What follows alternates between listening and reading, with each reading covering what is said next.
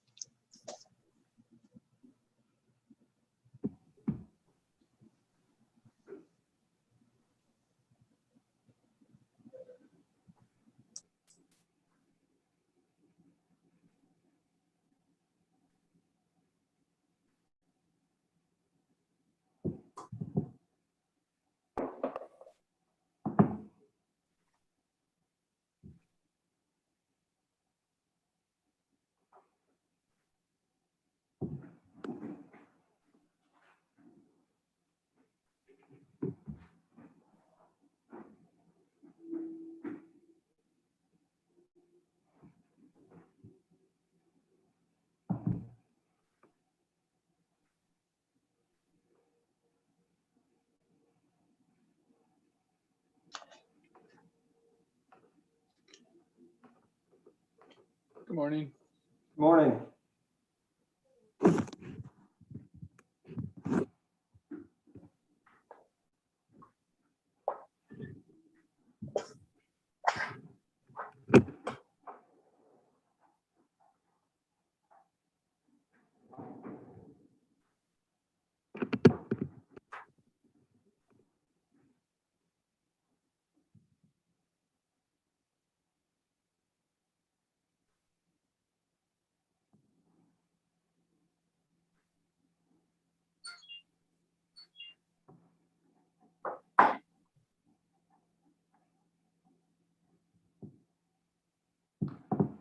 Okay, everyone, it's 9 a.m. I see Ms. Beatles is not with us yet. I see EPE, I see Mr. Downs, I see Ms. Souls, I see the city, Mr. Simpson is present, Ms. McGurson is there, Mr. Dunbar, Ms. Jur, I said that already. So yeah, I think the only person missing is Ms. B. Does anyone have any sense of her whereabouts? Nope. Well, we'll get started in any event. Anything before we go on the record? Is staff here, Mr. Hearing Examiner? I'm sorry, yes, I saw Mr. Black too, I apologize, he's there. Oh, there he is. Oh, I'm sorry. Yeah, no, I did see him earlier, he got I on just about turned- 10 minutes ago. All right, well, we'll proceed. Nothing for to discuss off the record. There's one matter I want to address on the record when we get there. So Ms. Hoyman, we'll go on the record now. Good morning. This is day 4 of case number 20-00241. It is Monday, July 26th. And we've just had a few additional participants come in, so it looks like everyone is now present. Ms. Lynch, Ms. Beatles, great. I just want to address something very quickly. Mr. Simpson, he did email me those updated exhibits over the weekend. Mr. Simpson, though, in your message, I think you indicated there was one correction. I just want to make sure, was that a correction that you noted for the record on Friday? Yes, sir. That is the same correction for the record. Very good. So I'm going to just forward these to our court reporter, Ms. Hoyman, and she will have those documents. I wanted to verify that before I sent them off. Thank you. Okay. That's completed. Very good. So the plan for this morning was to resume dialogue with Mr. Carrasco regarding some specific questions I had relating to the meters that'll be necessary for participants in the incentive credit. And Ms. Olson was kind enough to have him return. I'm happy to entertain further questions from the parties based on my questioning. But this is not an opportunity for additional cross-examination of Mr. Carrasco on unrelated matters. Is there, and by that I mean unrelated matters, unrelated to my questions about the meters and the cost of those for purposes of participation in the incentive credit. Is there any questions about that? I see none. So, we will swear back in Mr. Carrasco. Ms. Hoyman? Mr. Carrasco, would you raise your right hand for me, sir? Do you solemnly swear or affirm the testimony you're about to give should be the truth, the whole truth, and nothing but the truth? I do. Thank you. Hello, Mr. Carrasco. How are you, sir? Good morning, Hearing Examiner. I'm good, thank you. I thank you very much for coming back, sir. I appreciate it, making the time for us. I have some pretty basic questions, and I'm sure you'll be able to help me with them. So for folks participating in the incentive credit, and I presume also for the original rate 42 that was approved in the rate case, which we all know is approved, and we're not here today to consider that. I'm just trying to understand some basic mechanics of how these will work. Those customers who wish to participate in either of those programs will have a single meter, right? We talked about that previously.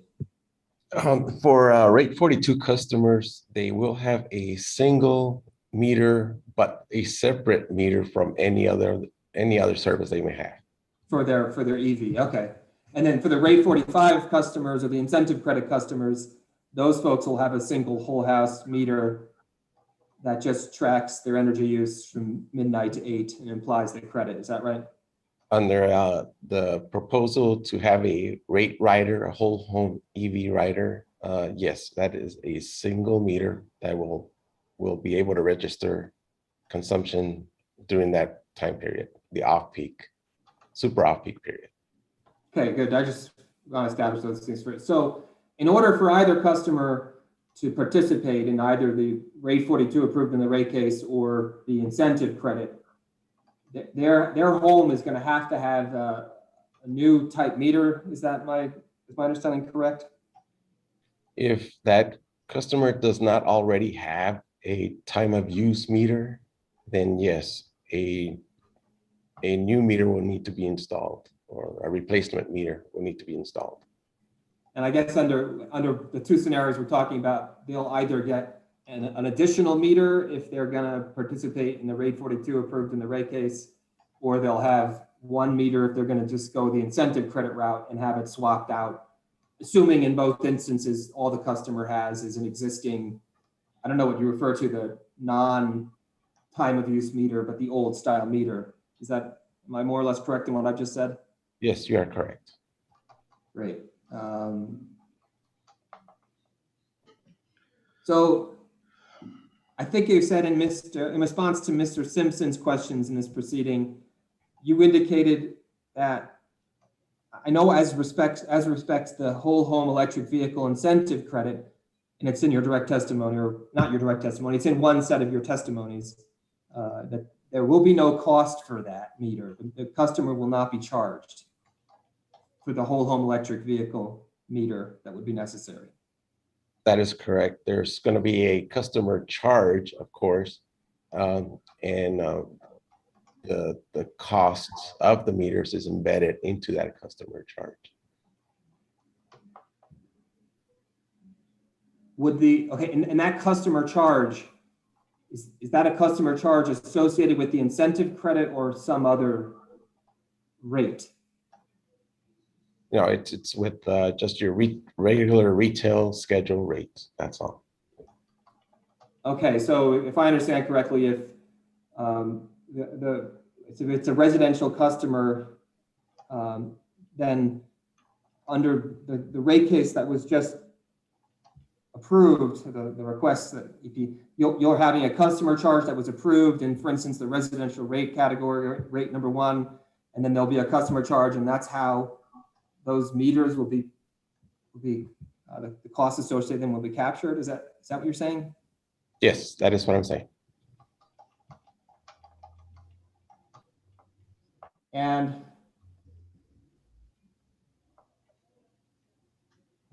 so I guess ultimately where I'm trying to get, Mr. Carrasco, and I'll let you just sort of educate me here, do you see the costs associated with these improvements in the metering as an expense that's necessary for EV programs? Or is it your perspective that the meters, these new meters that will be installed are really not costs associated with the EV programs, but costs that are going to be revenue that will be collected for costs, and that revenue collection will come just through general rates? And I'm sorry if that's not the most, eloquent way to put the question, but I'm really just trying to understand is, should we think of the costs of these new meters that will be necessary as costs of the EV programs? Let me see. In order to participate in that whole home EV rate rider, I mean, I think we've settled that there is a requirement for a time of use meter. So that is a requirement, of course, right? And going to rate 42, if they want to participate in rate 42, then there's obviously a meter that's involved in that for billing under that rate schedule. So that's an additional meter that's required to get service under that rate. So I guess my answer is yes, you do need these special meters for billing that's related to EV charging. Okay, and that's helpful for me. I mean, that's kind of the way I was thinking about it as I've, learned more about the programs, and it's become clearer to me in the course of these proceedings how this is all going to work. And so let me ask this question real quick. I'm going to share a document on my screen, just so we know or have some shared sense as to maybe what those costs are. So I'll go back. We're looking at this juncture, 9th revised rate number 15. This is a document are you seeing it on the screen, Mr. Carrasco, before I move around? You are, okay. I can so this see is a document that's associated with a letter sent from the company to the commission, again, related to the rate case 20-00104, final order of compliance advice notice number 272, and the letter is dated June 30, 2021. So then at page 56, the PDF 56 of this document, we see revised rate number 15. And then down here, there's a line that has, I've highlighted it. Do you see what I'm highlighting there, Mr. Carrasco? Yes, I can see that. Is that pulse metering equipment installation? Is that those time of use meters, or is that something else? No, this is a very special type of metering equipment, and usually the customers that request this are like the industrial type of customers. I see. So it is not a meter that would be required for what we're trying to accomplish here for EV charging. And my understanding is this rate number 15 is, there's miscellaneous charges on here. So for instance, that bottom line we're looking at, it's $14 for an out of cycle meter reading charge. And does that sort of apply to residential customers? Is that what that charge is? It can apply to any of our Anybody. customers. As long So as, then is there, sorry, go ahead. and there's a description in the following pages to this, to what each of those service charges are intended for. Okay, thank you. So does this chart in any way talk about what the cost of those time of use meters are then? Or this document? No, it does not. Okay, so then do you have a sense as to what the cost of those meters are? The last information I got as to what a time of use meter costs is that it costs $155. Okay. And then really the next question I have is, so just help me to understand, to be very clear, as in my head, it's all makes sense for me, and I'm asking you to just help me, frankly. So if these costs, rate 42 is not where the customer charge, we're in the rate case rate 42. Is there a customer charge that captures the cost of the meter to participate, the new meter to participate in that rate, or does the cost, is the rate from another rate? Mr. Herring, Yes, okay, Ms. Olson, go ahead.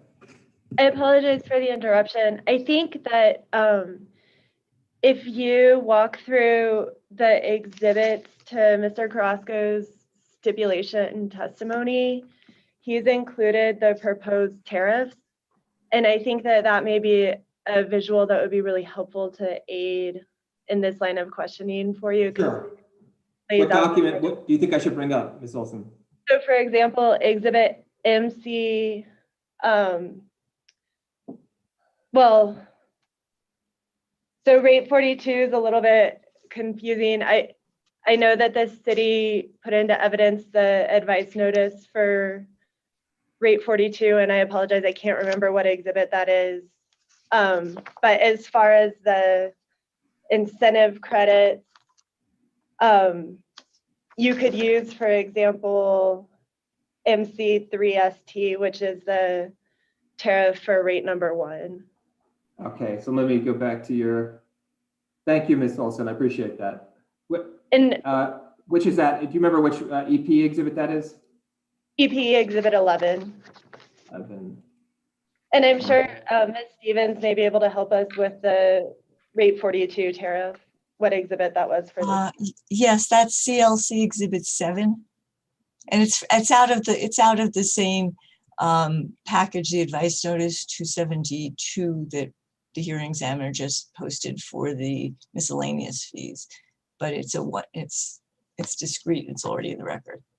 So you're suggesting, Ms. Olson, that I bring up which document again? I'm on Mr. Carrasco's stipulation testimony, Exhibit 11, and then you're suggesting I look at MC 3ST.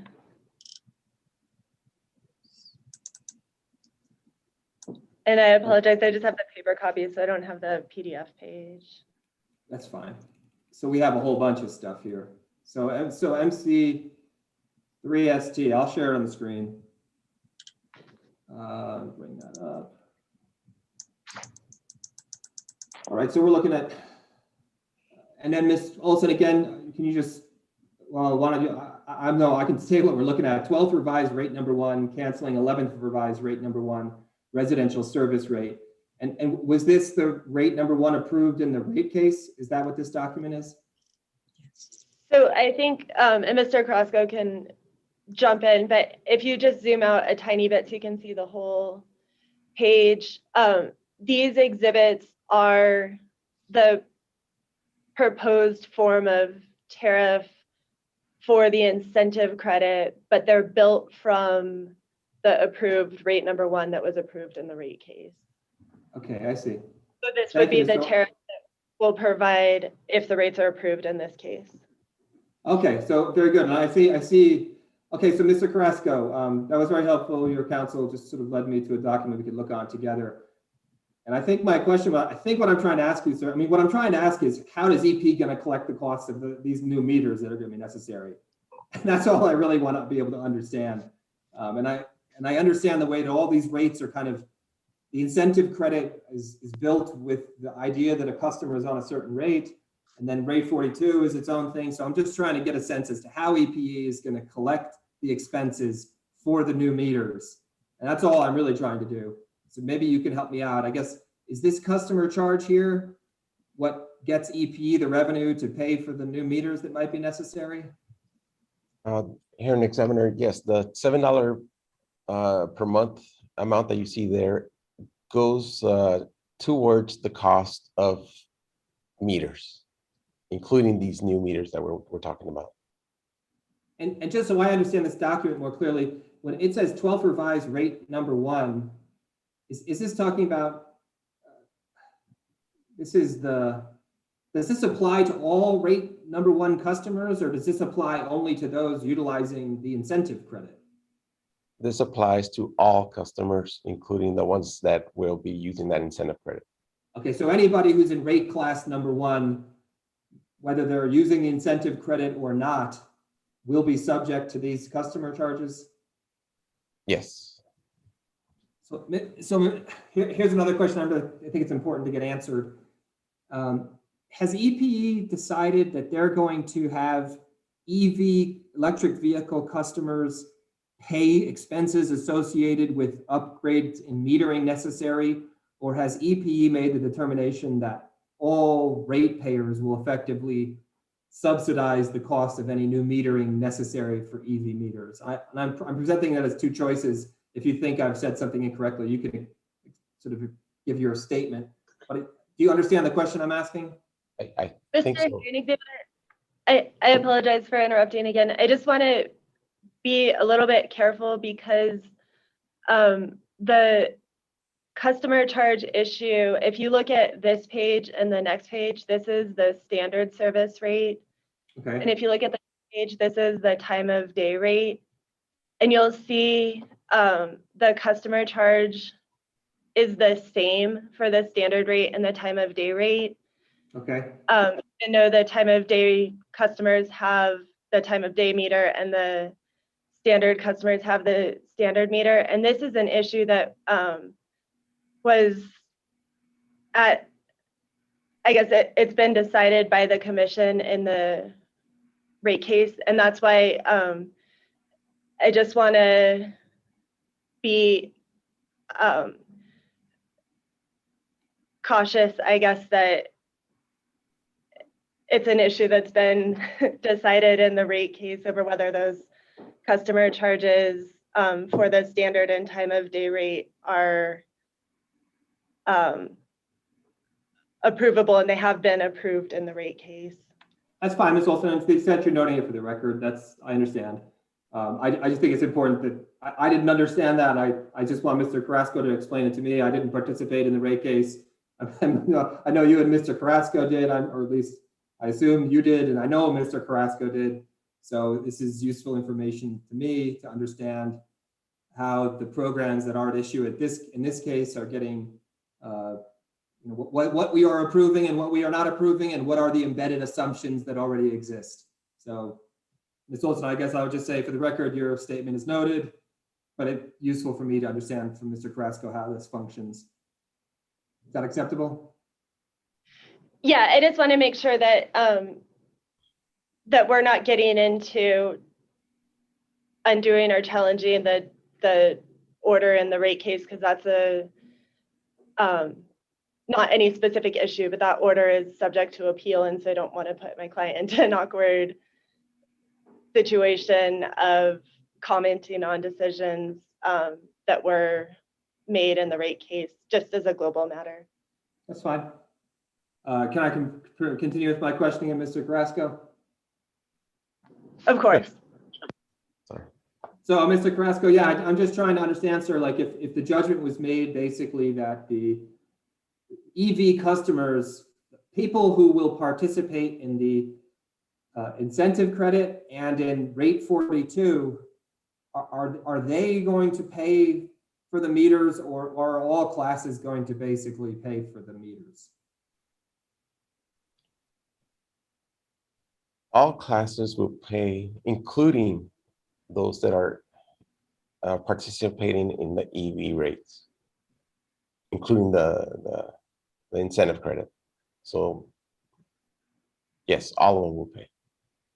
And I'm guessing that last statement you made, you said including the EEVC, because the idea is, of course, you can participate in rate 1, but then you can also participate if you wish in the incentive credit, but your participation in rate 1, you're paying the customer charge that is paying for the meter upgrade that you would need to get the incentive credit. Is that right?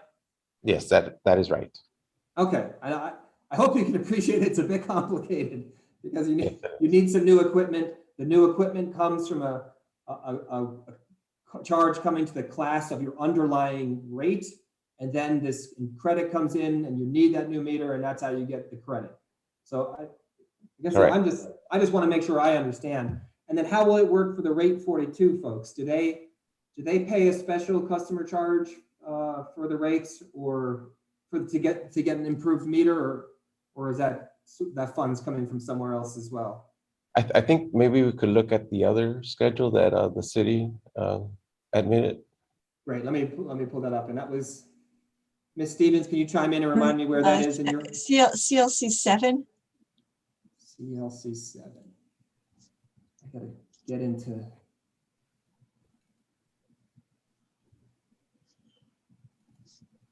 Okay. And here we go. And I'll share my screen. Just give me seconds to. Okay, great. So we have a customer charge. We're looking at CLC Exhibit 7. This is El Paso Electric Company, original rate number 42. Just to confirm for the record, Mr. Carrasco, this is the rate that was approved in the rate case, right? That is correct. And so we have a customer charge here of $355. And so I guess my question is, if you want to participate in rate 42 as a new EV customer moving forward, you're going to have your existing meter, and then you're going to have your rate 42 EV meter. And is the customer charge here going to pay for you to have that new meter? That is correct. This is for the rate 42 meter. Okay. And just for clarification, and this, I'm not asking, I'm just really trying to understand why do the two programs so differently? Whereas like here we have 2 meters and your one's going to be designated for your EV.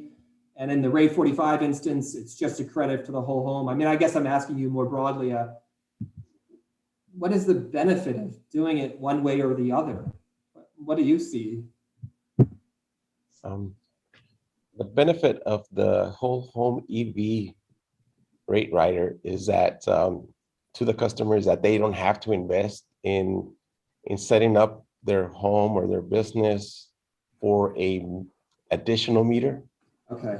So that's the primary benefit of going with the rate rider option. But if you guys aren't going to charge the new customer for the meter, I mean, I think that was Mr. Simpson's kind of, you addressed that in response to him, and Mr. Simpson was saying, well, you know, it's not a great deal because the customer will have to have this new meter. You said, no, we're not going to charge them for the whole home electric vehicle meter. So in some ways, it's like, it's still don't have to pay for, well, I'm just talking right now. I don't think I'm asking you a question. Yeah, for this proceeding, we're not proposing a separate charge for participation in the rate rider program. And do you think in the future that might change, or if lots of people decide to participate in this, would that be something you would have to do?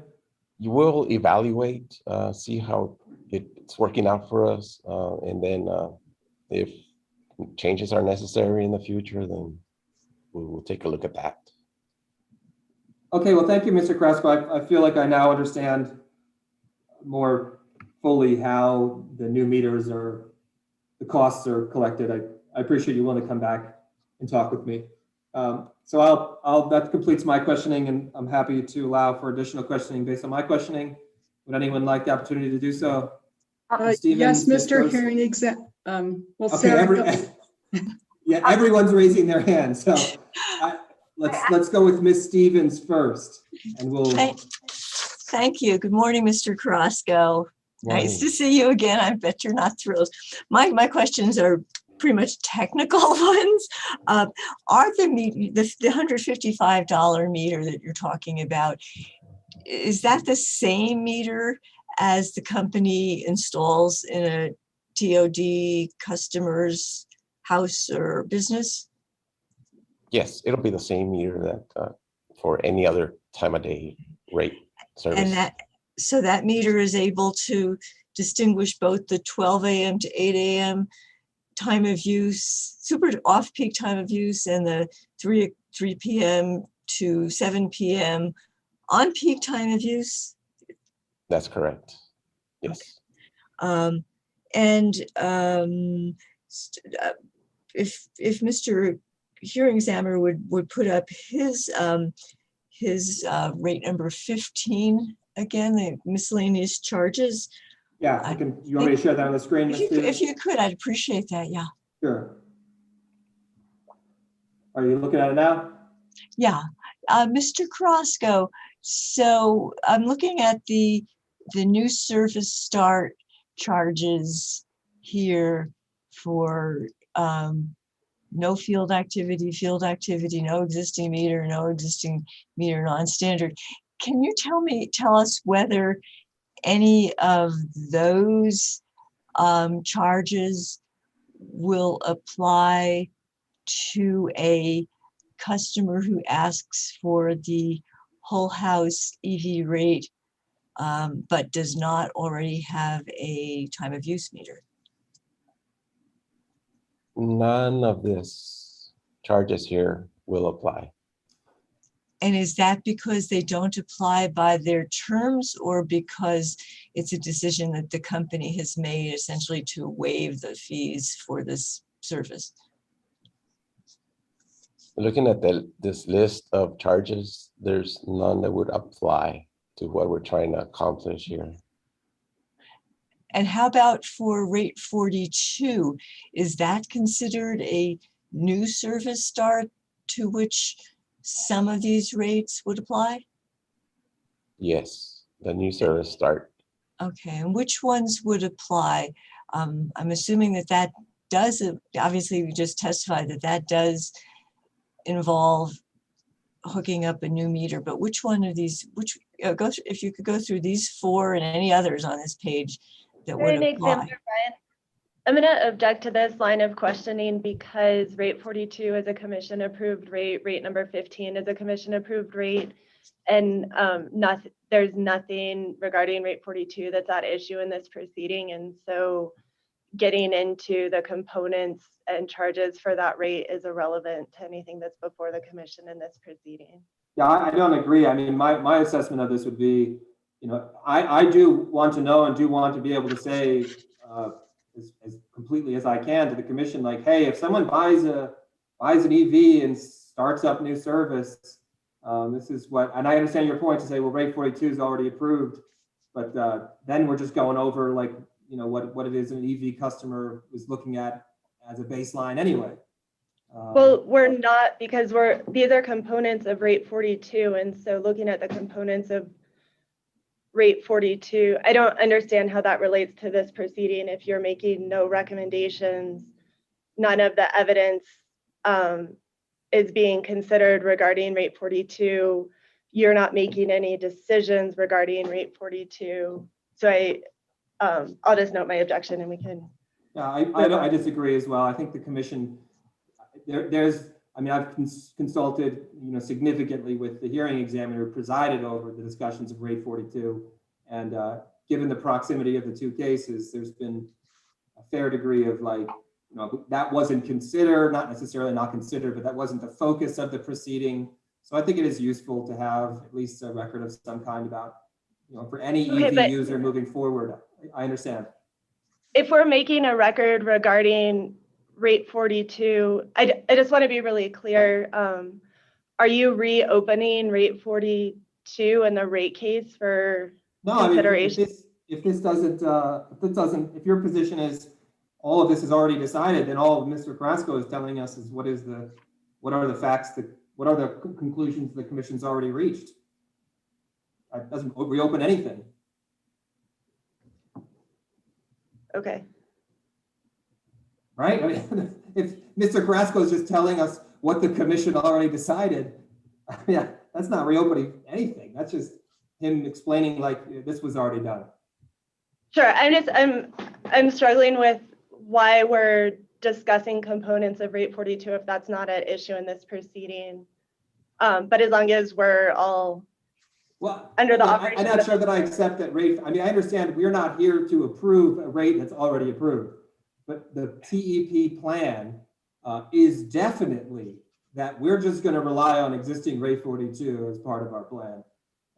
Okay, to stop lingering this, I apologize. I'm going to object to the consideration of rate 42 as part of this TEP. I thought I had made that clear when we were talking about the motion that we were withdrawing our proposal to revise rate 42 and would let that stand, but that we are not considering rate 42 to be part of our TEP in this proceeding. No, well, to the extent to which this case began as we're going to revise rate 42 and Mr. Carrasco testified in this proceeding, our intention was to provide a new revised rate 42, but ultimately we elected to withdraw it. You said yourself in the sentences and the words you just said a moment ago, that we are going to let that stand. You can say that that's the doing of nothing, but the doing of nothing is of course an action. It's basically we're going to allow the approved rate to function as a way that folks can participate in EV programs. And I think the commission obviously was okay, well that seems reasonable. You could do that. But then, just to be certain, what is the harm of asking, well, what does that mean for purposes of participation in EV programs in EPA service territory? That's certainly what we're in this proceeding here to discuss. Sure, just for the record, I just want to make clear that rate 42, the commission approved rate 42 and the rate case is not a component of our TEP. I understand. Well, Okay. Yeah, it's a semantic difference we're having. I understand. I'm not here to authorize or to not authorize anything involving rate 42 authorized in the rate case. If Mr. Carrasco can tell us what happens if you participate in rate 42, that'd be very useful to me.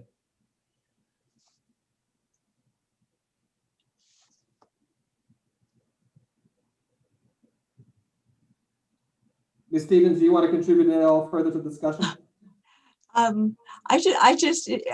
was asking it just out of curiosity and for background. I don't think it is part. These are service fees. They're not part of rate 42, whether 42 is in this case or not. And I think it's a really simple question. Yeah, I understand your objection. It's noted for the record, so I'll overrule. And if you want to ask the question again, so Mr. Okay, Carrasco, poor Mr. Carrasco. So Mr. Carrasco, out of the first four or any of the other fees on this miscellaneous service charges first page, which ones would apply to a new customer setting up service under rate 42? The most likely charge here would be the new service start, no existing meter, standard rate at $49. Thank you. That's all. Thank you very much, Mr. Carrasco. that all your questions, Ms. Stevens? Yes. Thank you. Let me see, I got to bring up let me stop sharing. Okay, I believe Ms. Jur went up second, and then we'll come to, it was Ms. Beatles and then Ms. Gerson. I guess I need to get my hand going quicker next time. The competition for the hand raise. I just want to clarify that this probably came in the rate case that I also didn't participate in, but I believe there's probably a distinction for why the whole house follows the model of time of use and non-time of use residential of having a uniform customer meter fee versus rate 42 where we stick the meter fee in and make the customer pay for that. Do you know what I'm talking about? Is that a bad question, or do you understand what I'm asking? Yeah, I would appreciate if you could rephrase that question. Okay. So is there a reason in the rate case that the customer charge was kept the same for time of use and non-time of use customers? What is the rationale for doing that? The reason that the customer charge are at $7 for both options is because that's how the commission ordered it to be. Is there a possibility that, well, let me just start. Is the commission trying to encourage customers to take on time of use rates? Based on what came out of the recommended decision, what the commission approved, yes, they are interested in us promoting time of day rates. Okay, I'm gonna say time of day instead of time of use. We have a new term. Forgive me for using an incorrect one. All right, so now you have customers. They have to decide when they sign up, do I take time of day or do I take non-time of day? Would it be a disincentive to customers to make the cost higher, the monthly fixed charges higher for time of day customers?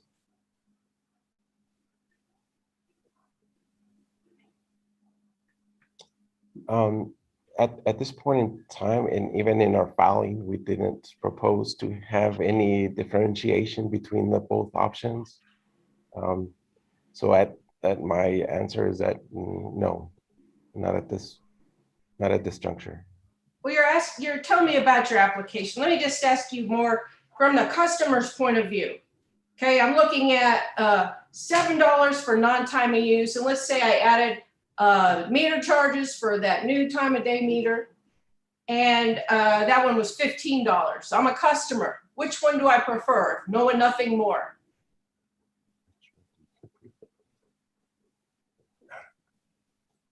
This is an easy one. This isn't a trick question. I don't. Yeah, and I'm trying to phrase it, and of course you're using like the residential rate 1. Yes, as an sir. example, right? That's correct. And what I'm understanding you're asking is that, okay, so we have a standard rate option and we have a time of day rate option. Both of them have the $7 customer charge. Which one do you prefer? Does a customer prefer? It depends on how they are going to use their power. If they're able to shift a lot of their load to what's been termed off-peak time periods, then they probably would find it more beneficial to go with the time of day option. In my example, I gave you 15 versus 7. So now your time of day customer has to come up with an additional $8 in saving to make up the additional meter charge before they can start saving money on time of day rates, right? Yeah, well, the $15 that you're mentioning, it's a hypothetical because it doesn't exist. It is a hypothetical. Right? So if there was a $15 customer charge under a time of day option, they could choose that if they're able to offset that the $8 difference based on their consumption.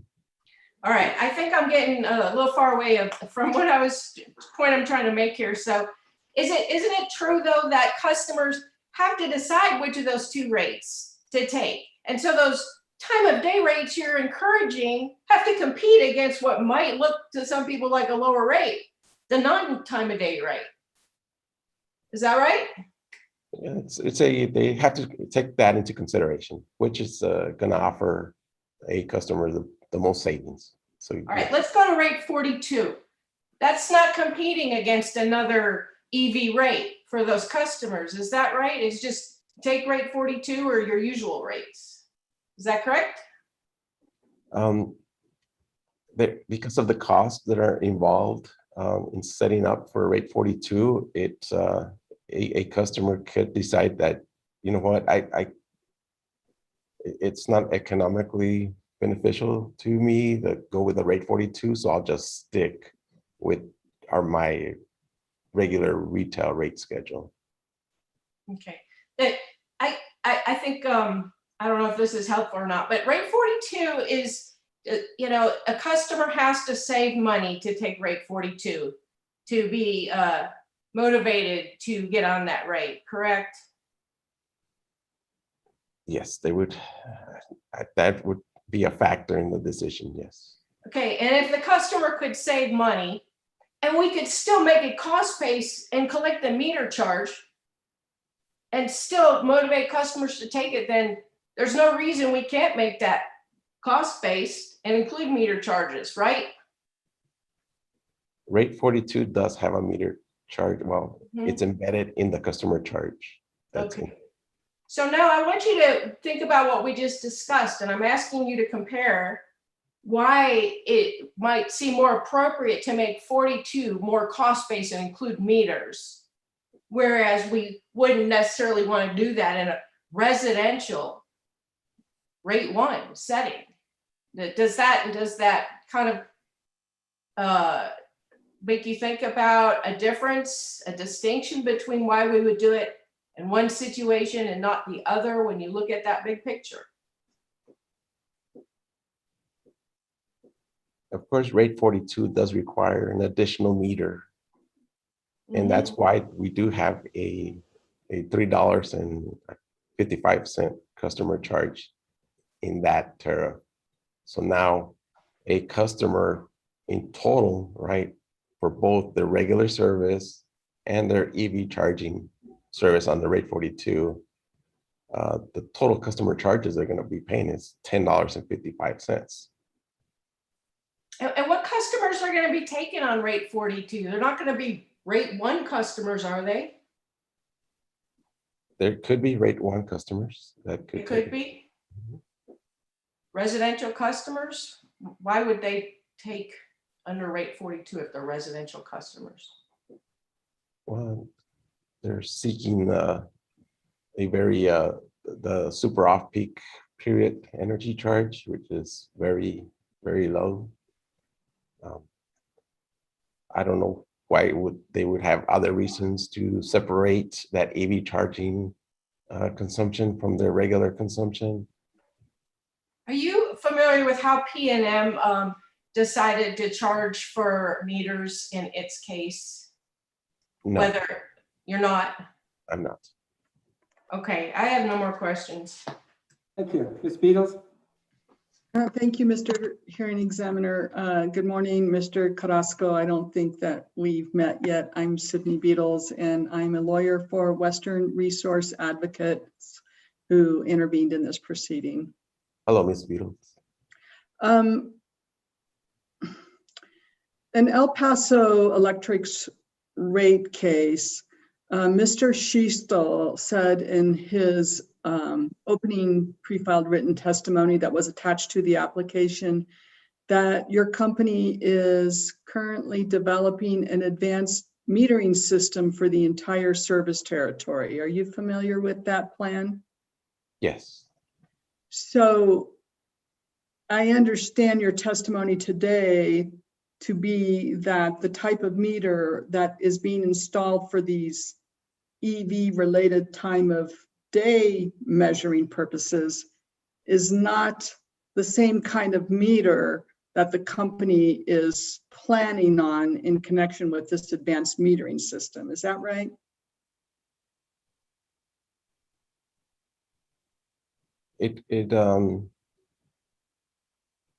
Yeah, it could be it is an advanced meter, but not to the type of technical advancement as those AMI meters will be. Is it fair to say that the meter that you're going to be installing for your EV programs is what they call an interval meter? Not necessarily. What would you call it? It is a meter that is going to be able to register consumption between the hours of 12 and 8 o'clock in the morning. But in order to do those kind of measurements does not require an interval meter. Okay, so is there a standard industry term or label for the type of meter that you'll be installing in these EV programs? It's a non-interval time of use meter. A non-interval time of use meter. And that is not the type of advanced meter that the company is planning on installing for the entire service area, right? That is right. That is not the kind of meter that will be installed once we get a AMI system going. Is there any reason why you couldn't go ahead and install AMI meters since you're going to be using them anyway? That's a pretty technical question. In my opinion, I don't see why we could not install an interval type of meter, other than maybe the economics of it. Are you aware that PNM, in connection with their EV plan, will need to install AMI meters for time of day measurement purposes, and that they will become part ultimately of PNM's mesh network? I'm not aware of that. Okay. Thank you. I have no further questions. You're welcome. Person. Thank you. Good morning, Mr. Carrasco. My name is Sarah Gerson, and I'm representing Prosperity Works this morning. Good morning, Ms. Gerson. I just have a few follow-up questions on the same topic you were discussing with Ms. Beatles. So I guess as a basic matter, is it right that the non-interval time of day meters you tend to install for the Tariff 45 customers are less expensive than the smart meters you would install in the territory-wide smart meter program? I do not know how much those smart meters are going to cost, so I can't respond to your question. Okay, so I understand that you don't know their price, but do you know if they are more expensive than the ones you're planning to install in compliance with the TEP? I'm gonna just interrupt real quickly. I apologize, but I think getting into this AMI discussion gets into future filings and plans of the company that have not been fully developed yet. We have not filed an application for AMI, and we have not received commission approval for that yet. So while I believe Mr. Schuestel did testify that it's something that the company has planned, I don't believe there is an existing effort to install the AMI meters. And so I'm getting a little bit confused on your questioning about asking about the territory-wide effort to install those meters. Person. Mr. Carrasco testified that he was familiar with the upcoming AMI proposal. If he's unable to answer my questions, then all he needs to do is say, I don't know. Well, I understand he's familiar with it, but I'm also telling you that from a legal perspective, it's not an application that we've filed yet, and that your questioning is getting into legal strategy for filings. And so I'm going to object to further questioning about our AMI proposal that has not been filed yet. Yeah, no, I understand the objection. I'll overrule it. Ms. Gerson, you can go on. Mr. Carrasco, do you remember my question? Yes, and my response is, I don't know. Okay, well then that is the end of my questions. Thank you, Mr. Carrasco. Have a good day. Mr. Carrasco, just one last question. Do you know I spoke with hearing examiner Glick and asked her if there was ever any indication how many of these time of use meters exist out there. How widespread are they at this point? Do you have any idea? In our New Mexico service territory, Yeah. I think it's a little less than 1,500 total time of use meters that are in that service territory. 1,500 out of 90,000, was that the number that I heard, roughly 90,000 customers? Yes, Okay, so it's a relatively small number of customers that have these things at this point. yes. And then to the extent to which there's, I mean, I guess then you could assume that, well, is there any information about like how many maybe existing EV customers have time of use? I mean, I suppose that's probably a difficult thing to ascertain, huh? I don't have that information. I do not know. Okay, that's all for me. Mr. Hearing Examiner, I have a follow-up question. Sure, Mr. Simpson. So good morning, Mr. Carrasco again. Hello, Phil. So is it true that the whole house EV rate will have no customer charge? It is true that a customer taking service under the whole home EV rate rider will pay a $7 customer charge that is tied to the overall rate schedule. Okay, thank you. So what you're saying is there will be no additional customer charge beyond what he's already paying under another rate. That is correct. Okay, so given that, how will the whole house electric vehicle meters be paid for? They in the $7 customer charge, they're embedded within that charge are meter related type of costs. So all meter costs are paid, or the intent is that that customer charge is that it will cover all meter related costs regardless of type of meter. Okay, but would there not be a charge or a cost to change the existing meter to a, I think you called it a time of day interval meter, or I forget the term used. Non-interval time of use meter. That's Thank what I you. heard. Yeah.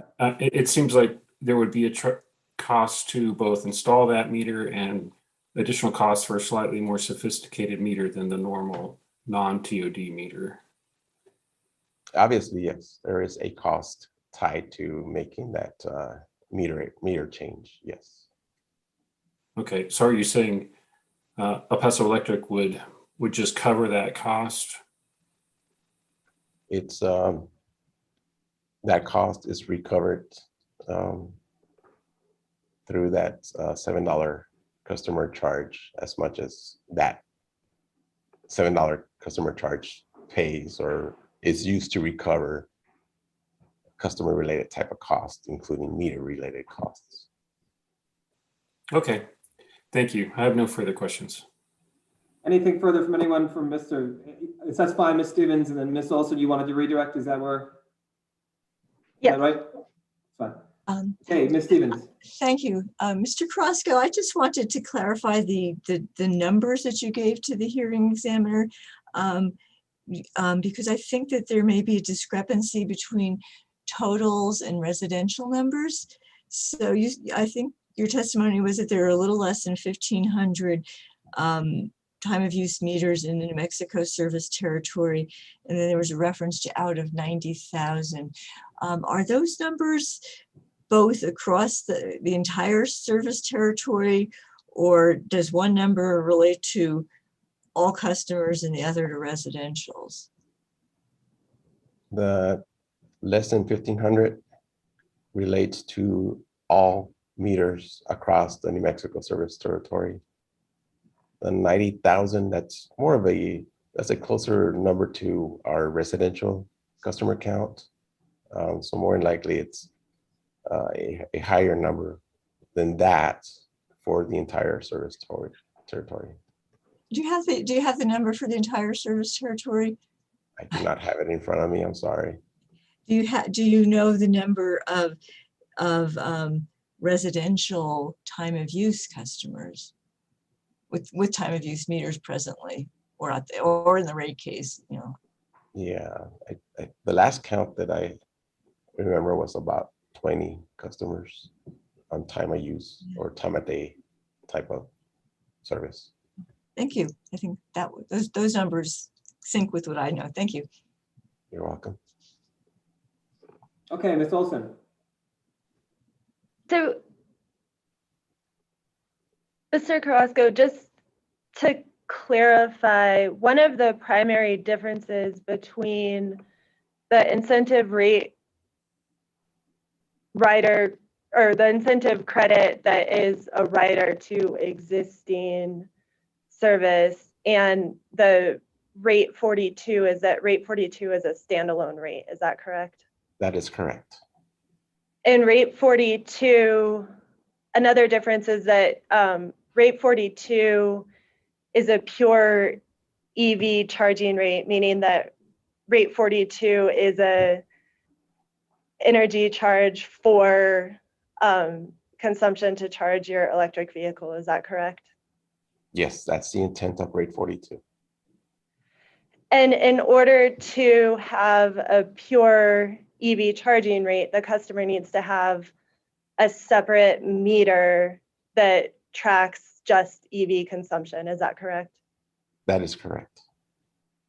And so that rate has a customer charge for that meter whose only function is to measure service for electric vehicle charging. Is that correct? That is also correct. Okay, so then turning to the incentive credit rider, that term has caused a lot of confusion, I think, in this case. That is a rider to existing rates number 1, 3, 4, 5, 7, and 9. Is that correct? Except for rate 5, the other Sorry. ones, and rate 9, there's no incentive credit for that as well. Oh, okay. Can you say the rates that have the incentive credit?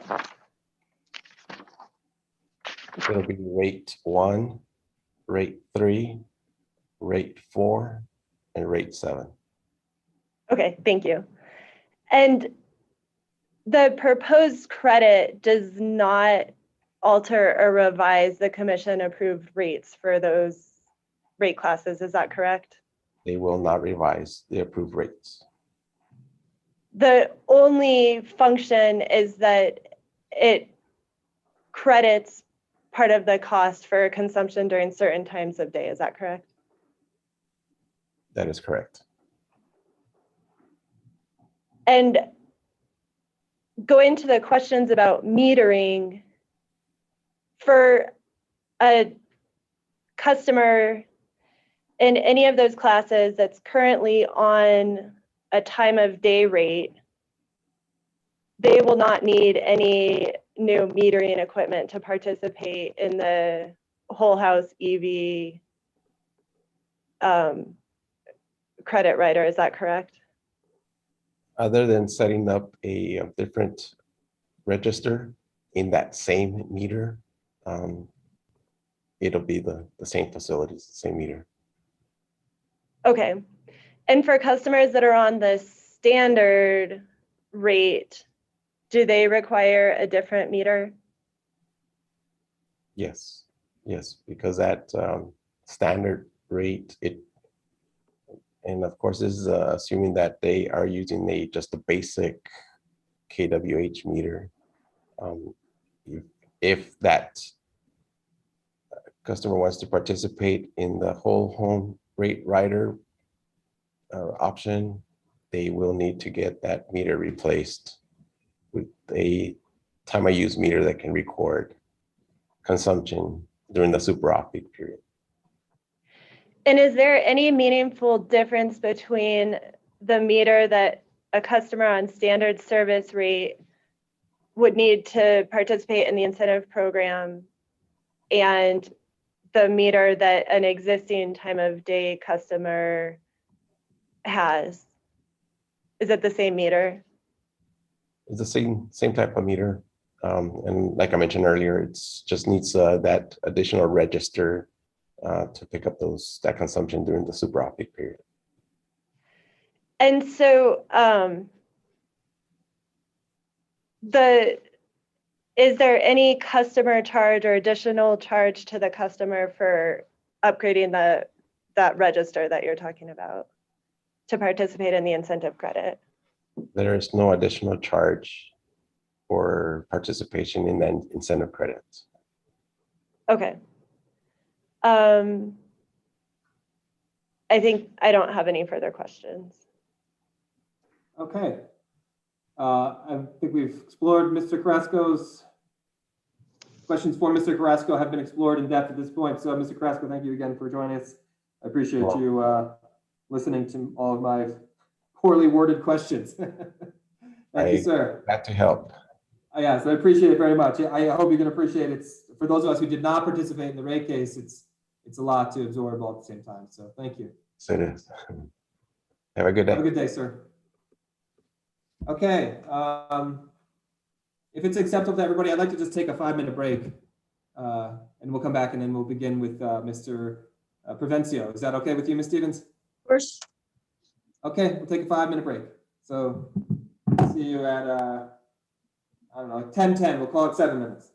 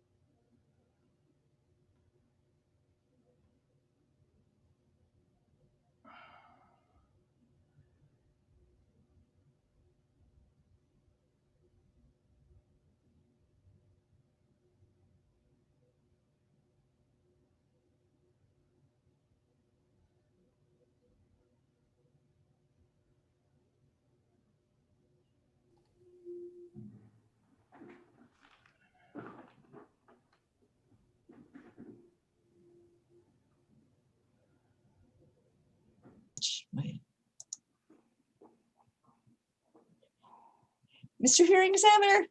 Yeah. Hi, I'm on the phone with Lisa LaRock, who just informed me, actually she informed me earlier and I didn't see it in my emails, that she needs to present, she's at the city council sometime between 1 o'clock and 2:30. And I was wondering whether, I understand that whether it would be possible to put her in front of Mr. Provencio. Yeah, I have no objection. I mean, if the I mean, other parties, the only one who has substantial amounts of time on your list is the company, and I obviously we should ask them, but I just wanted to make sure. And I apologize so much for not having picked up on this earlier. And I think she told me probably ages ago that, Mondays are city council days and city council work session days, and that's the problem. okay. We're in Monday. The problem is we're in Monday and I dropped the ball. Ms. Olson, do you mind if Lisa goes first? No, we have no objection, and I don't anticipate to have much, if any, cross-examination for Ms. Locke, so she should be able to get through quickly. All right, well, Yeah, we'll go on the good. record in a second, and I'll note that. Thanks. Just wait for everybody to come back. Thank you so much, both of you. And now my exhibits will go in the more or less correct numerical order. All right, well, it's 10:11. Let Joe know. Because Joe thinks he's about to go on the stand. No, I was. Oh, you're listening? Thanks, Joe. Okay. All right, well, we'll Ms. Hoyman, we'll go back on the record now. Good afternoon, everybody. We're back. Just before we went on the record, Ms. Stevens was requesting that Ms. LaRock be permitted to present before Mr. Provencio because Ms. LaRock has some city council matters to deal with this afternoon. Ms. Olson has the most significant amount of time requested and had no objection to allowing Ms. LaRock to present first. Any other parties have any difficulty with that? Or, I mean, I don't hear anything, so very good. So Ms. Stevens, why don't you go ahead and call Ms. LaRock? The city of Las Cruces calls Lisa LaRock. Ms. Hoyman. Lisa, do we have your picture? There she is. You're muted, Ms. LaRock. There you go. Ms. LaRock, would you raise your right hand for me, please? Do you solemnly swear or affirm the testimony you're about to give should be the truth, the whole truth, and nothing but the truth? Yes, I do. Thank you. Good morning, Ms. LaRock. Would you please state your full name and business address for the record? Yes, my name is Lisa, L-I-S-A, LaRock, L-A, capital R-O-C-Q-U-E. I'm with the City of Las Cruces, Sustainability Officer, and my address is 700 North Main, Las Cruces, New Mexico. And in the course of this proceeding, did you prepare, I'm going to go for the three at once, I'll try, 3 documents that are marked CLC Exhibit Number 1, the direct testimony of Lisa LaRock on behalf of the City of Las Cruces. CLC Exhibit Number 2, testimony of Lisa LaRock on behalf of the City of Las Cruces concerning credit card chip reader issue.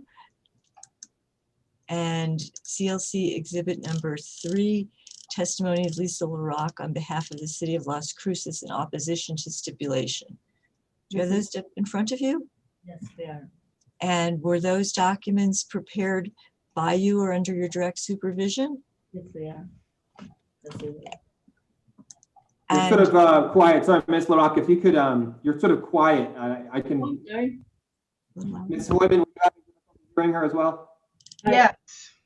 Okay, so we'll need you to yell or whatever we need to do to get you. Is the microphone better now?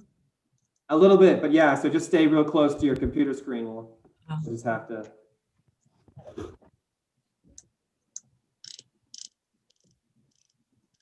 Back to you, Ms. Stevens. So if I were to ask you the same questions today under oath, Ms. LaRock, would your answers be the same, accounting for the context in which the various testimonies were written prior to the stipulation?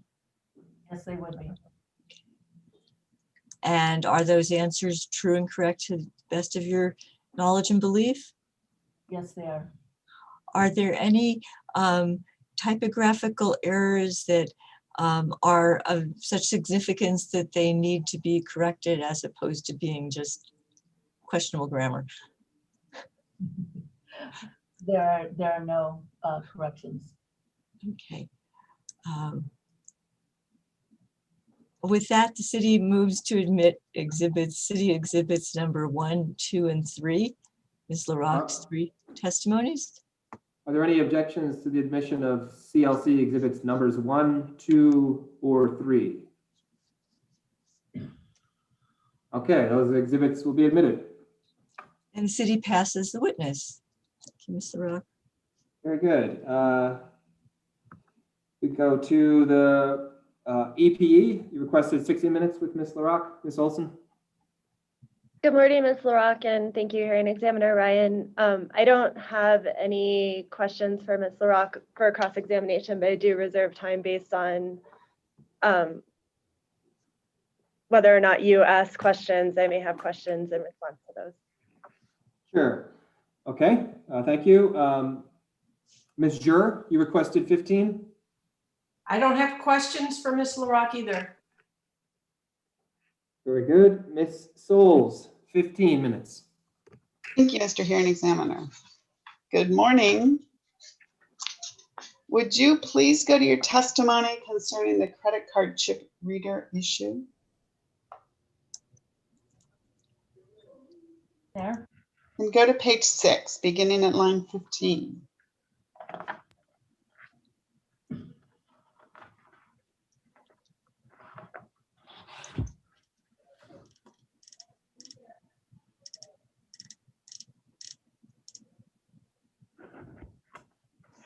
Are you there?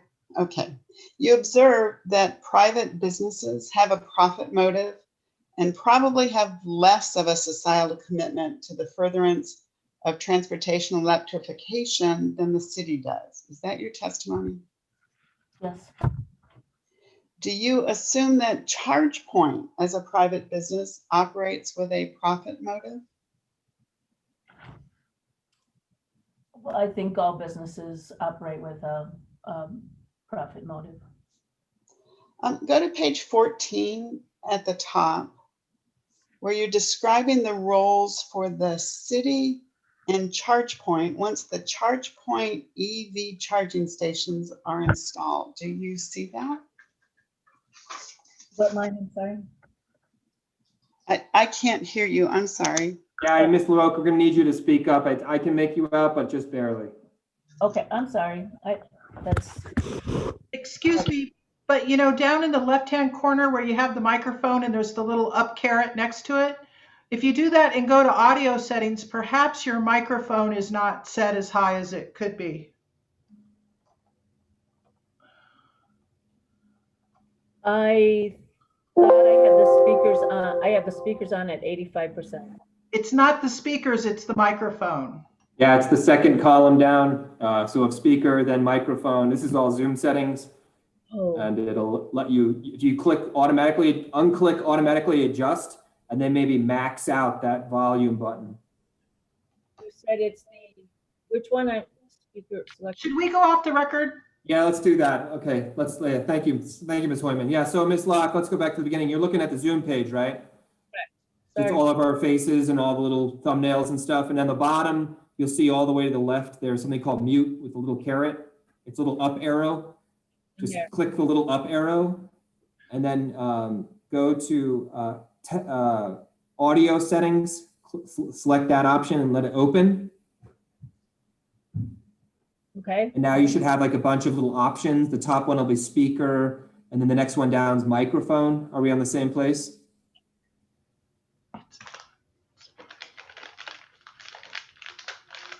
I can share my screen and show you how you get there if need be. Although it's not moving. Oh, so you have to, so if you have automatically adjust microphone volume, you have to make sure that's unclicked. You're getting to be a pro with this. No, I'm just. And you're getting louder. And you're getting louder. So what I would suggest, Ms. LaRocque, is max out that little volume button as high as it can get for your mic. Okay. Got it. Way better. Can you all hear me well? Yes, way Yeah, better. thank you. Thanks for the inconvenience. No, All that's right. okay. It's tricky. Let's go back on the record, Ms. Wyman. Okay, Ms. Solz, proceed. I believe I asked you to go to page 14. At lines 2 and 3, Thank you. you indicate that ChargePoint will provide charging station management and repair for 10 years on a prepaid basis. Is that your testimony?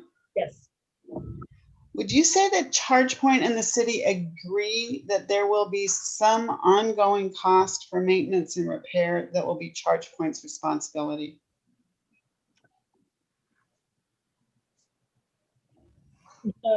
could you ask the question again, please? Would you say that ChargePoint and the city agree that there will be some ongoing cost for maintenance and repair that will be ChargePoint responsibility? Yes, What is the cost to the city that is prepaid for 10 years? The cost is $9,410, but I'd also like to share with you that the EV chargers that the city is installing are through a grant through the VW settlement funds. And they required in this grant that we have a 10-year warranty.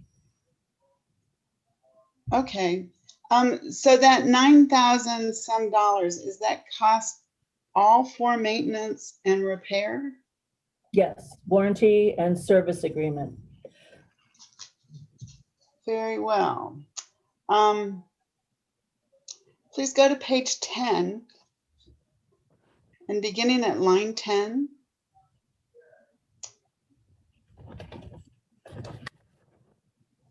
You're referencing the added lifetime cost of $3,000 per charging station to install and maintain a chip card reader. Do you see that? Yes, I do. And what did you base the $3,000 figure on? I based it on the information that I got from ChargePoint's case.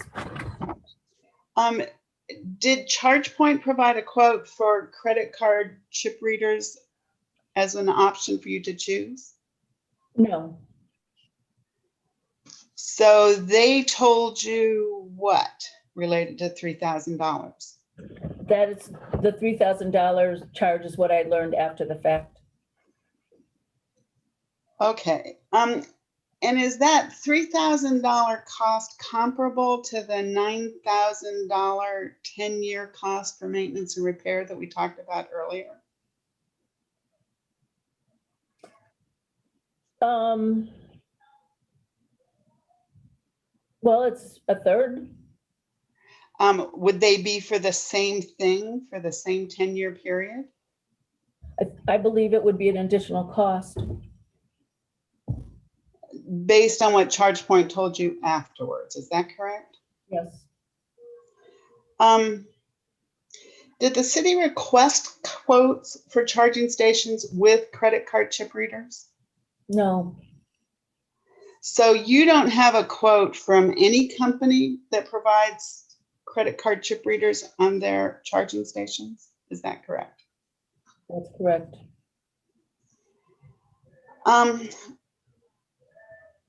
How did the city determine that it would install 8 charging stations?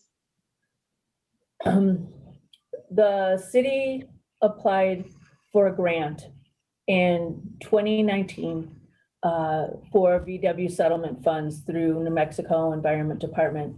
There were several requirements for the grant, and originally we applied for a larger grant for $250,000 or something like that, and we were only awarded $150,000, and we had to, and that was a maximum of $20,000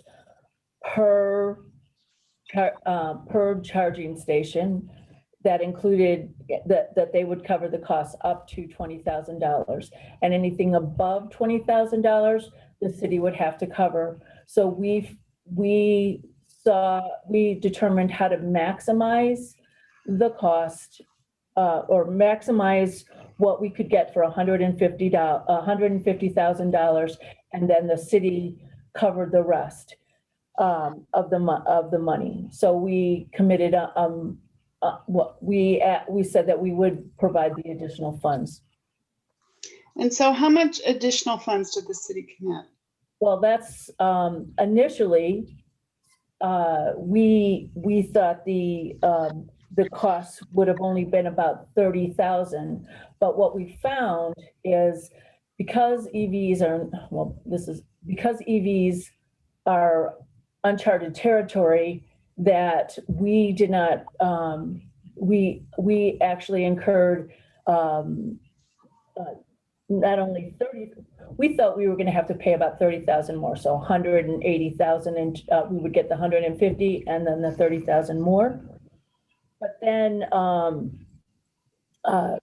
when we were installing those 8 chargers, there was no formal guidance about ADA requirements in terms of access to charging stations. So we had to interpret that, to make decisions as we went, and that ended up adding $7,200 to the cost of each charger. And then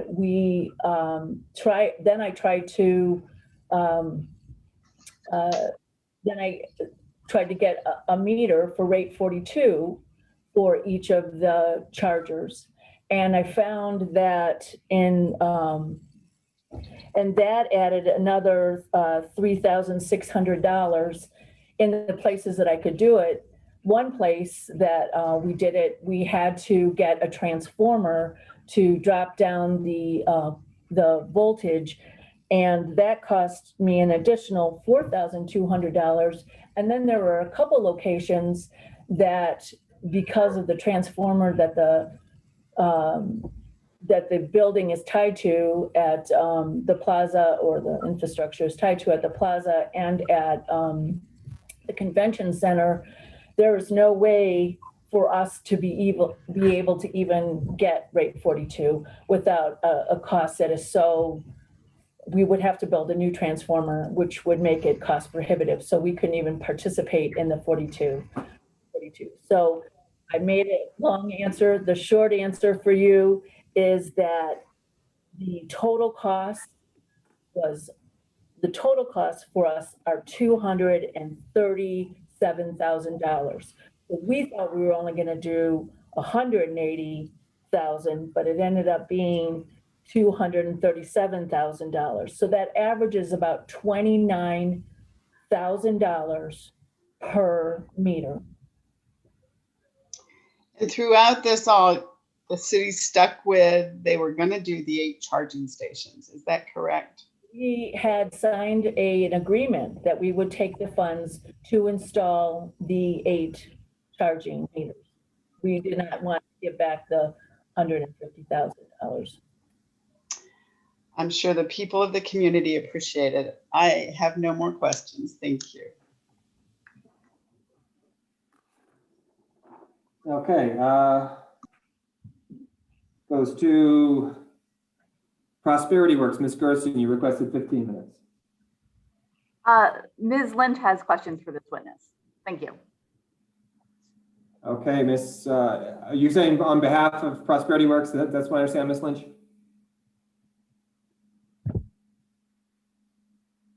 She's muted. That's correct, hearing examiner. Okay, then 15 minutes. Thank you.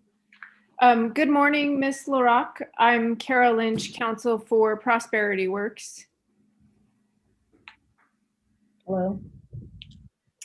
I was wondering, can you please turn to page 3 of CLC Exhibit 2, your testimony on the chip reader issue, and let me know when you get there.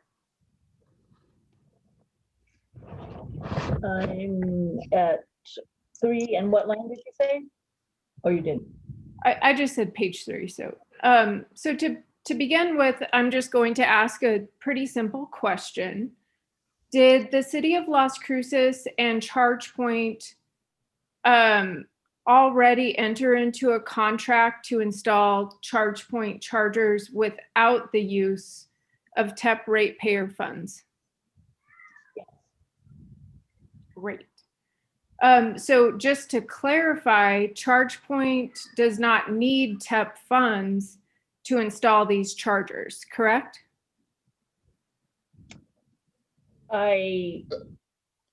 Objection, Your Honor. I would just object to the form of the question, assuming that ChargePoint needs TEP funds. ChargePoint doesn't receive and has never asserted that we want to directly receive TEP funds. ChargePoint is not a site host, and El Paso Electric has designed its program to provide rebates to site hosts. So I think I understood what Ms. Lynch intended to say, but I just wanted to make that objection for clarity of the record. I understand. I think I want to know where Ms. Lynch is going. So noted for the record, Ms. Lynch, continue. Great. So the site host, City of Las Cruces, does not need the TEP funds to install these chargers, correct? The city is committed to helping advance electric vehicle chargers. And we pursued this, like I said, back in 2019 without the awareness that there was going to be a TEP funds available. Having said that, we have, and having pursued the 8 of installing, well, we haven't even broken ground yet, but we intend to in the next month in August. We have an overage, an unidentified, we have $40,000 that we're going to have to find the funds for, because the cost for tying in to get the meters was about $18,000 more, and the ADA compliance was another $40,000. We had some contingency funds, but we expended those. So the answer to your question is, we didn't go forward with the intent of having access to the TE funds, but we are finding that installing the 8 chargers is much more expensive than we anticipated, because there's so much uncharted territory. And the funds that we would end up getting would only account for 10% of the cost, but that would be great, but that wasn't our intent. Great, thanks for clarifying. Can you turn now to page 12 of your testimony? The direct or the opposition? On the credit card issue, it's the same CLC Exhibit 2. Yeah. Okay, so here you state that the city is replacing 2 free public L2 chargers with the ChargePoint chargers that will now charge a fee for electric fueling. Mm-hmm. In discussing the replacement, you provide a list of considerations given to the location of these chargers at lines 2 through 7 on page 12 of this testimony. Can you read aloud for us how the locations were chosen for the new EV chargers? Page 12? Yeah, page 12, lines 2 through 7. The decision was made to replace the city's existing EV charging stations, one of which was no longer functioning, with modern uniform network level 2 charging stations. Other new locations for such EV charging stations were identified based on anticipated usage, geographical dispersal, and the physical and electrical capabilities of sites adjacent to city structures. So not listed among those considerations is low and moderate income populations, correct? Those requirements that I just listed are the requirements from the RFP for the VW settlement grant. Great. So that makes HB 521 all the more important. Yes, but having said, there are chargers in low-income areas. That's fantastic to hear. So just to clarify, none of these new chargers will include credit card chip readers, correct? That's correct. Okay. Would you agree that most low and moderate income people use standard bank issued credit cards? I don't know. Okay, so the smaller percentage of unbanked LMI people they use prepaid cards or cash when making purchases. I would believe that. Okay, great. So we're going to transition. Now I'm going to ask you a couple of questions about your own fueling experience. To begin, I was just wondering, do you drive an EV? No, I wish I did. I drive a Prius still. Okay, great. So when you go to gas up your car to pay for gasoline, in order to get gas, do you expect that you have to join a network of a single gas station company? I don't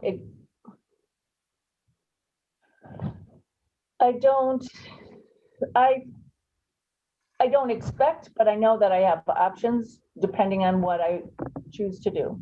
Yeah, usually if you want to receive incentives or cashback rewards, you're given the option to sign up. Correct. Good. Okay. So in the highly likely case that you don't have cash on hand and you only have a standard bank issued credit card in your wallet, do you expect that when you're gassing up, you might have to call a 1-800 number to pay for your fuel?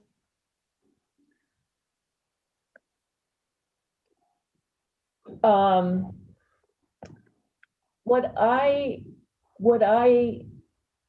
feel in today's multi-technological world is that there's always there are often obstacles for being able to pay for things, and or that there are many ways that you have to pay for things, like and that your fluidity in being able to respond to different ways is very helpful. Like if I give my daughter's money, I have to give one through Venmo and another one through PayPal. So there are multiple ways one has to navigate giving money. And towards that, if I were in today's systems, you have to be that there is some need to be resourceful. So to your point, I'm going on beyond your question. I mean, I think I'm answering your question through the back door here. I'm super sensitive to addressing the needs of low income people, and do not want to present any notable barriers for them. But I also know how challenging it is to keep the technologies going at their maximum level. So, if with those chargers being outside, and if there's challenges with dust or things like that, with those with them affecting the functioning of the chargers, then I think that's a problem. It's amazing. It's amazing to see how many challenges there are with technology. We have a skateboarder who turns off our solar panel inverters all the time, just for grants. So I'm just telling you that you have no idea how hard it is to keep technology functioning. I'm off task, but the point is, I would rather find other methods to be able to assist low-income residents who have EVs to be able to use those chargers by giving them prepaid cards that are tapped or some other sort of function, because I don't even believe in 10 years that we can say with any confidence how we'll be paying for things. And so Yeah, thank you. So HB 521 was written with the intent to help reduce barriers to access electric fueling, correct? yes. Great. We're going to transition to another line of questions now. I'm going to ask you to recall Friday's hearing. I saw your box down on the screen. Were you present during Friday's hearing? In and out. Okay.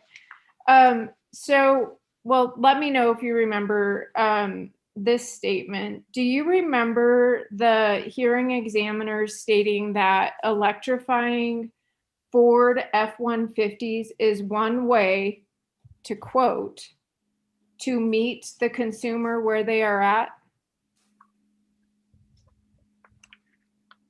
I believe that. I mean, If I told you he stated that, you'd believe that. Okay, great.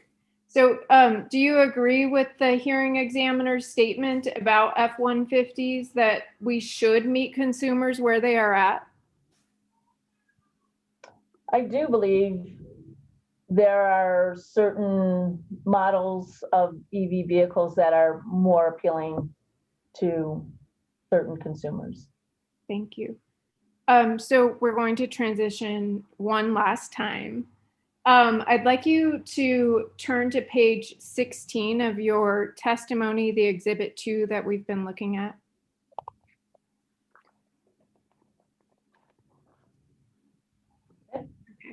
Can you find lines 13 through 18? Yes. Okay. So here you discuss Travis Madsen's direct testimony on the credit card chip reader. Mm-hmm. And you state he did not address why a credit card chip reader requirement would be a good policy for New Mexico, end quote. Does that look familiar? Yes, I'm looking at it. Okay.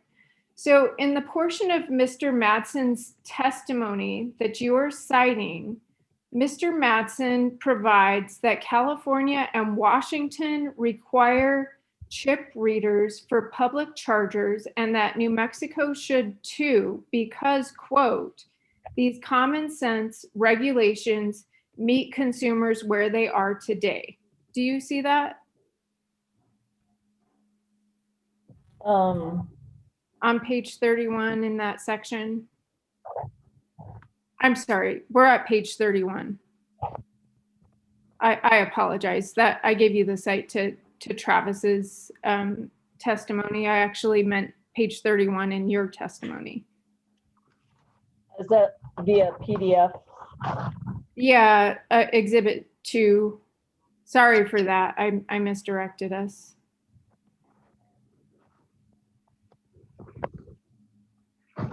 Okay.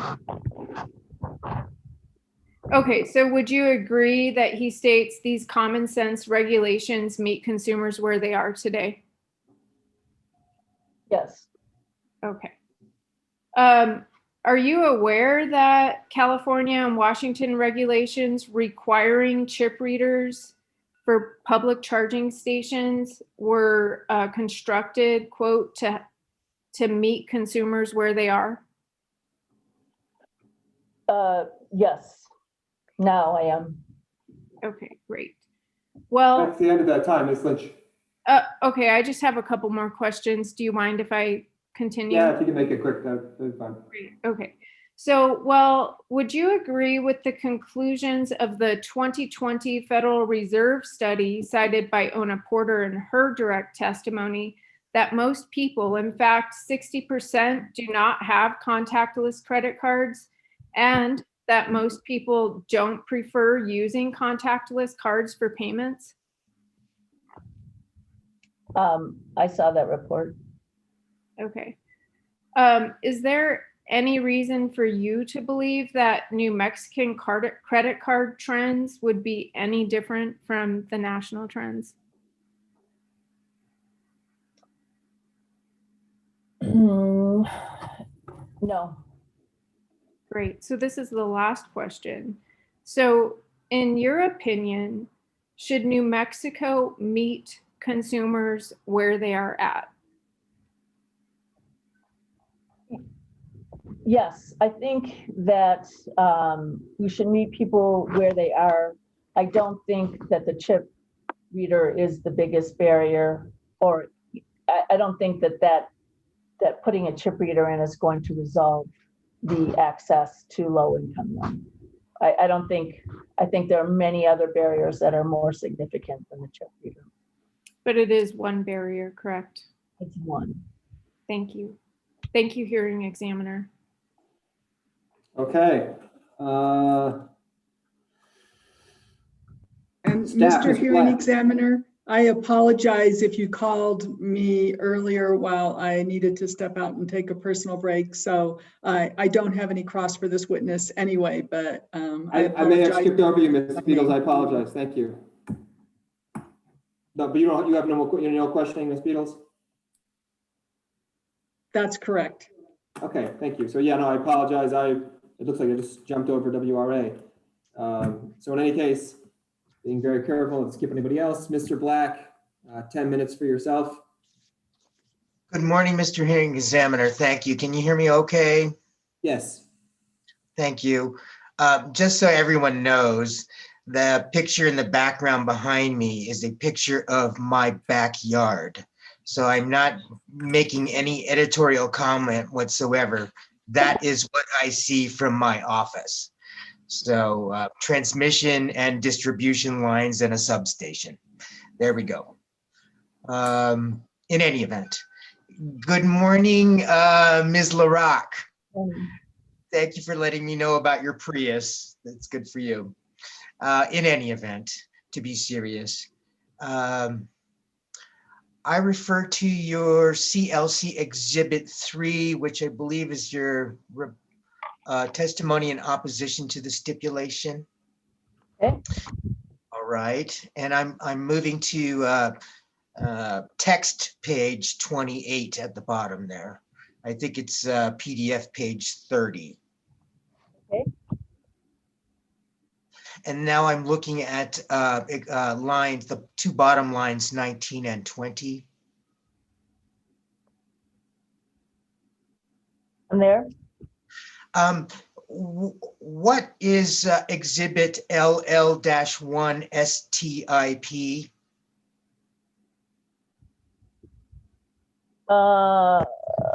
It's the contract with Solar Smart Living, who's installing the charge point chargers that we purchased with CW grant. Sorry? It's the contract with Solar Smart Living for them to install the chargers that we obtained from the CW settlement grant. And are those chargers being provided by a particular company? They're being supplied by ChargePoint, and all of the the motivation for our selection process was based on our relationship with Climate Mayors, where that group negotiated a national rate via Sourcewell for EV chargers and electric vehicles to purchase or lease to encourage cities across the country to get the best negotiated price for chargers and vehicles. So if I understand Mr. your Black, response, may I interrupt for a second? I Yes. see where you're confused. I just realized that the document that I uploaded does not include that exhibit. Is that correct? Is that why you're asking these questions? that's correct. Thank you so much. Nobody brought it to my attention before. Mr. Hearing Examiner, I don't know what to do about it given this stage.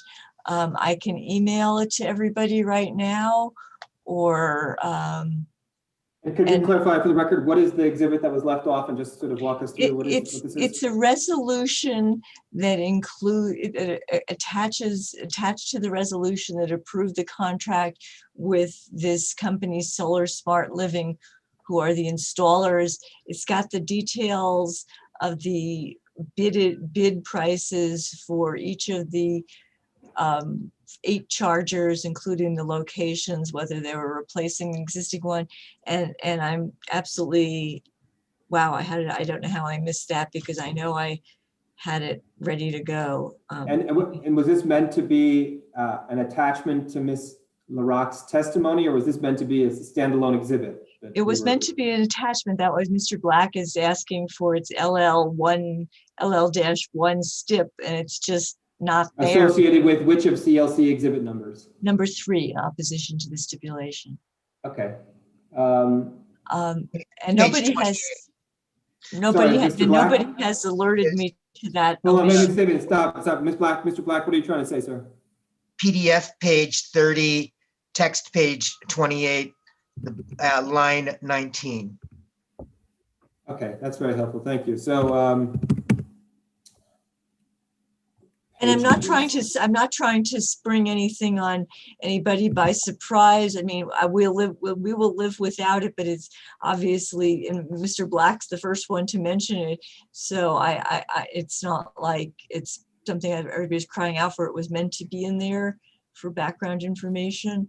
I throw myself upon the mercy of all of you to decide what's the best way to deal with this.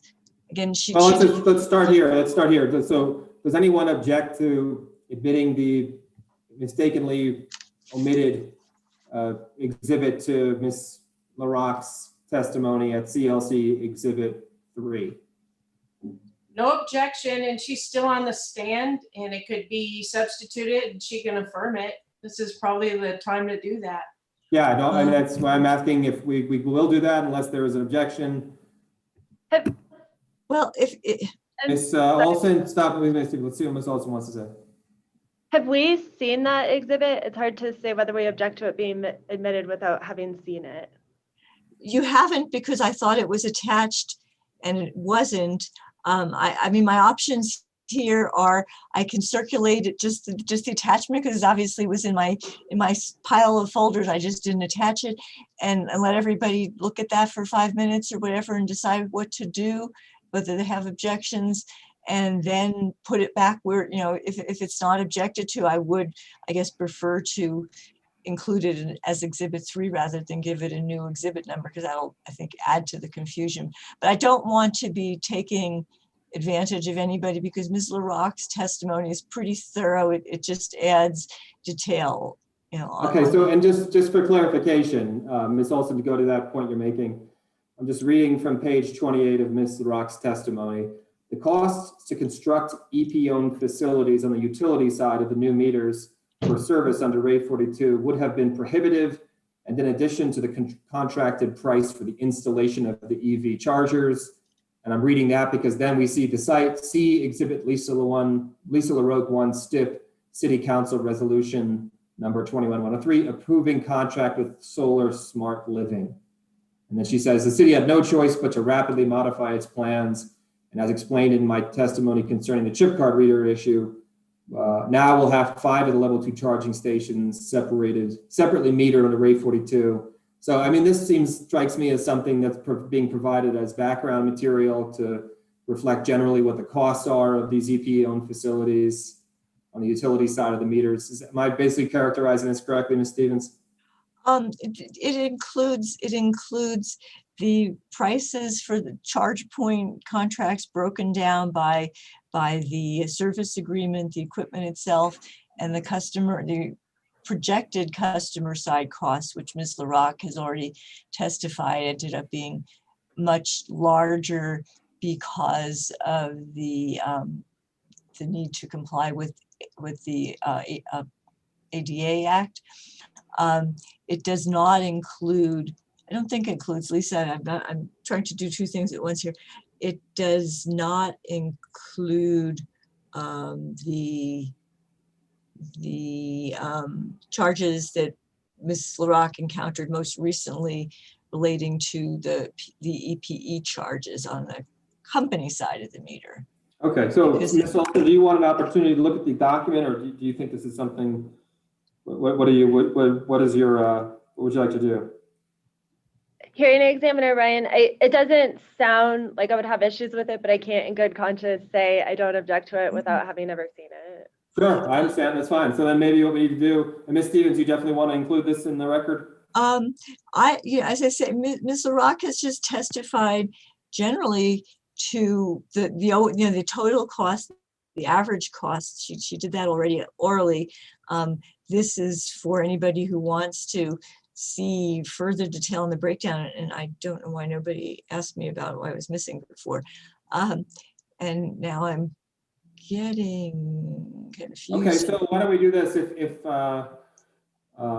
seems to me like I actually would like to see the information, and if someone wishes to admit it, then I certainly don't think it would be harmful, because it gives us a sense of the cost of actually installing these stations. And of course, that's part of the large part of the actual TEP program itself, is what are the costs of installing these stations, right? And that goes to the question of how big should the budget be, and on and on. So my suggestion would be is if Ms. Olson wishes to have an opportunity to review it, and I'm sure she's not alone, then we should just take a quick break and come back in 5 minutes.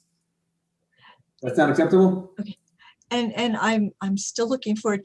I will send it. Should I send it to the whole service list, Mr. Ryan? Yes, or, I think so. okay. Yes. So it's probably easier. Once I find it, darn it. Examiner Ryan? Yes. I want you to understand that the spreadsheet that has the costs does not include the ADA additional costs that were incurred at $72,000 per site, or the 5 sites that we were able to hook up rate 42 meters that where we incurred an additional cost of $3,600 per site. So those costs are not reflected in that spreadsheet, just to be clear for everyone. This will be the bid that reflects the $180,000 price before these additional costs were incurred. Okay, well, let's take but it is 5 broken down. Ms. Stevens, you can email that to everybody, and we can all do this in a relatively quick bit of time. So it's 10:57. Yeah. We'll come back at, let's just say 11:05. It'll give you a minute or two to find the document and send it off in the email. Okay, Ms. Stevens? Yes, thank you.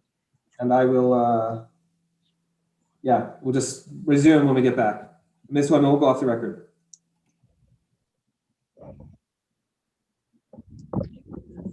Ms. LaRock, your voice broke up just a little bit when you said that it didn't reflect the additional costs that were incurred. And did you say 73,000 per site? That your voice broke up at that point. $7,200 per site for the ADA compliance, and $3,600. No, okay, 7,000. Okay, that's what you said. 7,230. Thank you. 1,200. Thank you. The ADA. Thank you.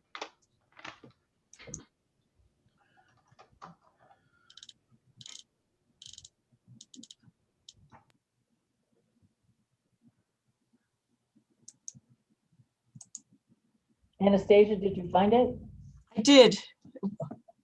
Now I need to find the service list.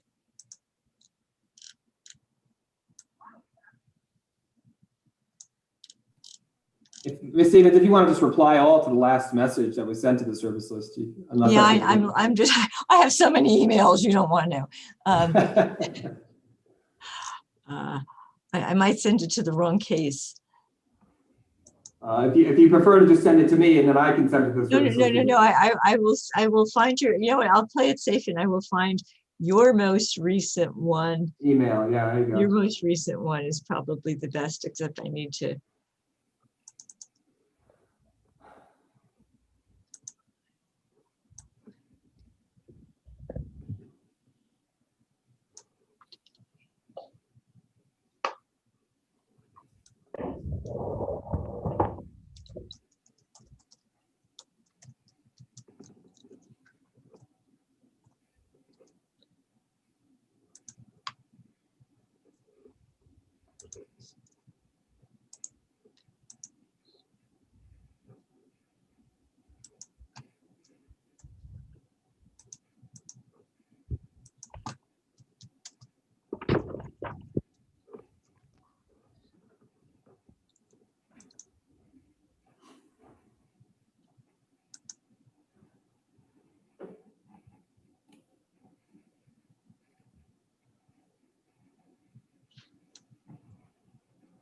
Mr. Ryan? Yes. I just noticed when I sent it out, it's 14 megabytes. I'm probably going to have to cook it a little bit before I attach it to the testimony. So I'll ask to do that later in the day. Okay. And I hope I should get through to everybody at 14, but obviously if I attach it to other things, it's going to start to be a problem.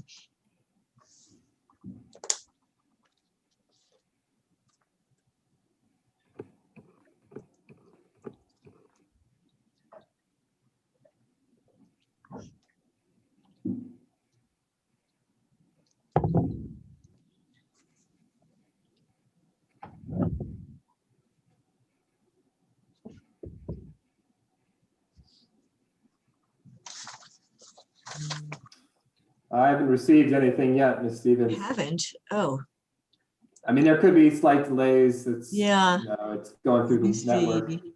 But just maybe you can confirm it was sent. I'm looking now. Outlook, so sometimes things go through Gmail faster than through Outlook. Yeah. But it's darn, it's not in there yet either. Let me go back to.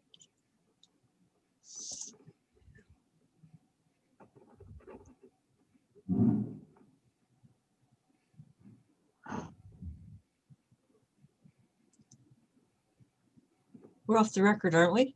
We are, yes. Mr. Ryan, would be lovely if one of these days the hearing examiners in the world got in sync about whether mailing service lists should be alphabetical or not. Oh, meaning like the recipients on the list? Yeah, the recipients on the list. I never know whether to go with my old ones and leave them and then check versus alphabetizing. I know hearing examiner Glick was a big one for alphabetizing. It's starting to send now, I think. Darn, it's not that. You know, I don't know how the question about how to maintain the service list, it seems like a broader question about why do we have to maintain personally? There should be a system in the PRC that allows us to do this automatically. We shouldn't have to create these things ourselves. Yeah. You sign up, like it's like eDocket, not eDocket, I mean Odyssey. If you want to receive service, you take the action yourself to make sure you do. Yeah, but that would be lovely, wouldn't it? That'd be the real solution to the problem. The rulemakings are an absolute bear if you're using. I've actually decided not to file comments in one or two of the rulemakings because I just was out of time to deal with having to do 6 different mailings with many people who are, you know, gone or literally dead. And actually, alphabetical order would be helpful when individuals get sick and tired of being included in matters they have no interest in, and it'd be easier to remove them if there was an alphabetical listing. You know, when they're created initially here, it finally came through, Ms. Stevens. Did it? Anyway, good. Let's stay focused on the task at hand. Those are conversations, but I gotta. My stupid email just updated like a whole bunch of sent mails going back to Sunday afternoon. I got to clean something up here. Okay, so I mean, I can just scan through this quickly. That's what everyone else is going to be able to do as well. So this doesn't strike me as terribly controversial. But again, if someone objects, they object. Mr. Hearing Examiner, I went back to the testimony that she emailed to the list originally, and it also didn't include this attachment. Yeah, no, it's entirely my fault. And I think that, darn it, I think this is one I actually got out relatively early, like not at 4:58. And thought, hey, I'm doing well, I'm doing good today. But I managed to screw it up anyhow. All right, well, let's go back on the record here. Hold on, let me get everybody back in. We don't want to. Apologize that it took that long. I think it's just the size of the document. Yeah, no, I understand. That's fine. So I understand that realistically, oh, sorry, I haven't actually gone back on the record yet. Ms. Wyman, we're not back on the record just yet. I'm just waiting for folks to appear by picture again. And then once again, I don't believe if it's going to be attached, I don't believe I received anything because I was added to the service list late. Yeah, I guess as we've been doing, I'll send when we're done, like Mr. Simpson, other people have done, I'll send a clean, complete one to the hearing examiner and he'll send it to you. Yes, let's do it that way. That way I can sort of function as the gatekeeper, if you will. Thank you If very that's acceptable. much. Appreciate that. I am going to have to shrink it. You know, it might look a teeny bit different. All right, let's I see everyone's returning. Let's go back on the record here. Ms. Wyman will be back on. So Ms. Stevens has just emailed an exhibit that was left off of City of Las Cruces Exhibit 3. The reference is at page 28, line 20, Exhibit Lisa LaRoque 1 STIP, S-T-I-P. It's a City Council resolution. It's a rather lengthy document. It's PDF pages. It's 115 pages. It includes the resolution and a bunch of accompanying information. Looks like prices and far more than probably anyone could scroll through with any detail at this juncture. And so we just went off the record to give the parties an opportunity to look at it. The question is whether there's going to be opposition to moving it into the record at this point. And so Ms. Olson, we were sort of using you as the bellwether as there's objections. I'll certainly ask everyone else, but do you have any position at this point?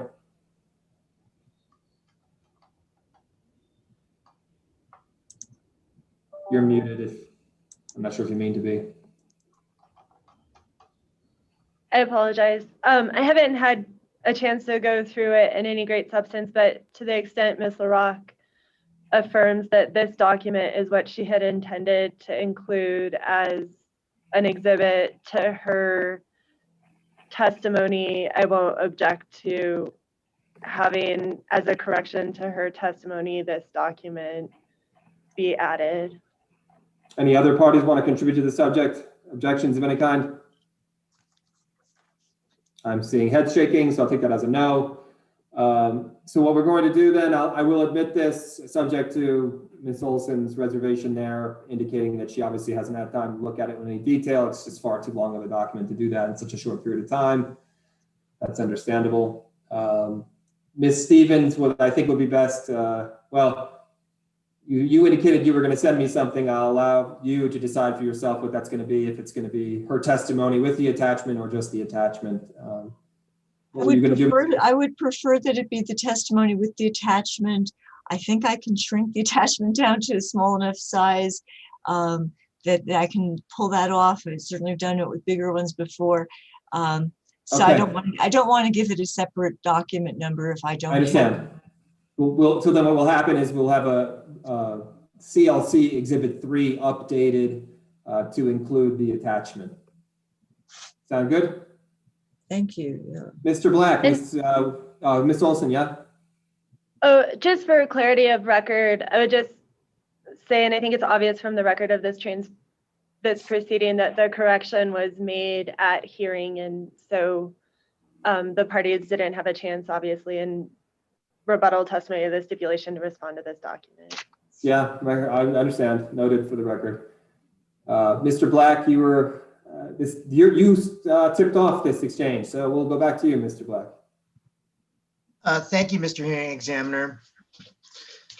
Referring to your LL-1 STIP exhibit, it begins with, on page 1 of the PDF, Resolution 21-103.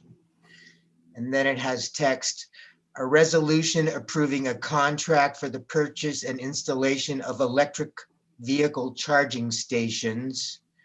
And it goes on to say, for an initial term of 1 year, comma, with the option to renew for up to 1 close paren, additional year, and then in an amount of, and it's stated. My question to you is this contract only good for 1 and possibly 2 years? I'm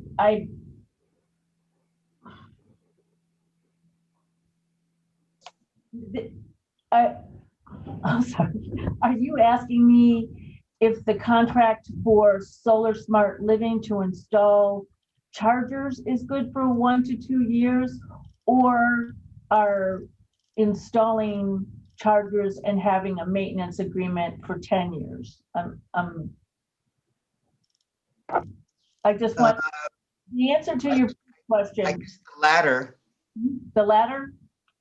So, okay, so we have the contract to open longer in case we were able to piggyback on this contract for getting additional chargers. So that was my first interpretation of your question. The latter question that I gave you as a second option about how long is this contract?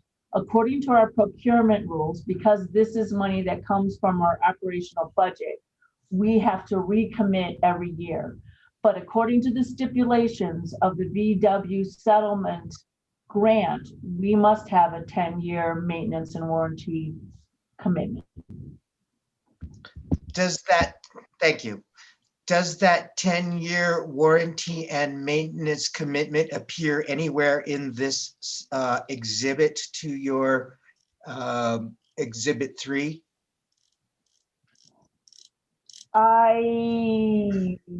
No, that would be in another resolution of us accepting the VW settlement grant. So is it your testimony today that your operation agreement with ChargePoint is 10 years, but not shown in this exhibit? Correct. All right. Is there any way to get a look at that contract? Certainly, if I mean, I'd be happy to supply the resolution and contract to everyone if that's requested and the hearing examiner approves. Allow me to say this, Mr. Black. What would be the use of it if just to sort of I am say looking for a contract term that refuses to use chip readers, that denies the ability to use chip readers.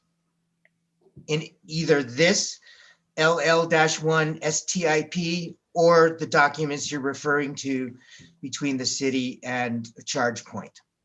Ms. Stevens, as counsel for the city, Ms. LaRock just indicated that she would provide a document that Mr. Black is interested in. Do you have a position on the request Mr. Black has made or the possibility of supplying such document? Of course, all the city's documents or contracts are a public record. We don't have any objections. I'm not sure that Mr. Black is going to find what he wants, because I think his term was something denying chip readers. And I'm not sure whether he's looking for something in the Volkswagen terms that relate to chip readers. Actually, Ms. LaRock, did you hear the testimony of ChargePoint's expert witness? Mr. Wilson? Yes, I did. Okay, thank you. And I asked the question, do any of the charging stations provided by ChargePoint have the ability or have chip readers? And his answer was no. That's correct. I'm just trying to verify that with you. So the RFP from VW did not have any stipulations at all about whether the chargers had card readers or not. And in reviewing the negotiated Sourcewell contract agreements with potential EV charging manufacturers, the reasons that we selected ChargePoint had to do with the services that they provided, as well as their them being in this region. So it would allow people some continuity and familiarity with those chargers. So you're not going to, I have no documentation about should I have chip readers or no chip readers. It just wasn't articulated in the contract, nor did we use it as a criteria for selection. Okay, as one of the criteria for your selections, did you look at the quality of the charging stations that ChargePoint could provide to the city? Yes, there were services that ChargePoint provided that made them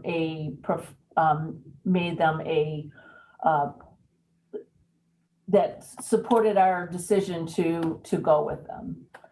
Thank you for describing the services. I'm asking about the actual manufactured equipment, the quality of that equipment, the ability of that equipment to function. Was it a consideration by the city to look at the quality of that commitment, of that equipment? Excuse me. Yes, I reviewed the when one of my ways of checking the quality of the equipment was to work within my network of the Urban Sustainability Directors Network to look at other cities' experiences with different manufacturers. And in your research, did you have the opportunity to see or weigh the availability of a chip reader option in that equipment? To be honest, that was not a criteria for me in my selection. Okay, thank you. No further questions. Thank you, Mr. Black. Hello, Ms. Logue, how are you? Good, thank you. I want to ask a preliminary question. Well, no, it's not a preliminary question. It sort of gets right to it. So the city went forward, selected, it was 8 chargers, level 2 chargers, in contract with ChargePoint to provide them, and elected not to have chip readers installed in those machines, right? By omission, we elected it. What does that mean by omission? I mean, it wasn't, to be honest, it was not on my radar as a criteria for selection. So I did not check any of the manufacturers as to whether or not they had a chip reader or not. Was it an act of, as you're describing, to use the word omission? Was it because you engaged in what someone would call an oversight, or is it something that simply wasn't on your radar, and therefore, having determined that they don't have them after the fact, it's in your mind inconsequential? In other words, have you made an error, or are you satisfied with your choice and so be it?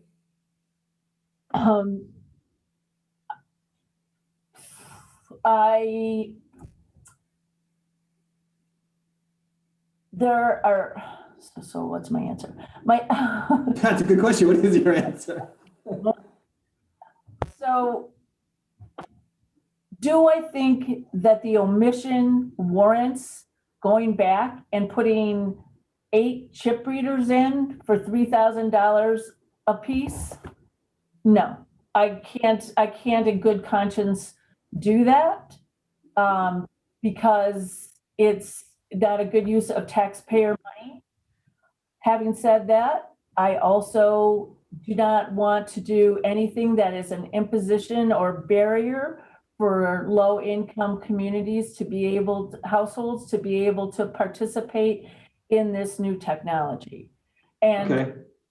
so I find that there are the idea of offering many options and seeing what is best fit for people is the way to go. I would rather at this juncture offer to any low income EV owner that the city would provide them a prepaid chip reading or a prepaid card that they could, I mean, just, they would have to load it with the cash, I suppose, but prepaid card where they could that had a non-touch feature to be able to remedy that situation. Okay. Geez, you could get 10, you could have with the 8 chargers, you could pay for a year's worth. I mean, I'm sorry, the math of this says to me that if it was $3,000, I could give like nine low-income members, residents, a prepaid card that would cover their whole fuel costs, or not fuel costs, charging costs. But I don't know. I'm just Okay, no, I understand. So I just want to confirm that your testimony on the chip reader issue, without reading it for the record and making our court reporter say this all again, but basically at CLC Exhibit 2, you say that requiring chip readers is a bad idea, to quote unquote. That's your words. That's a bad idea, and I understand it's for the reasons you just explained, which is that it's a cost that seems like you're better off spending that money someplace else. That remains your testimony, it sounds like. Yes, I think there are many ways to address this issue, and that that given how rapidly technologies are changing and banking systems are changing, that this a chip reader, no, I don't think that we can guarantee that chip readers will be the method that is going to be used in 10 years. One of the arguments we heard, or I heard, and I know it's coming from the folks who are opposed to the, well, it's kind of backwards. The parties who believe the chip reader requirement is appropriate. The factual arguments that we've heard so far are that, well, look, the city can do as it pleases with setting up chargers if they're doing so independently. But if you're going to use funds from the TEP program to set up these chargers, well, now there's a series of additional obligations. And I'm not asking you to make any legal determinations. I know you're not an attorney. My question to you is, as a policy planner for the city of Las Cruces, do you agree with the perspective that you're taking into consideration other factors when you're using TEP funds? And then specifically that, well, we have to utilize money differently if we're using TEP funds. Is this your understanding? I think we would want to support what is the standard practice. So in the future,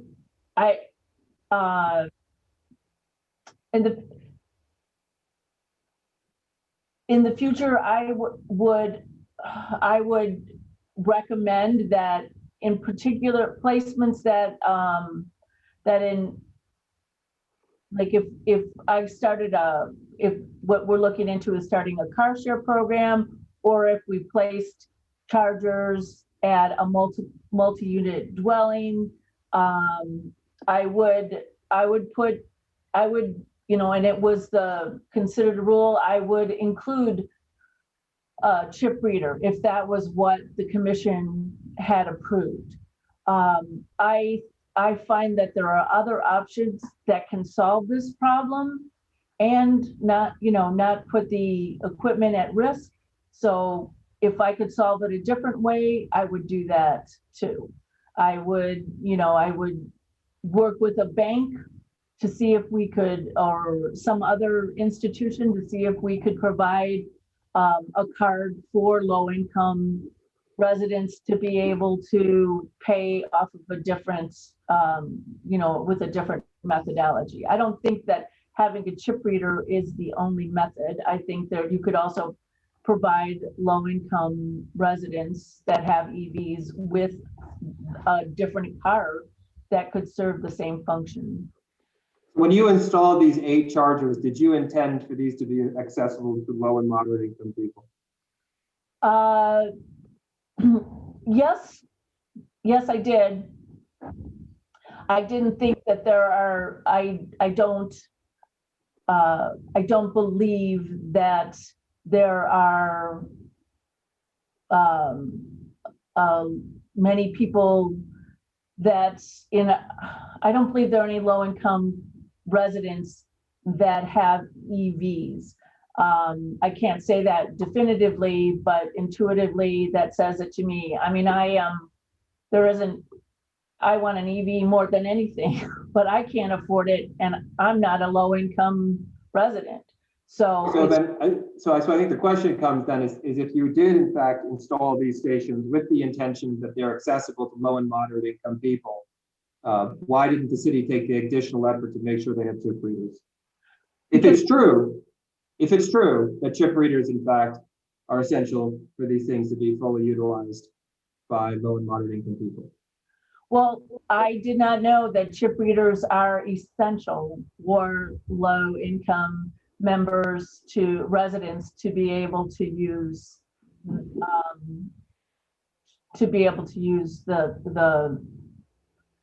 chargers. Do you find that claim persuasive? So to the extent to which you are a policy planner for the city of Las Cruces, is that proposition one that persuades you?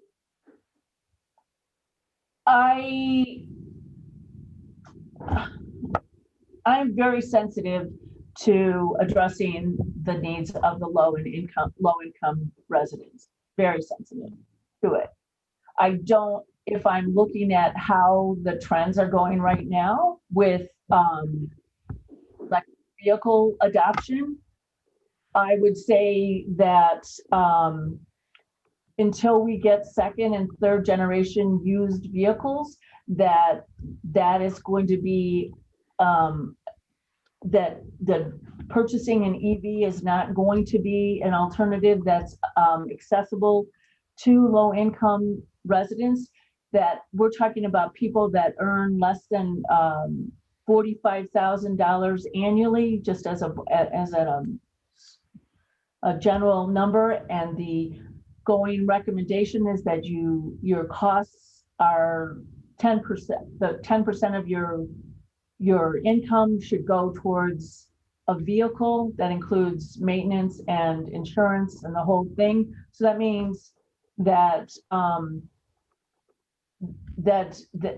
you know, the cost of a vehicle would have to be under 20,000. It would have to be like 15 to 20,000 in order for a low income resident to be able to buy a vehicle and within their financial scope. And I don't think that there is a preponderance of those vehicles available, nor is there exposure to people to do that. That's why I feel like car share is a much better option right now, because it lets the low income residents leapfrog into a new technology without the additional burdens of having to purchase a car. But it exposes them to the new technology at a rate that I that I would hope would be very palatable for the cost of their expenses. I want to stay on the credit chip reader real quickly because I know it's one of the live issues in this case. So let me just finish up with this line of questioning. There's other things you said that I want to touch on there, but the question, Ms. Lynch posited to you that I had indicated that, right, that something about F-150s. I think the purpose of my comments regarding pickup trucks was simply the commission had heard from the Bloomberg analysts about the state of the market of EVs. And one of the obvious indicators was until certain segments of EVs are actually, some types of vehicles are made available to the public for sale, you will not see the type of sales you otherwise see in socially, like Tesla actually, in fact, represents a very small segment of the auto sales industry. It's like very, very small. The minute that the pickup truck segment becomes available, the number of pickup trucks sold in this country is astounding. And the idea is, of course, once those are available, you may find the public with a much greater appetite to purchase them. So I think one of the arguments that the folks have made on the side of the chip reader to require that the machines have chip readers is because this is what customers are familiar with. And therefore, we should replicate the experience of selling gasoline when we think about fueling. Was that one of the principles that you embraced as you were thinking about installing these 8 chargers? That what the appetite is for people to No, the argument is that fueling an electric vehicle should be exactly like fueling a gas-powered car, and for that reason, the electric vehicle charger must have a credit card chip reader because that is what people are accustomed to. I know I kind of wandered into that. I apologize, but like I was sort of also trying to clarify the record about the F-150s. So that's my question to you. Did that thought occur to you as you were doing setting up these 8 chargers, that they should be in every way, shape, or form like fueling a gasoline-powered vehicle?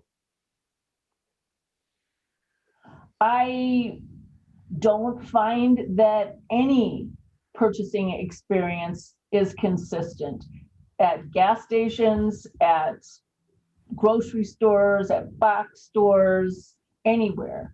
Every card, sometimes I have to put in a chip reader, sometimes I have to tap, sometimes I have to swipe, sometimes I have to put in certain numbers. I don't feel like personally there is any consistency.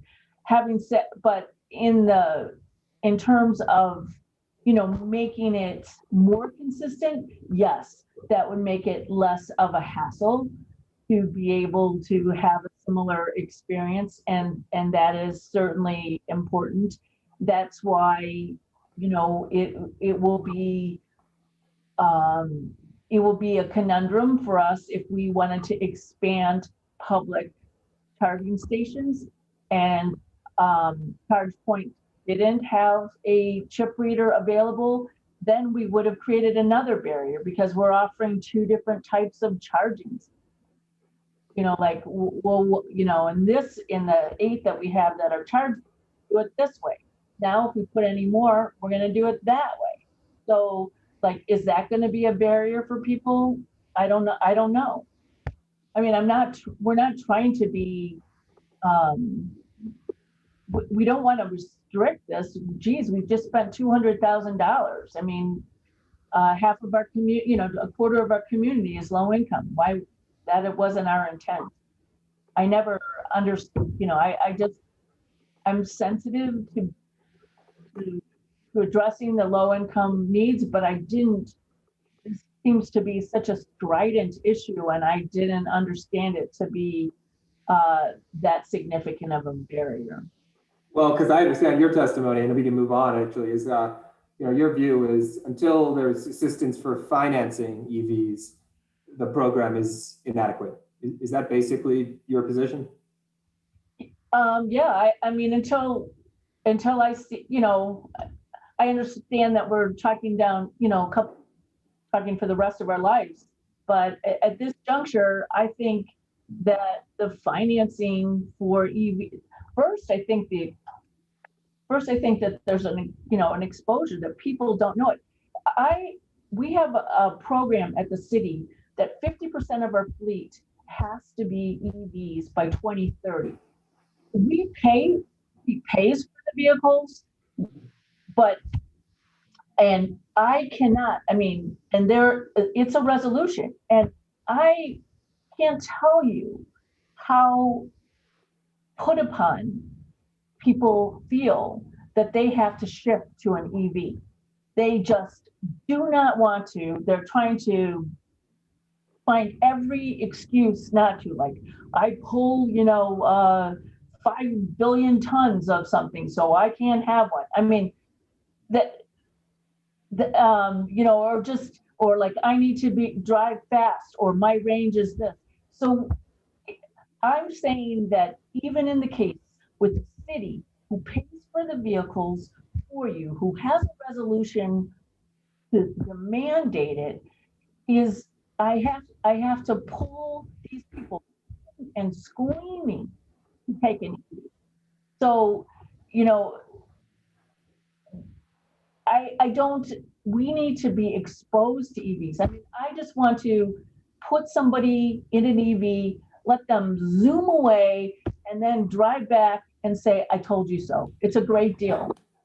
Okay, so let me just make one point of clarification there. You were just saying how you're taking, quote unquote, people kicking and screaming.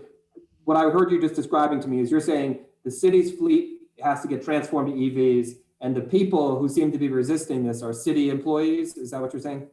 Correct. Totally. Okay. I just want to make sure I understood. You're not talking about society more generally. You're just giving an example of the difficulty of EV adoption within city government and city employees. And even those folks seem to have some resistance, despite the fact that they're required to do this no matter what anyway. And they're not paying for it. Yeah, okay, I understand.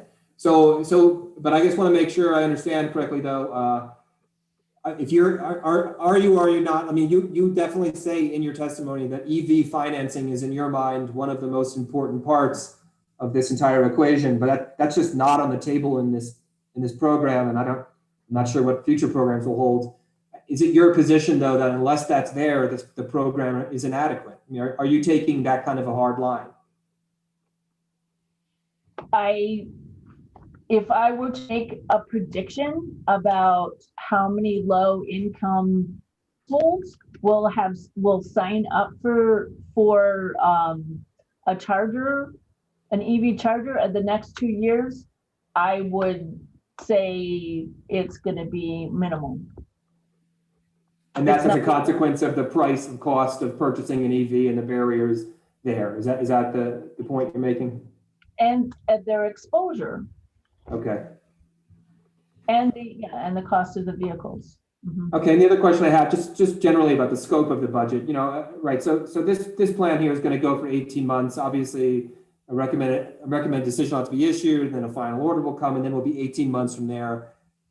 So it's, by Ms. Soul's estimates, we're looking at end of 23 or something like that. In any case, the question I'd have for you is why isn't it acceptable and I don't need a long answer, but perhaps you can just, if you haven't already said this ever, if you haven't already fully articulated your views, I'll give you the opportunity to do so now.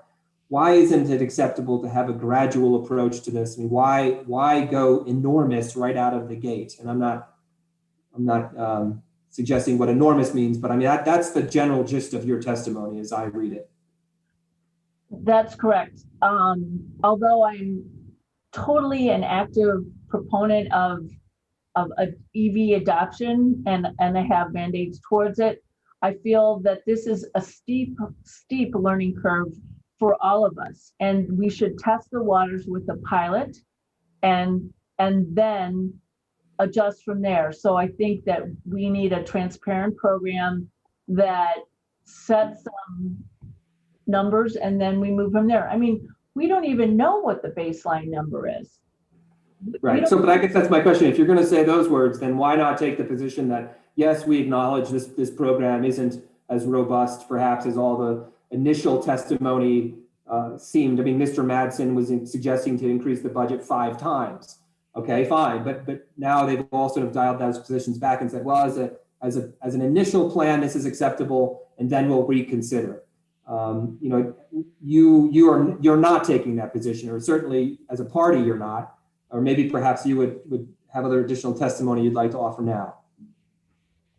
I think that we have the wiggle room with being able to spend more money at 75%. That's all right. I don't think even if we were talking about public stations, which is would be under, obviously something that I'm in. It took me 2 years to get the funding outside, and it took me 8 months to get from a contract procurement stage to an installation stage. And they don't go like that. It takes a long time. So I see. That's one area right there. Well, no, that's a fair question. I forget which witness it was I was asking. There's, what we could generally refer to as ramp up time, right? So how long does it take to get any particular program actually functioning?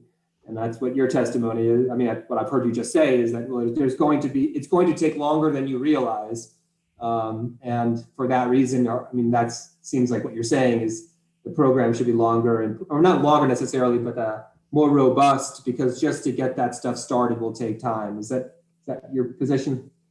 Well, I think if we're deliberate with this first phase, we can see like, oh my gosh, there's a line, stop, coming, there's so many people. Or we can say that there's no, like the number of people said, nah, I'm not going to do it. I don't want to be the first one. I don't want to be, we have to learn what the barriers are, particularly for this area. We have to learn where we need to be positioning these things. Just in the, we made the assumption that we were going to we wanted to put it in a popular location. We put 2 chargers at the convention center. I mean, there's people from all over the world, the nation that come to conferences, and thought, well, this would be a great place. Well, we couldn't even hook up those to the meters, the rate 42 meters, because of without buying a new transmission system, a transformer rather, and we couldn't afford that.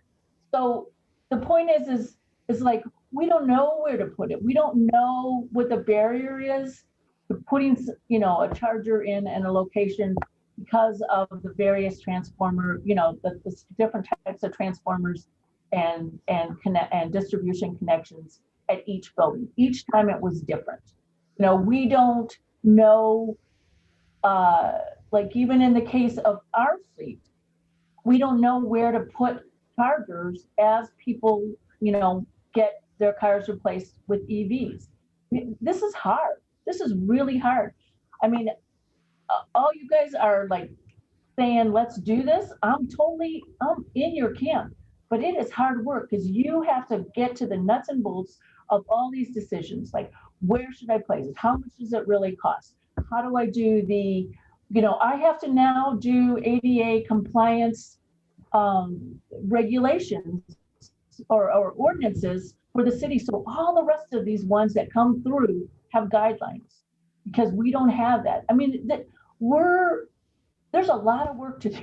That's all I Okay, thank you, Ms. So let me ask you this question. You've talked, are you satisfied? I'll just ask this as a general matter, and then maybe I'll ask follow-up questions. Are you satisfied as a general matter that the demographics in the EP service area, which I understand is predominantly Doñana County, and I understand there's some other outlying areas, but in any case, the demographics in those specific locations have been adequately referenced when creating this program? Are you satisfied with that? No, I'm actually, well, yes and no. I don't think that the residents have been addressed themselves.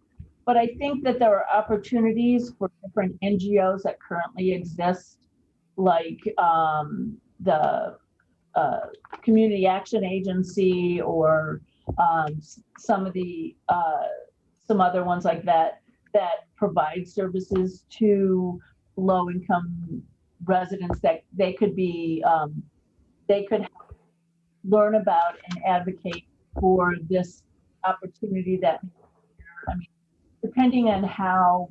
Excuse me, you broke up. You said you said learn about and advocate for this opportunity, and then you broke up for a few words. I'm saying that there are opportunities for NGOs, for non-governmental organizations that work on a day-to-day basis with low-income communities to be able to be a trusted voice as to these are options that might be available to you.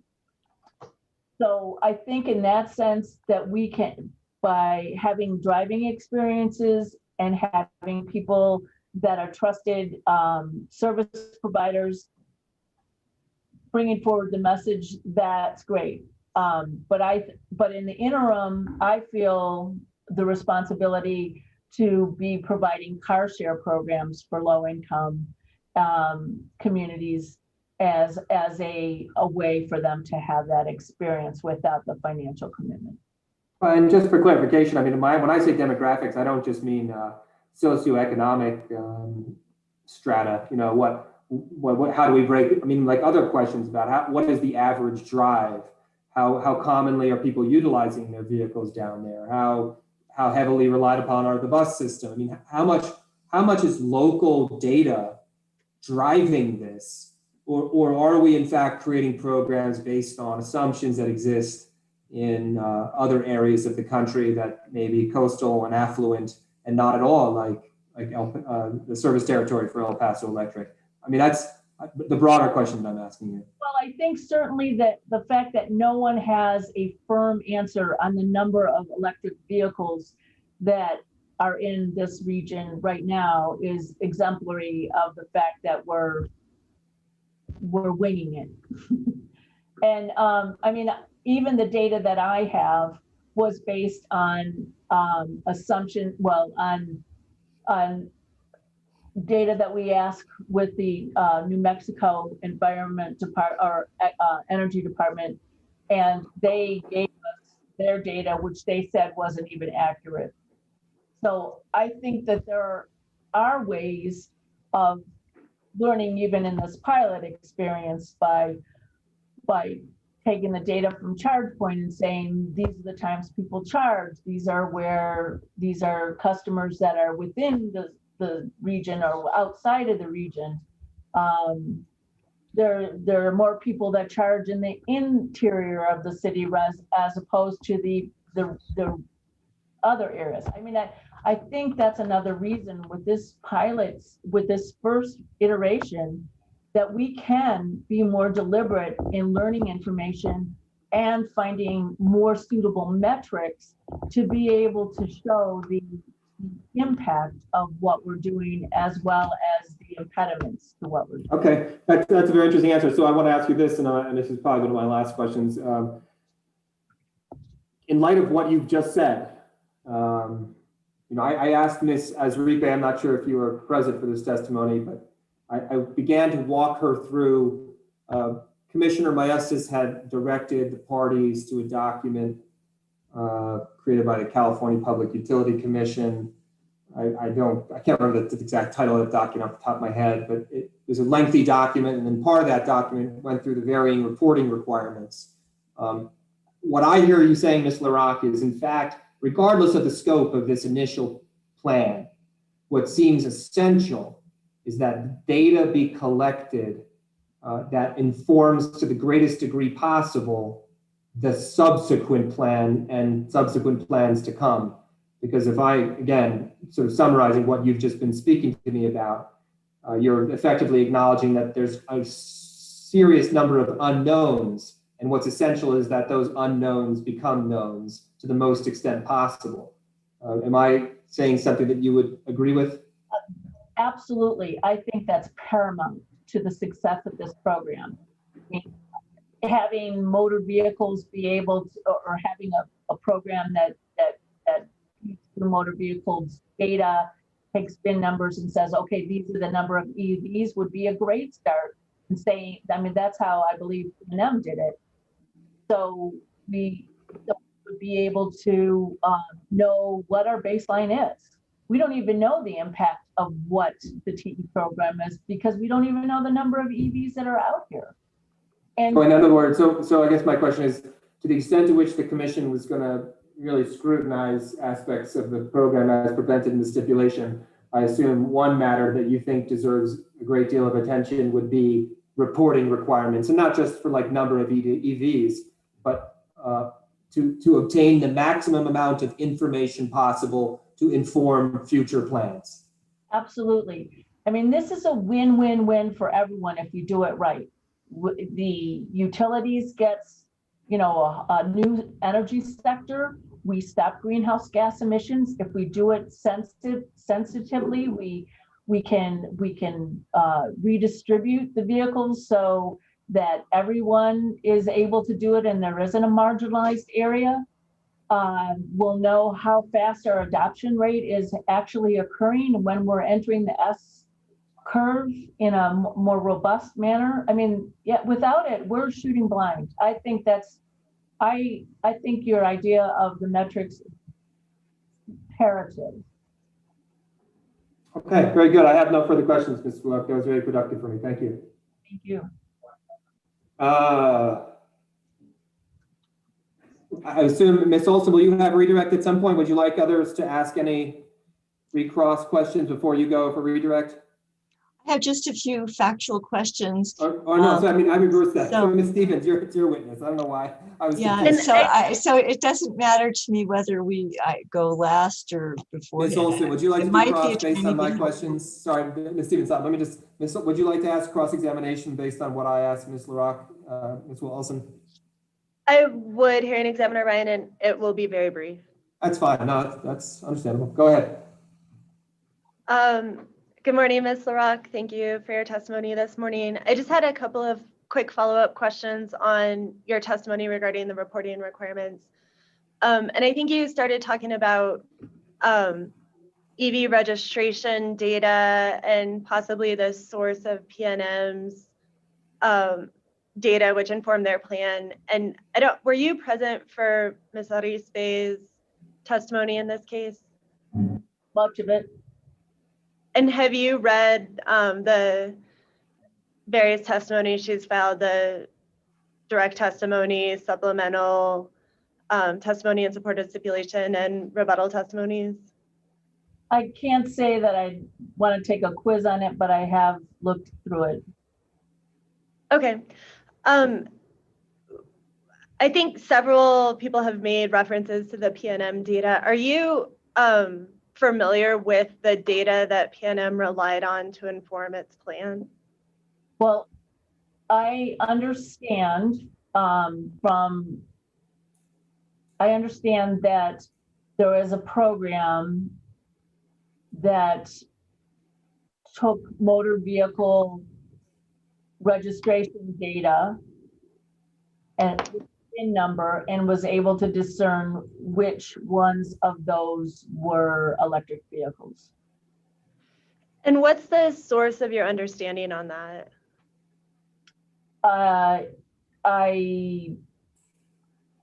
It was with a colleague who's involved in these issues. So to put simply, somebody who you're not disclosing just told you that, but you have no independent knowledge of whether that program exists, what that program is, or how that data is obtained? No. And Ms. Arizpe's testimony, I believe, states this, and I believe she stated it on the stand, that the New Mexico Motor Vehicles Department doesn't make EV registration data publicly available. Is that consistent with your understanding? Currently, that is correct. So there is no public source that you're aware of for EV registration data in New Mexico, is that correct? Currently, no.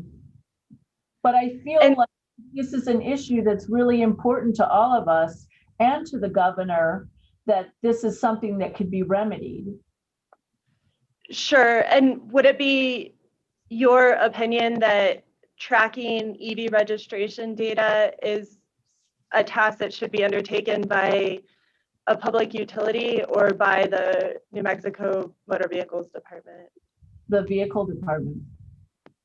Okay, thank you. And are you,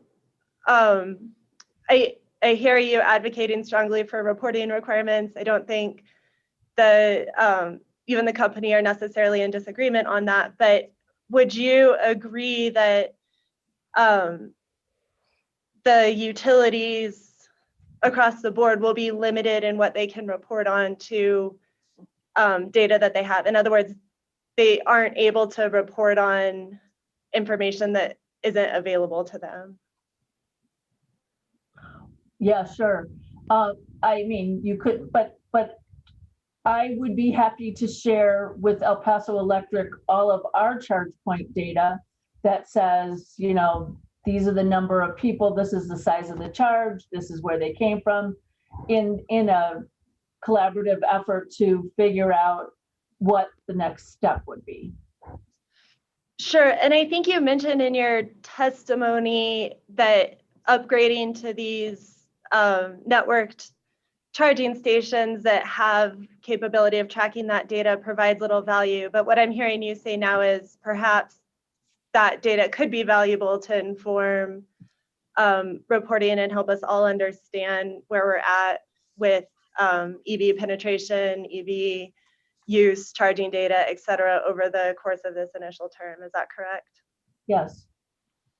Okay, and so would you agree that a lot of the information that we need to inform how best to increase EV penetration and use of electricity as a transportation fuel, that information will come from various sources, and that various state agencies, entities, customers within the state are going to have to work together to develop that? In other words, it's not just in the control of the utility. Yeah, I think that this is a difficult challenge and that we're all vested in making this transition. So yes, I think that we all need to learn together. And so is it correct that you would support those terms in the stipulation regarding a stakeholder process over the next couple of years and the utility working collaboratively with the city as well as other community organizations to start developing and increasing these additional programs, solicit feedback? Yeah, I think that's a good idea. Okay, thank you, Ms. LaRocque. I have no further questions. Ms. Beatles, before Ms. Stevens, yeah. Thank you, hearing examiner. Ms. LaRocque, if the commission imposes the chip reader requirement, what is the impact on the city? And what I understand is a contract that you have with ChargePoint. I mean, specifically, I'm wondering, does that mean would that mean that you're not eligible for the incentives for the DCFC stations you're acquiring from ChargePoint? And can the contract be amended? So can you please address that? If I understand your question, I don't think, I don't even know if the city is eligible for the TEP funds for first 8 chargers because of the timing issue. If we already have it installed, then we're not eligible, is my understanding. I don't know if anyone can correct me on that. Well, we can just operate that that's your factual assumption and proceed onward rather than having to answer it. So continue. So would my next step is what you're asking me, Ms. Beatles, is my next step. If the TEP said you had to have a chip reader, would I go back and put chip readers in all of those? No, that's not my question, but go ahead and answer that. That's not your question. No, I'm teasing. It wouldn't be my first action. Are you obligated to purchase additional stations from ChargePoint? I'm not obligated to, no. Okay, I have no further questions. Anyone else before I go to Ms. Stevens? Ms. Stevens? I see Sarah Gerson's hand up. I don't see anything. So? Oh. That was not my intent. Oh, okay. I don't know how to do these little hand things. I just wave in the video. Okay, well then I just have a couple of questions to clarify Ms. LaRock's testimony, and Ms. Beatles led right into it. Ms. LaRock, is it your understanding that all of the provisions here, all the discussion and potentially the post-hearing briefing under the company's proposal and the stipulation, the chip card reader issue only applicable to DCFC stations? I'll tell you in honesty, I am confused because I've heard different reports on it. I heard, you know what, I'm confused. I wouldn't be able to say definitively. So let me do this in a hypothetical manner.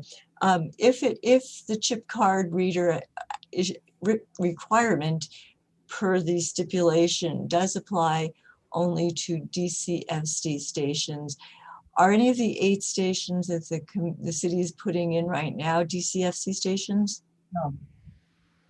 Does the city have any specific plans to put in to purchase and install DCFC stations in the next 2.5 years or so, the term of this program? I think it's our wish to do that. But we're going to we have the electric vehicle with the electric buses that are coming in. Those will have three transit buses or chargers will be put in there. We also are converting our fleet, so we have to be putting in chargers to accommodate our fleet. And then, but for economic development, the idea of having a fast charger in this area, I think, is also critical. So, it's a lot of money, it's a lot of time, but I would say, yes, we would try to get I'm sure we're gonna try to put in a fast charger unless someone beats us to it, which is fine. And for the city's own plans, the bus depot and the 8 that are already in line, those are not DCFC stations, is that correct? Correct.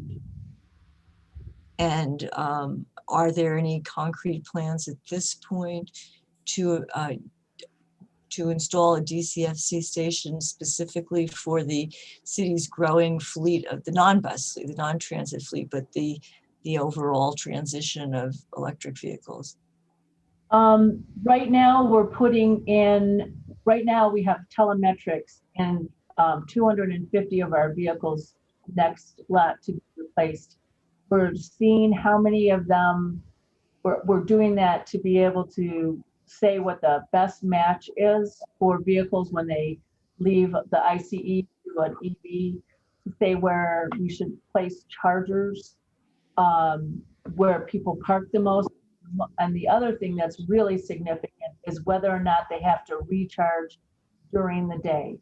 And given the high rate that we have to pay during peak time, there, and other emergencies that would, or other issues where the car would be out of commission, the vehicle would be out of commission for, a certain amount of time. If that proves to be a problem for us to be able to continue providing services and not have downtime for charging, then if we can do that, then we won't have, if we don't have downtime, we won't get a fast charger. If we do have downtime, we will.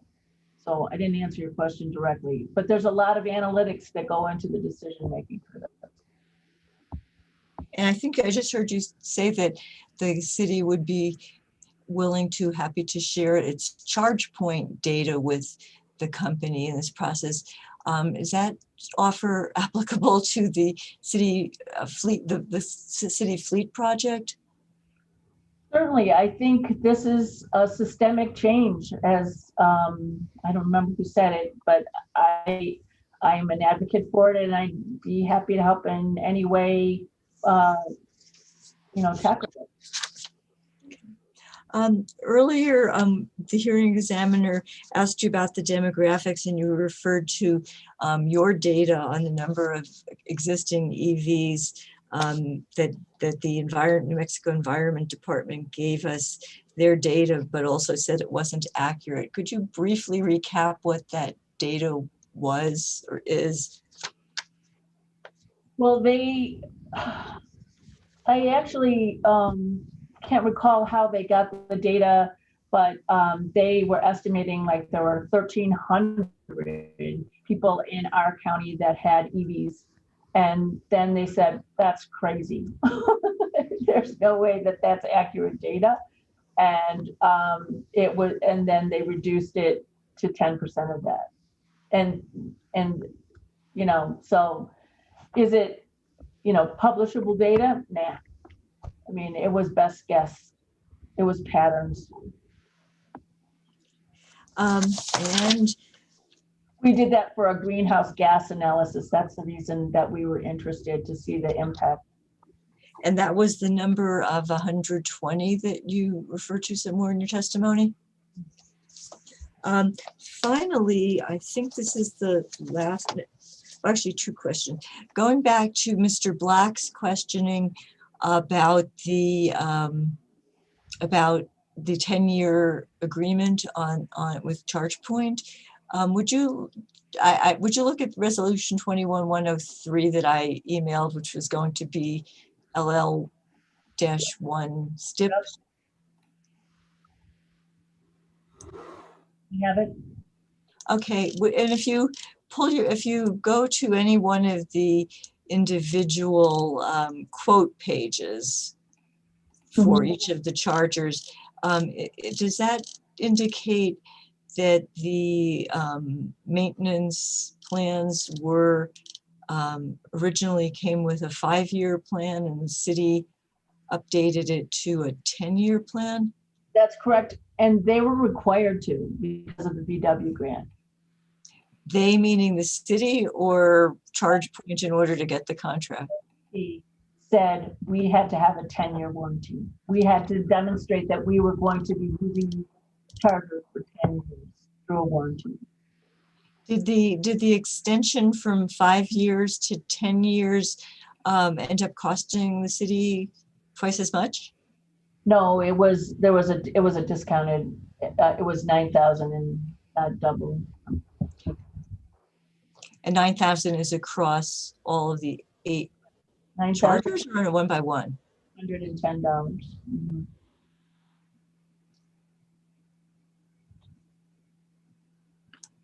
Finally, you were talking. Just one other point. One of the things is that EV charging in its infancy, the city has to question: are we the ones that should be responsible? Are we in a new line of business providing charging for people? And that, I mean, who should be doing that is one of the initial questions. We're putting it forward initially because we want to encourage adoption of electric vehicles. Are we in the EV charging business? No, I don't recommend that. I mean, I recommend us helping spur the adoption, but that's not something, and as a consequence, having the maintenance agreement is great because we don't want to have to mess with it. We want to be as hands-off as possible because we don't have anyone who specializes in EV chargers. Now, is the city going to be the keystone or the touch point between the charges that actually show up on customers' bills and the charges that the city incurs to EPE? And that's a bad question. Will the city be setting the rates that people see when they pull up to the station and put whatever card or device in? I'm responsible for doing that. And there is a service charge of 10% that ChargePoint asks for. And so the charge, I gotta change the word charge. The amount of money that we collect will parallel rate 42 if we're on rate 42.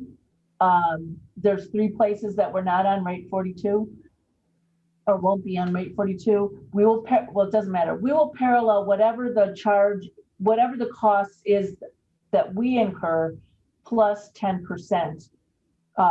And we will also post readily that between 3 and 8, you're gonna pay a lot of money. And to let people understand what the costs are at peak demand. Is that 3 and 7 or 3 and 8? Did I say it's 3? Is it 3 and 7? 3 and 7. It's a 4-hour, yeah. Yeah, sorry. And the last question goes to the questions that you were asked by, I guess you gave a long answer to the hearing examiner. Wasn't quite a question, but as far as the city's future activities and participating in the TEP program, given the $3,000 estimate for the lifetime cost of adding a charger and the presently proposed public charger rebates of up to $3,500 for half of the installation costs at a public charging station or a workplace charging station, and up to $5,250 at an MUD, is that an added cost of $3,000 going to make a significant impact? Would it have an impact on the city's decision whether to even participate or attempt to participate in the TEP program?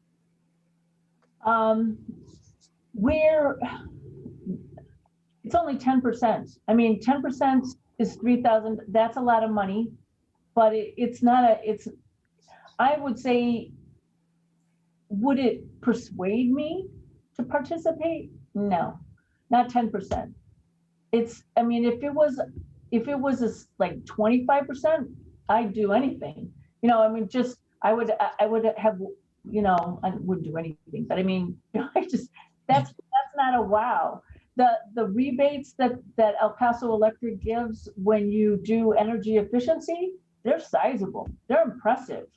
We did our streetlights, we converted all of our streetlights, and I got I didn't, but the city got $600,000 in rebates. You betcha that was something I passed by.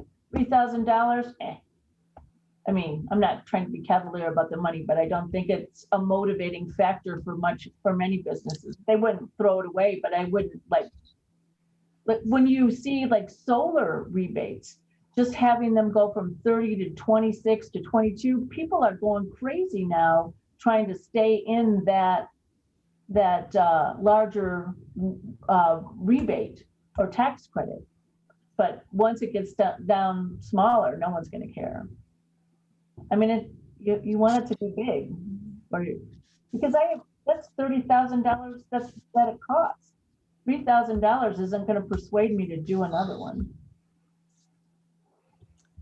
Thank you. That's all I have, and I appreciate it. I very much thank everybody, including Mr. Black and the hearing examiner, for allowing us to introduce that omitted exhibit into the record. Thank you. Okay, Ms. LaRock, that concludes your participation today. You're excused. Thank you very much. We'll take a lunch break and then come back and do Mr. Provencio and the staff witnesses. Mr. Hearing Examiner, I have an appointment at 1 that I am unable to move. And so would you please excuse any absence from the hearing this afternoon associated with that appointment? And I waive any cross or other procedural rulings in my absence. Thank you very much. Okay, we'll go off record and we'll see everyone at 1:15.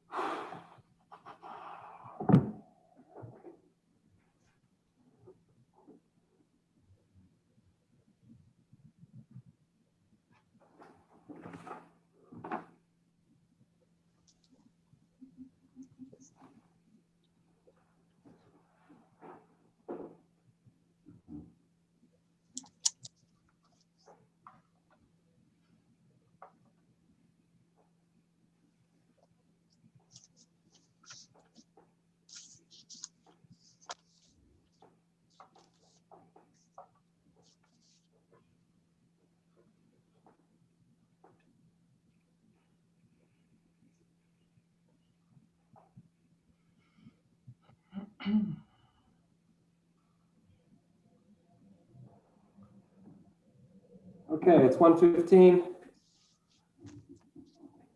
Ms. Beatles is not present, but she said she wasn't going to be, so I believe everybody else who here is here. We'll go back on the record, Ms. Wyman.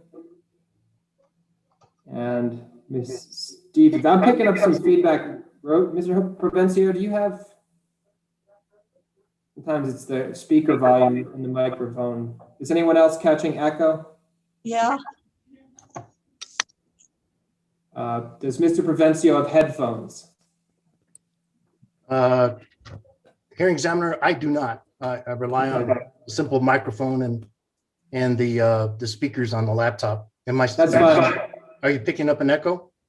Yeah, so what happens is the audio is coming out of your speakers and feeding back into the microphone. So it produces an echo. Jeez. Off the record briefly. Yeah, let's do that until. Okay. Maybe the easiest way would be to turn your audio, the speaker volume, if it's down, you turn that down a bit, it might not be able to get picked back up on the mic. Okay. I turned down the volume. Okay, that's better. I don't hear myself anymore. Okay, all right. Good. Okay, so back on the record. Ms. Stevens. The city calls Jose F. Provencio. Ms. Hoyman, if you could swear him in.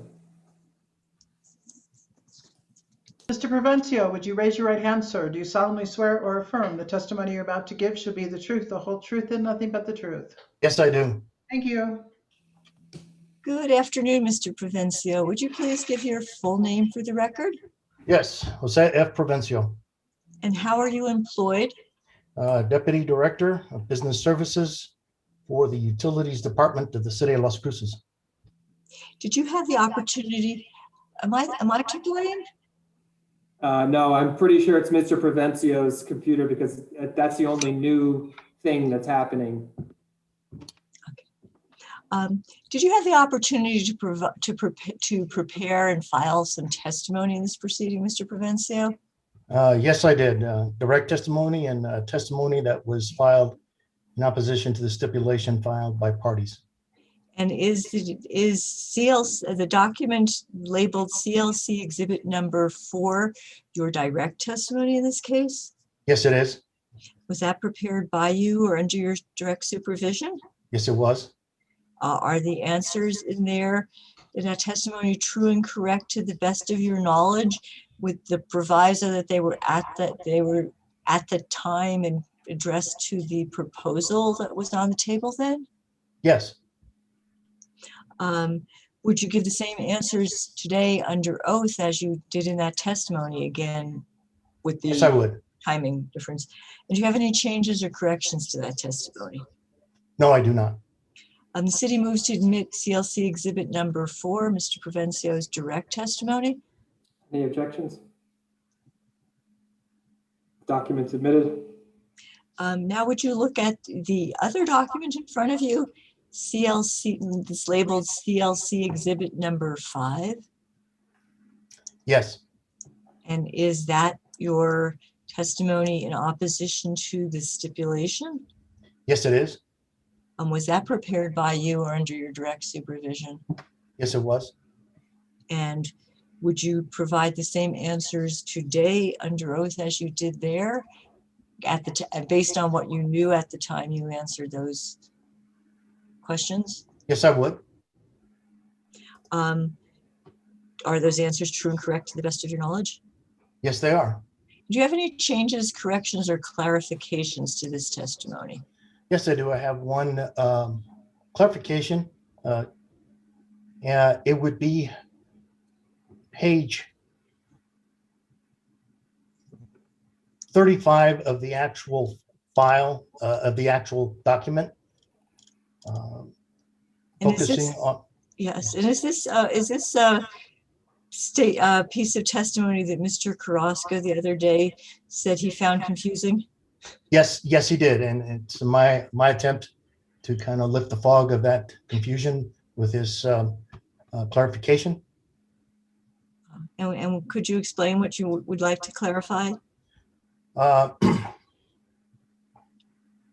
If we look at line 16 and 17, the sentence on line 16 starts, reflects the rationale behind the way the super off-peak rate rider, original rate number 42, and then period.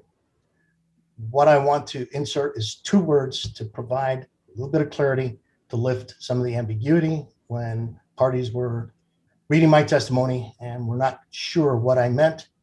I want to add right after it, at the end of original rate number 42, I want to add 2 words, is developed. So it would read, reflects the rationale behind the way the super off-peak rate ride under original rate number 42 is developed, period. And then starting the next sentence, the rate number 45, and so on. With that clarification, Mr. Provencio, is your testimony true and correct to the best Yes, of it your is. knowledge?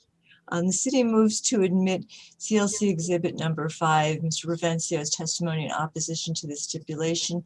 And Mr. Hearing Examiner, I guess because that was a clarification of something that seems to be fairly obvious, I'm not proposing to modify the document that goes in the record, but if you wish otherwise, we'll take care of that. Well, let me ask this question. Is there any objection to the admission of the document with the changes? Okay, no. So then my feeling, Ms. Stevens, is I agree. It's an incomplete sentence to begin with. What he's just proposed for for the change does clarify matters, but I agree with you. I don't think we need to go through the effort of having you submit a new CLC 5 with that one minor improvement, which maybe suggests itself to a reader anyway. So I'll admit the exhibit, and I don't think we need to spend any more time on it. Thank you. And the city passes Mr. Provencio for cross-examination. Okay, Ms. Olson, you requested 60 minutes. Mr. hearing examiner, in an effort to try to finish today, we waive our cross-examination, but I will reserve time for recross in response to any questions you may ask.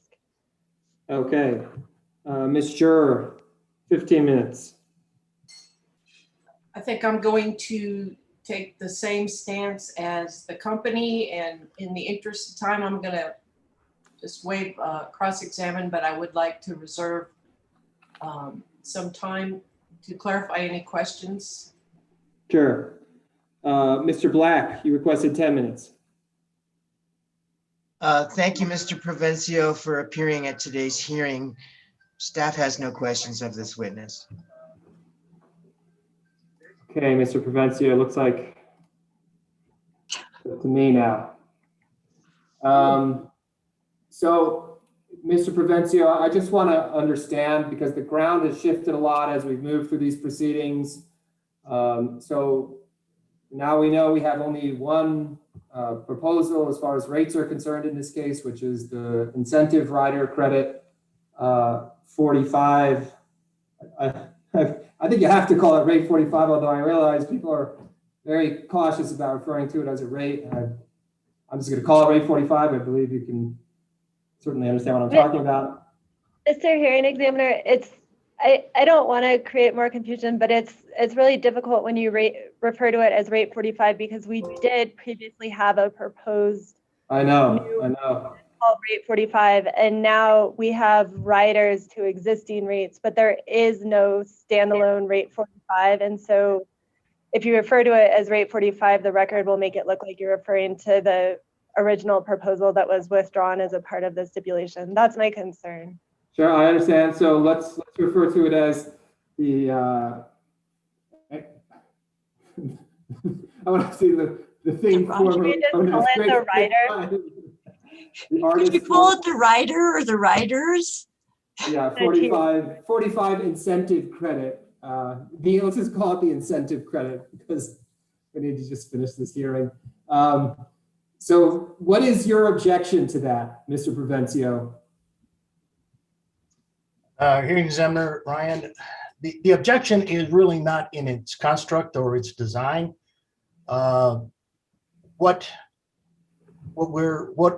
What the city's position is we're addressing the price, the rate, to incentivize off-peak use of charging electric vehicles. The rider, as it's presented in the stipulation, when you look at what will eventually be charged in terms of developing credit for that rate design, it's not as incentivized as we have the rate signal in rate 42, which clearly defines what the rate and energy charge would be for the super off-peak period. Again, it's getting to a point that we want to achieve a price or a rate incentive for customers with electric vehicles to charge their vehicles in the super off-peak period. My point and my observation is strictly it's not enough of an incentive if you look at where it eventually was stated for stipulation purposes. My position is we have a clear benchmark as to what the rate is for clearly defined EV vehicle being charged in the super off-peak period. I'm advocating that the incentive rates approach, not exactly that, but very closely to what those rate levels have been specified. So if I was to simplify what you just said, you're arguing that the incentive credit is not enough to change behavior, and it needs to be made, the incentive credit that would be awarded to any person needs to be higher. Is that a simplification of what you said, or is that too simplistic? No, it's not it's not that simplistic. I mean, it is that simplistic. I'm sorry. As riders are stated right now, it doesn't get there to that point.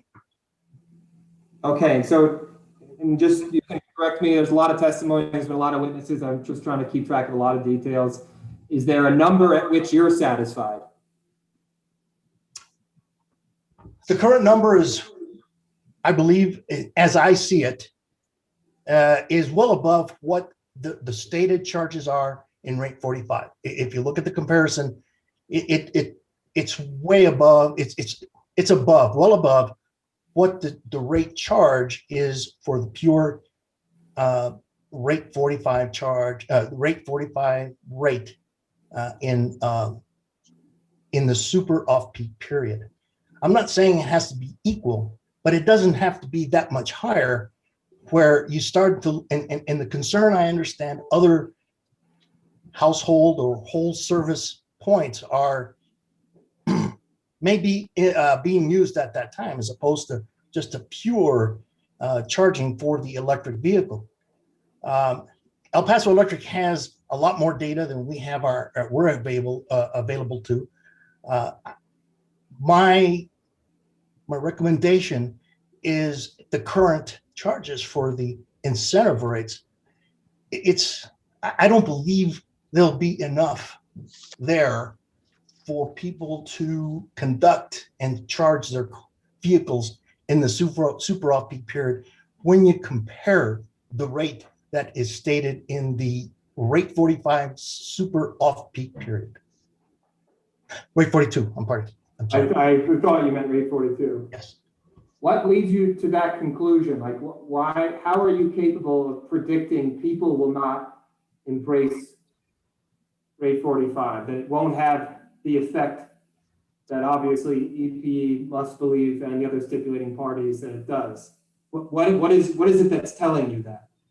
Well, I heard the testimony and comments made by EPE witness Carrasco, and they are concerned about revenue loss, revenue erosion, because it's more than likely they really, it's hard to separate and differentiate other consumption, end use consumptions being used in a whole household, whole service rate design.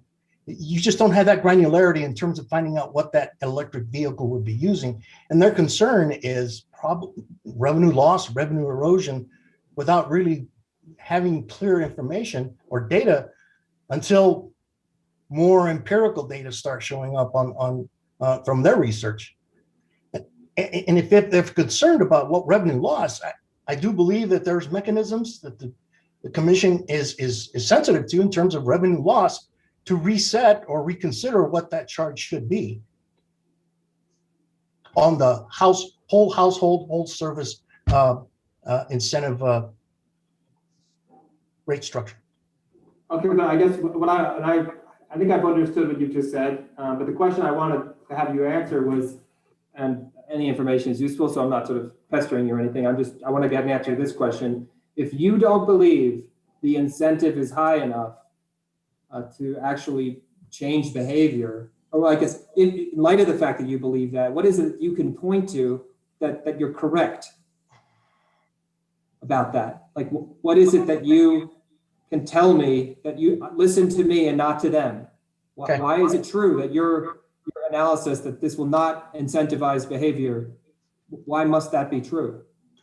Well, I'd have to qualify that I would know what to look at in terms of what the value or what the rate would be on the pure rate 42 super off-peak rate charge would be. I would look at the tariff sheet.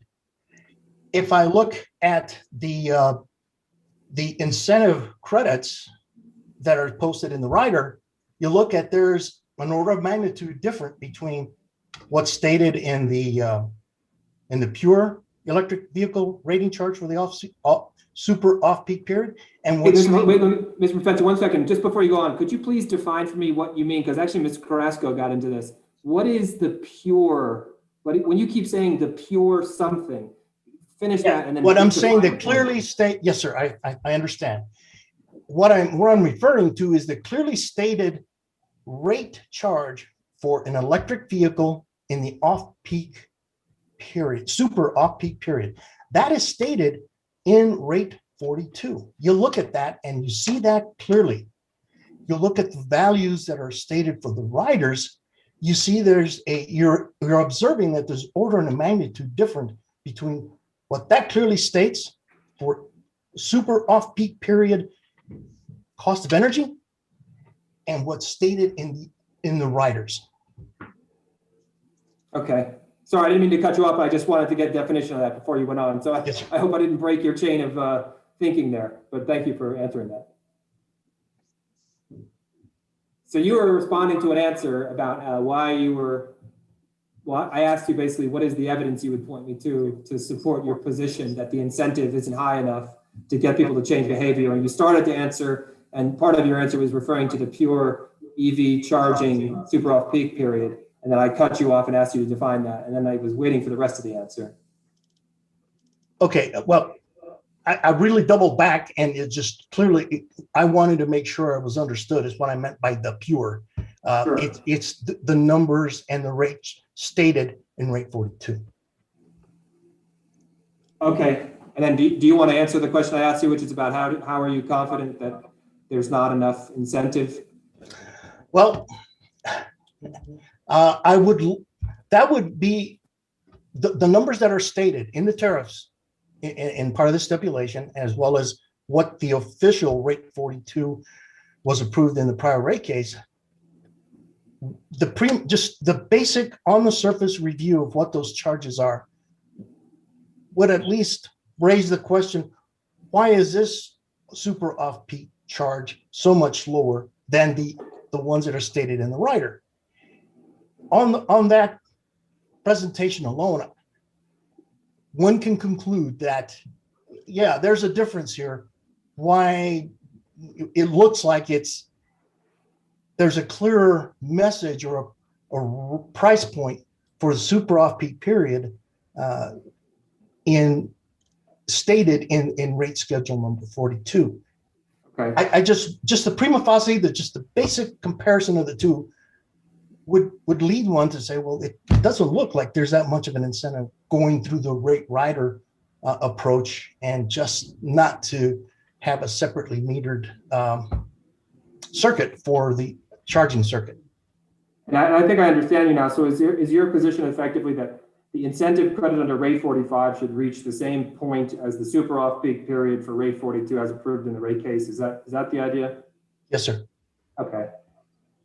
I understand. That was very helpful. Thank you. So the other issues that came up in this case, and obviously when we were talking about the rate 42 as modified here that eventually went away, there was extensive discussion about what the basis for the evidence that was supporting that rate, which eventually now has gone off the table. So do you still maintain the position that the incentive credit that is proposed here is predicated upon evidence not in the record? Is that still a factual assertion you are making? Yes. And walk me through how that's the case, if you don't mind. I'm sorry, can you repeat that? Can you just walk me through how it's not predicated on evidence in the record? Just make that case for me, if you wouldn't. Okay. If you wouldn't mind, please. First of all, there's absolutely no substitute for directly measuring and charging for a dedicated end use, which is what rate 42 does. Rate 45 is looking to approach, and for the sake of convenience and not having to go through the expenses of separating out that individual circuit for charging an electric vehicle, it's working through an attempt to where and how do you develop a credit that extends the rate charge as close as possible to charging an electric vehicle in the super off-peak period. So there's a lot of there's a lot of, there's no hard evidence on that, hearing examiner. The information just is in its infancy, and it's likely that the information will be coming in later time, over time. But it is an effort to, number one, address the incentive to get electric vehicles charged without having to break the circuit or put in a circuit solely for that end use of charging the electric vehicle. So that's why I'm saying, and there is a lot of art and there's a lot of subjectivity that the designers at EPE had to deal with. Okay, and I guess my question, I appreciate you giving that answer. My question too is related to, if you recall correctly, there was varying calculations that were denoted on documents supplied by Mr. Carrasco with asterisks and double asterisks. I believe this refers back to MC3R and MC2R. And I don't want to take the time to pull up those documents, but do you remember that information, Mr. Provencio? I remember the dialogue, yes, sir. And my understanding, Mr. Provencio, was that your testimony was that those double asterisks in those calculations somehow frustrated or precluded the commission from authorizing, and we're not talking about rate 42 anymore because it's off the table. What I'm trying to understand is if you from the city are continuing to argue that some aspect of rate 45 or the incentive credit about which we're now talking it cannot be authorized because the calculations necessary to do so have not been supplied in evidence. If this is still your position, I would like for you to sort of explain to me how it remains to be your position.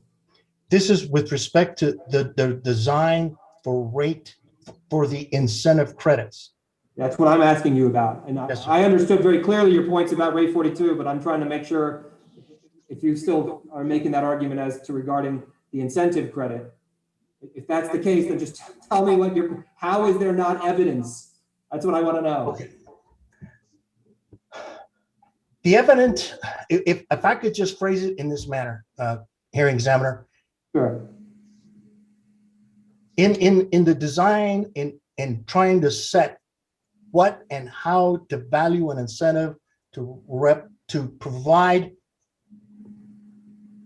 or to charge electric vehicles through the whole house rate design, whole house, whole service. A lot of the information is based on existing running costs, variable O&M running costs.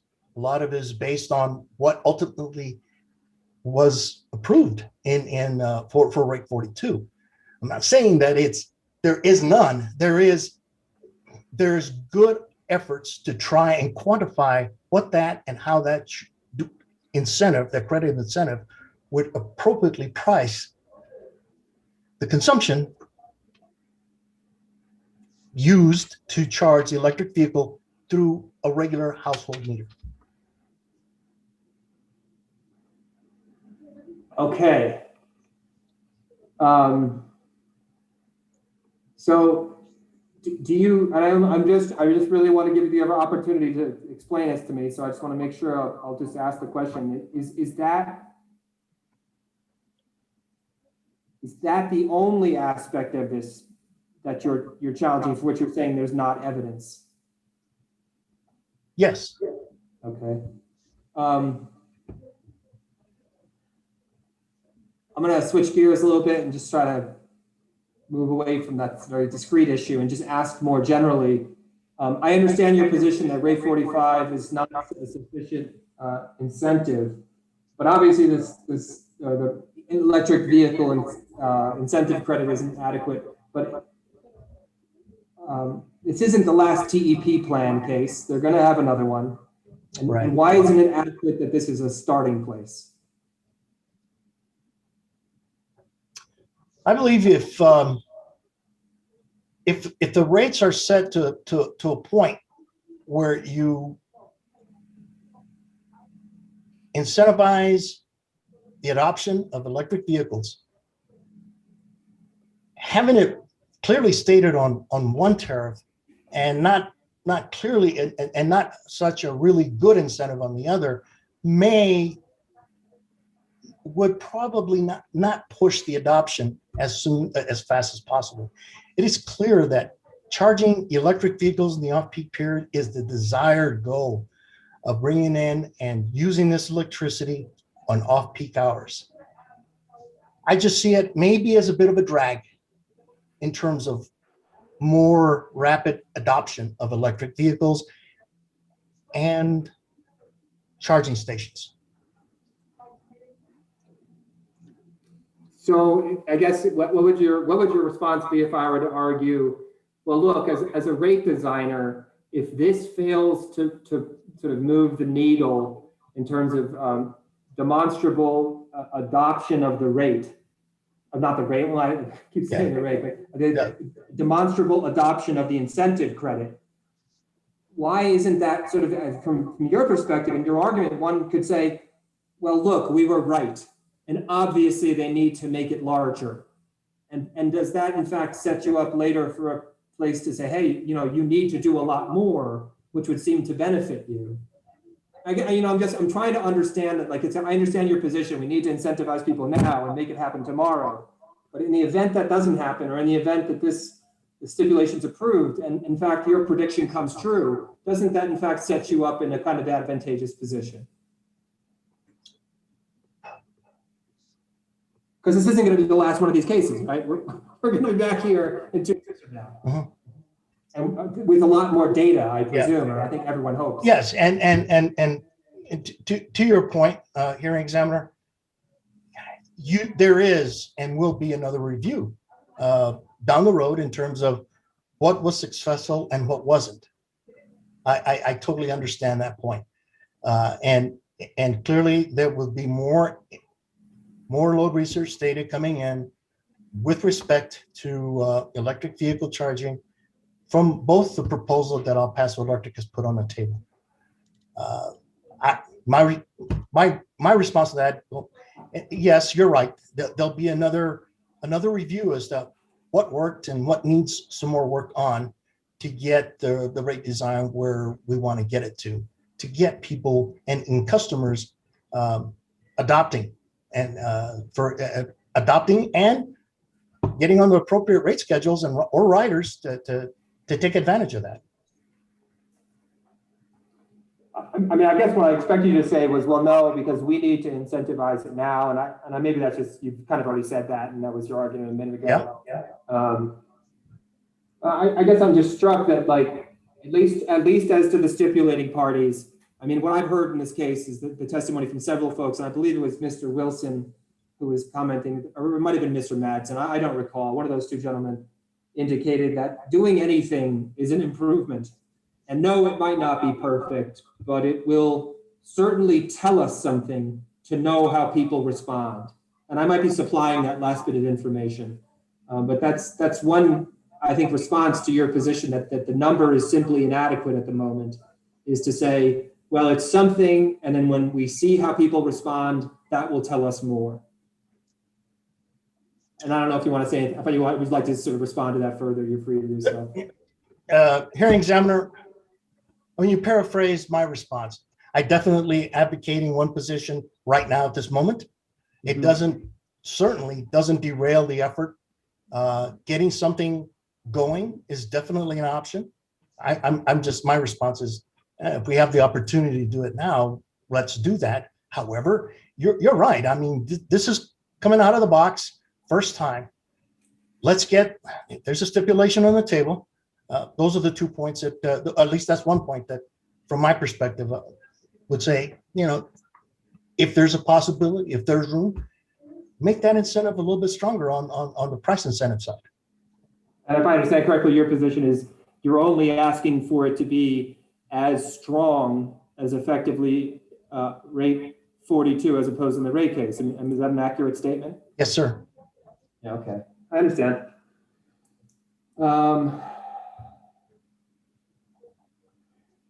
There was a statement in your direct testimony, and this is before the stipulation, but you made a remark about the EV registration data. And it's the direct test. I don't want to ask you to look at it. I'm not going to ask you word to word. It's a general matter. In your direct testimony, you said EPE has not supported the reasonableness of paying for New Mexico EV registration after preparing and presenting this TEP. I would fully agree with you, sir, that from my perspective, it's interesting that they didn't, the company didn't produce that information or acquire it.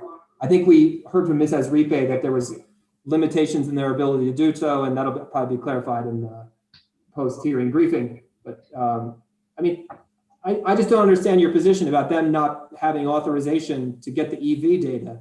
I mean, Ms. LaRoque just testified to us a moment ago, like, we have to have that information. I mean, she didn't use those exact words. She was commenting that nobody really knows, and that's part of the problem here. And so it seems like whatever data we can get, we should, and to the extent to which EPE needs to purchase that and be reimbursed for the purchase through whatever mechanism that seems reasonable. So maybe you can just explain to me what you're saying here and why a little more.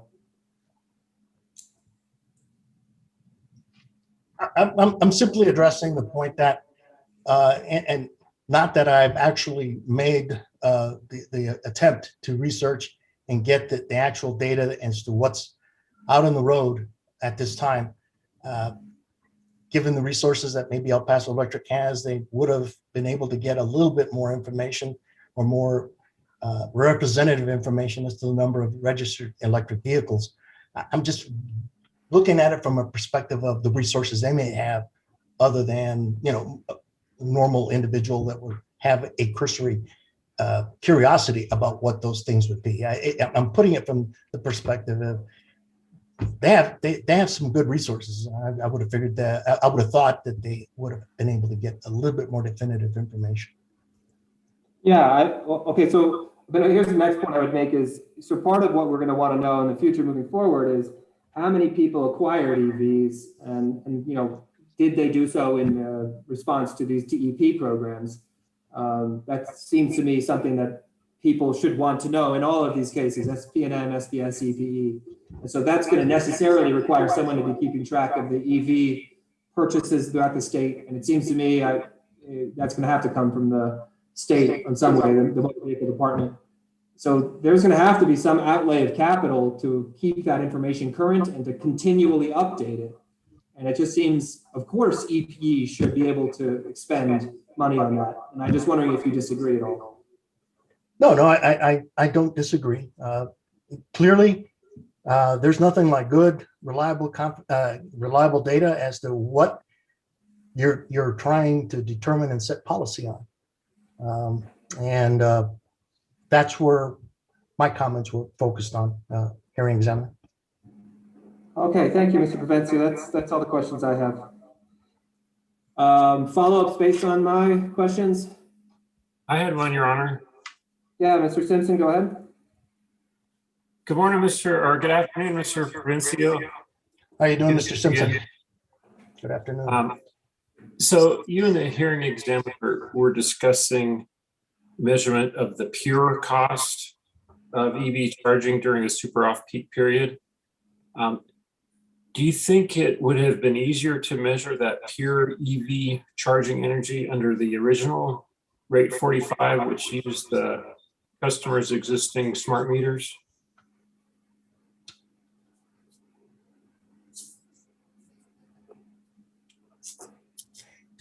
Can you repeat your question, Mr. Simpson? I think I understand part of it.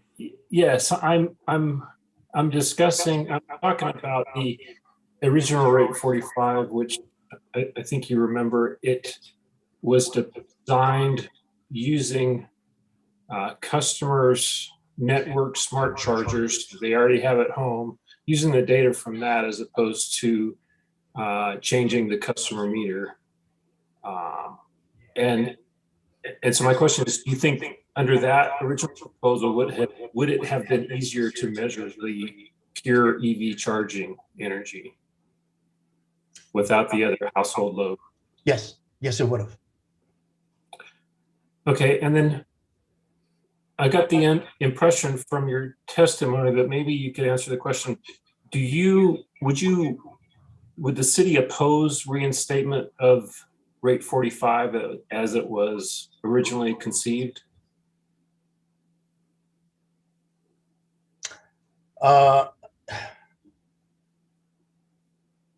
the original conception and design of rate 45, based on a credit, based on using the smart meters measurement of energy used solely to charge an electric vehicle, would be helpful. Would be a good an idea that we would support. It's entirely doable. Okay, thank you. That's all the questions. Anything, Ms. Olson, you raising your hand, you want to do some cross-examination? Yeah, I just have a few follow-up. Sorry, the echo is bad. You're in a baseball park. You're the announcer. That's what you should imagine. Mr. Provencio, I apologize. Just for clarity on Mr. Simpson's questions, did you say the city supports the rate 45 as originally proposed? I'm sorry, there's too much distortion. I understand. Mr. Provencio, can you turn your speaker down a little bit more?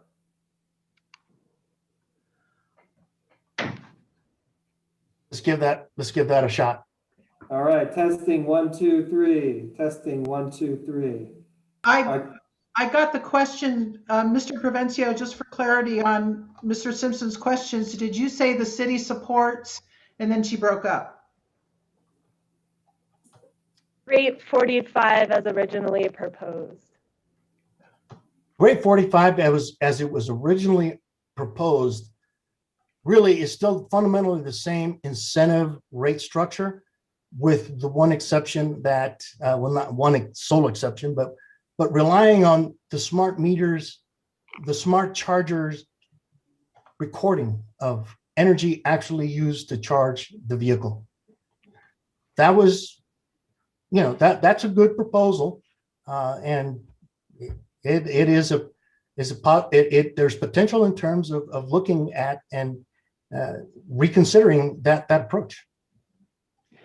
So, Mr. Provencio, you opposed that rate 45 in your direct testimony, is that correct?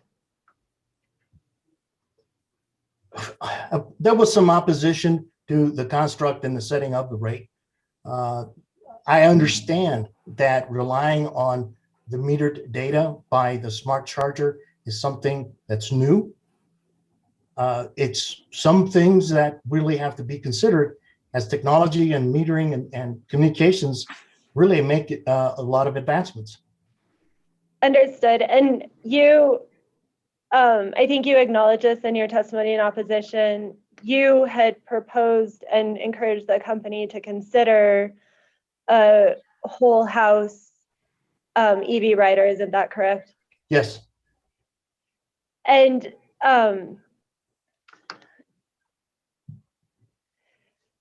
you understand, well, let me back up. Have you reviewed Mr. Simpson's testimony?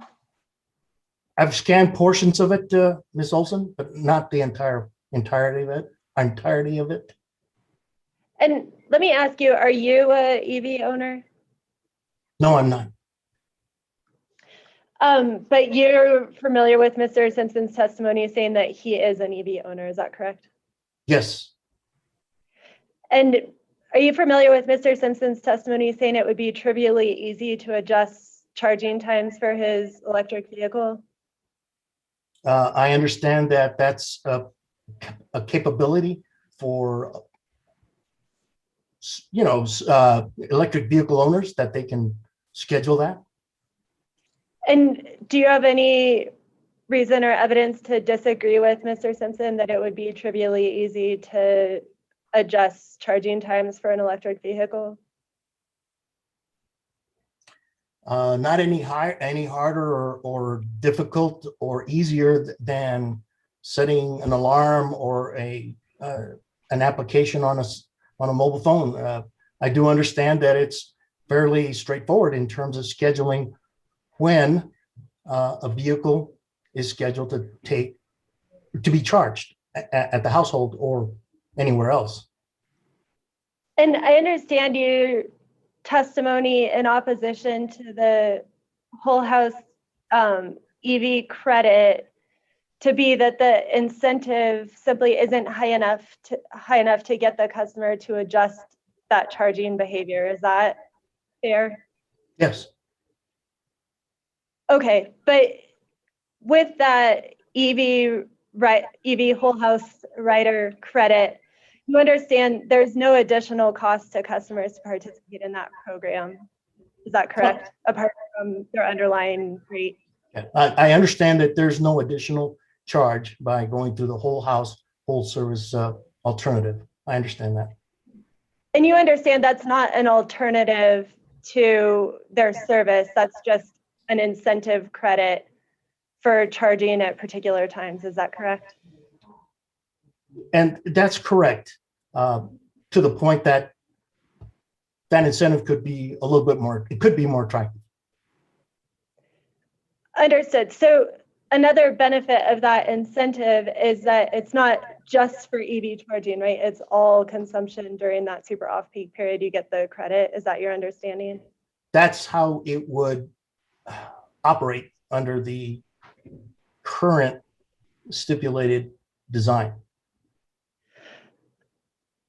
Understood. So taking that together, Mr. Simpson's testimony that it's trivially easy to adjust charging times, there's no additional cost to customers to participate in this incentive, to receive the incentive credit, and that incentive credit will be for all energy consumed during the super off-peak. Isn't it possible that the benefit of getting a bill credit for consumption during a super off-peak period is an incentive?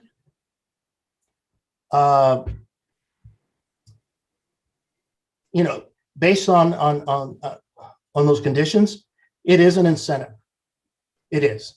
Whether it's enough to trigger decisions on it, I don't know. That will remain to be seen. Okay, thank you, Mr. Provencio. It's nice to see you again. I have no further questions. Ms. Stevens, do you have any redirect? I do. Thank you. Is there anybody else? I So, didn't see anyone. Mr. Provencio, first of all, I'd like to ask you about Ms. Olson's questions and Mr. Simpson's questions. When you say that, and even the hearing examiner's questions, when you say that the incentive credit has some value, or go back to the original rate 45, it's not your position, is it, that the city would support approval of rate 45 as it was proposed in December of last year as a fair and reasonable cost-based rate, is it? Can you repeat the question? Yeah. In the context of the questions you've just had about rate 45 versus the new whole house rate, is it your position that the city would support going back to rate 45 methodology and resulting numbers as that was presented in the original application in this case? That would be, yes, that would be a fair representation. Did you oppose the numbers as well as the methodology in your direct testimony? No. You didn't? Do you believe that, now let's switch to the whole service or whole house alternative. Can you turn to EP Exhibit 13? This is Mr. Carrasco's rebuttal testimony. 13. And 13, EP 13. And this is one of the exhibits that the hearing examiner asked you about earlier.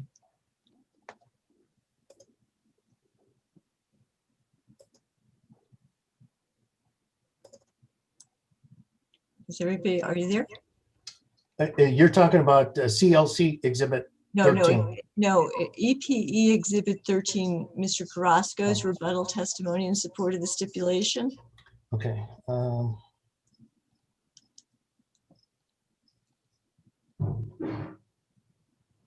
Yeah, EPE 13, rebuttal testimony of Carrasco. Let me bring that Yeah. up. And I'm at. Okay, I'm there. I'm at page 19 of 21 of the PDF.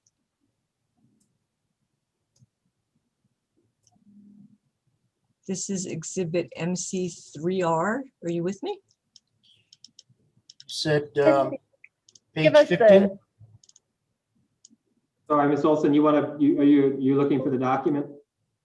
Yeah, I was Yeah, just wondering if you could also give us the paper copy number because I'm not looking at it electronically. Oh. It's the second to last. It's the last before the what is this? The Declaration of Manoa Carrasco. Okay, thank you so much. Okay. So you're looking at, is everybody with us on MC3R?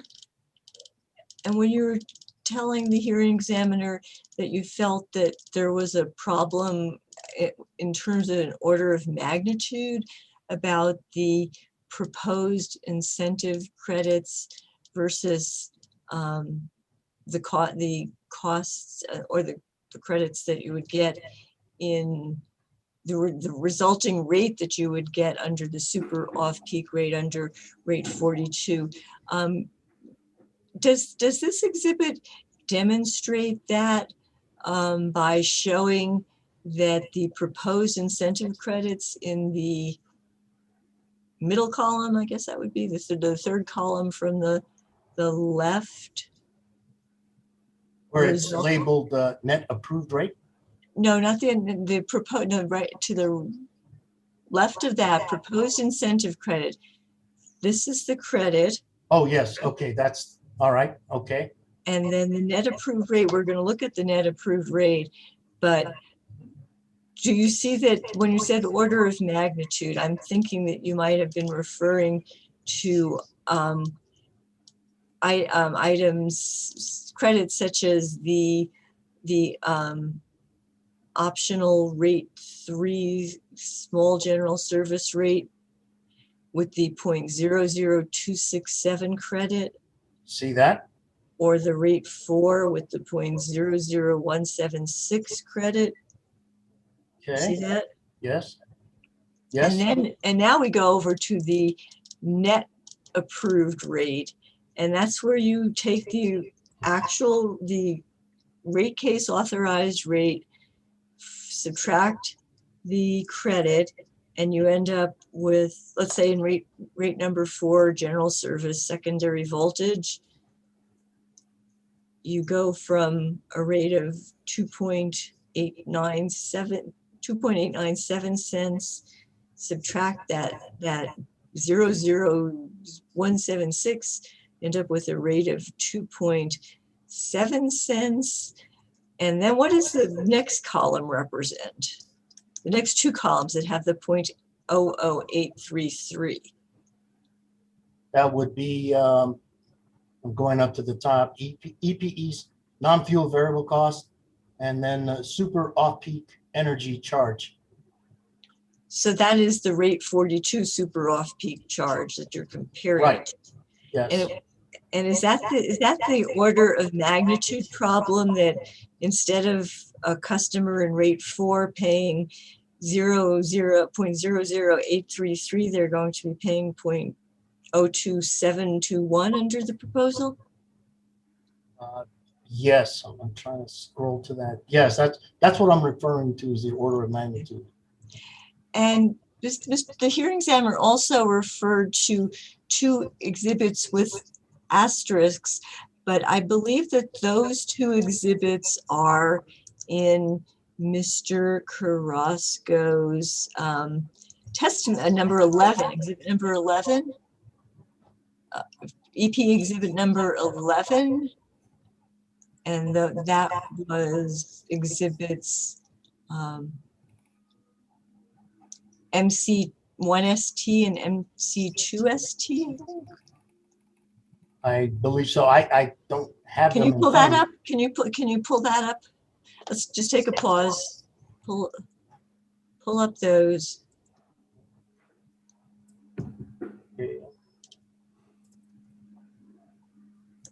Okay, can you repeat? Your Honor, Yes, Mr. Black. Are you? Is this recross addressing the questions that you posed to the witness, or is it friendly cross-examination? I understand the objection. I would say that Ms. Stevens is clarifying and addressing a point that I asked about in questioning, and I'm assuming she's going to get to my question about, is this in fact predicated, or are they arguing that some evidence wasn't supplied? Is that where you're going, Ms. Stevens? Yes, and I want to make sure we're in the right document as well. Yeah, Okay. and I did make an error and say earlier I referred to the 1R and the 2R, but this was in fact the document I was referring to. So, Mr. Black, I understand your point and the concern, but I do believe it's within the scope of what I asked her about. Okay, Ms. Stevens, can you repeat again what you want me to pull up? Okay, so let's go to Exhibit 11, Exhibit MC 1ST, because it's page 21 of 62 in the PDF. It's Mr. Crosco's first exhibit after his testimony. Okay, 21, page 21. Page 21 of 62 in the PDF. Okay. Or MC1ST 1 of 5. Yeah.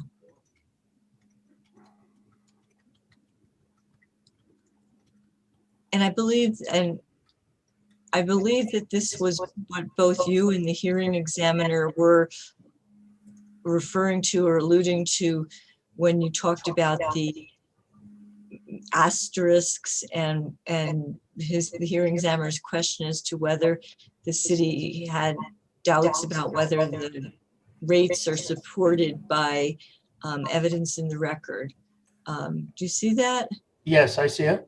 Okay, are these the asterisks that raised your concerns about evidence in the record of this case? I believe that's what the reference was. And do you, well, let's turn to page 2 of 5 of MC1ST. Oh, okay, help me here. Just one page down. Oh, one page down. Yeah, page 22 of 62. Okay. All right. Now, looking at this is for rate number 3. Would you agree that the rate number 3 page has more numbers with asterisks than does the rate number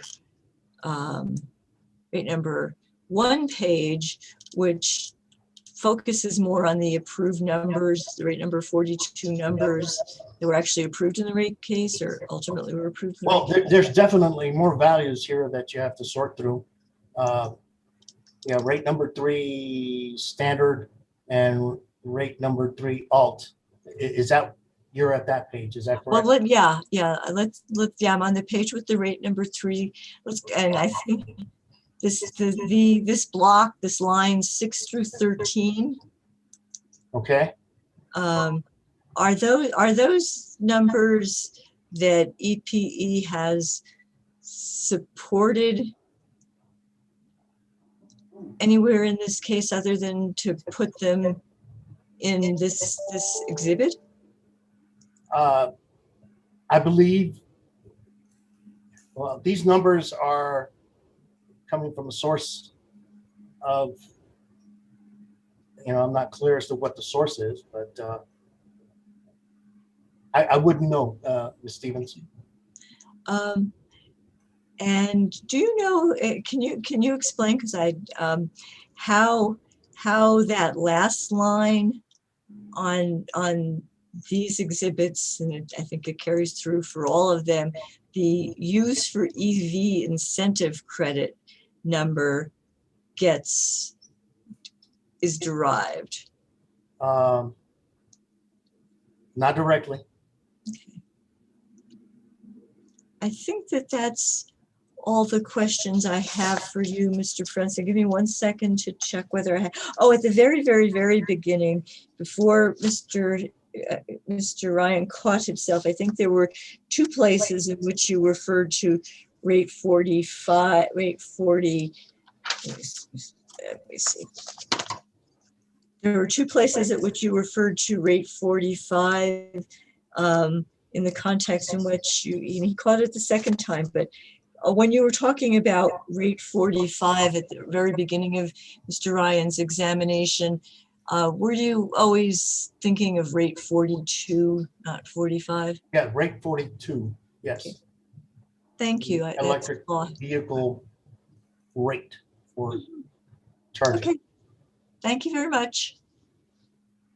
That's all I have. Okay. If there's nothing further, I'll dismiss Mr. Carrasco. Thank you, Mr. Vivencia. My apologies. Oh, okay. No, I don't know why I said Carrasco. I think we were just talking about Mr. Carrasco's exhibits. That's why my brain went there. But Mr. Vivencia, thank you for joining us today. You're excused. You're welcome, hearing examiner. Thank you very much. Yep. Okay, Mr. Black. Staff witnesses. Thank you, hearing examiner. Would the court reporter please swear the witness? I believe it'll be Mr. Tupler. Okay. Mr. Tupler, do you solemnly swear or affirm the testimony you're about to give should be the truth, the whole truth, and nothing but the truth? Yes, I do. Thank you. Good afternoon, sir. How are you? Hi, very well. For the record, would you please state your name and your position with the Public Regulation Commission? Yes, my name is Mark Tupler. I am a utility economist with the Utility Division of the New Mexico PRC. Thank you. Have you filed testimony in this case as shown as Staff Exhibit 2? Yes, that is correct. You have that document? I do. Is there an exhibit attached to your testimony? Let me double check here. I've got the document electronically, so I have to look through it. And if so, could you please identify that exhibit? Okay, I believe there is a case listing of cases that I've worked on and provided testimony in previously. And that's exhibit MAT1 to your testimony, which is Staff Exhibit 2. Ah, okay. I think that might be the differentiation then. I show it as Staff Exhibit MAT1.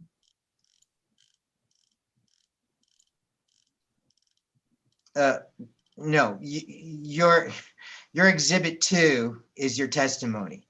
Okay, I see. Attached to your testimony is MAT1, correct? Yes. Okay, thank you. Thank you. Was your testimony drafted by you? Yes, it was.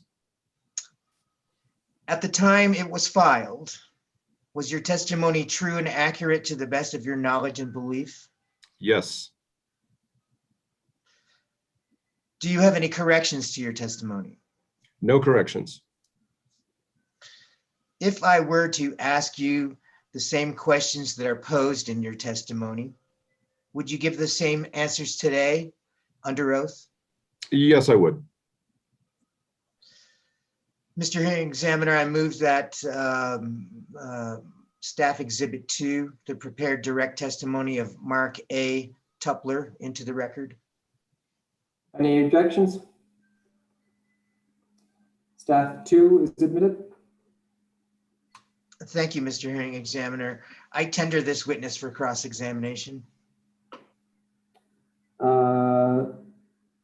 Ms. Olson, you requested no cross-examination of Mr. Tupler, that's right?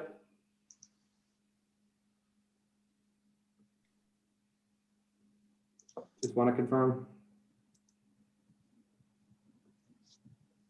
That's right, no cross-examination. Thank you. I just wanted to make sure I The first person I see who's requested is Ms. Souls for 30 minutes. Thank you. Hello, Mr. Tupler. Hello, good afternoon. If you would go to your page 13, beginning at line 8. 13.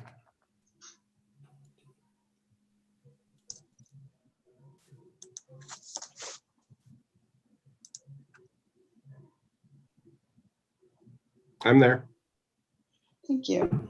You're referring to the Workplace Smart Charging Program, and you state the program size is based on the estimated number of EV owners in EPE's New Mexico service territory that may not have access to home charging, and the ratio of 10 EVs per port recommended by the International Energy.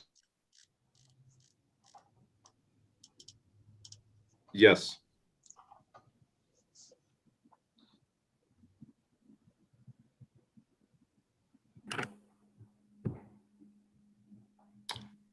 Is there a question posed here?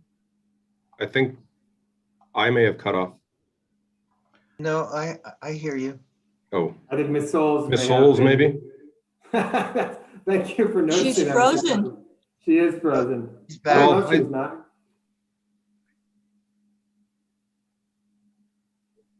I stand ready. Am I back now?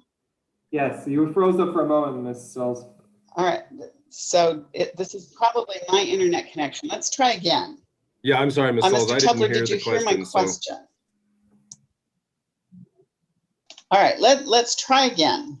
You're referring to the Workplace Smart Charging Program, and you state the program size is based on the estimated number of EV owners in EPE's New Mexico service territory that may not have access to home charging, and the ratio of 10 EVs per port recommended by the International Energy Agency.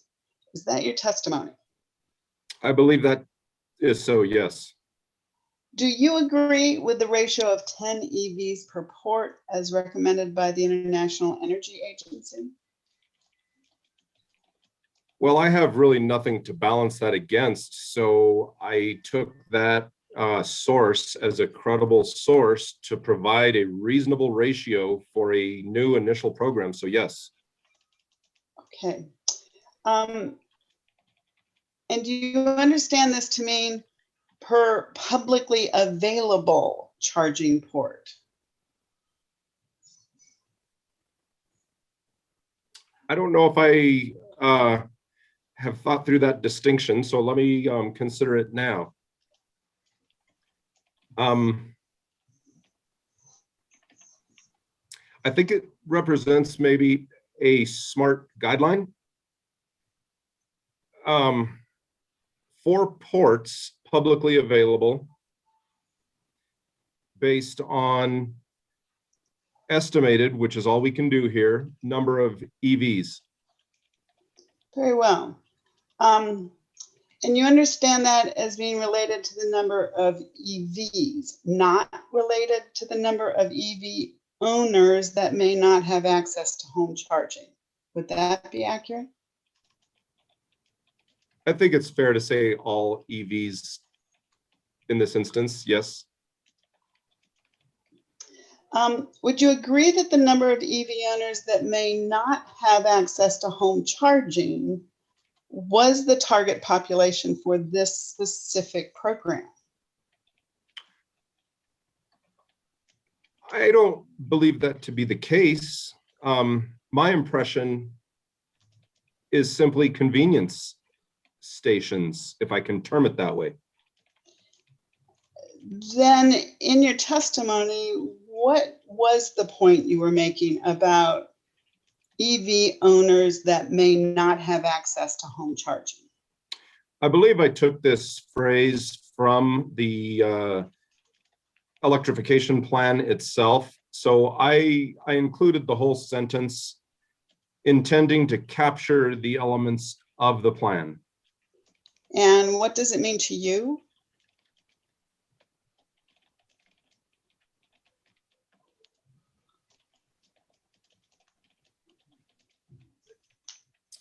So my answer there would be,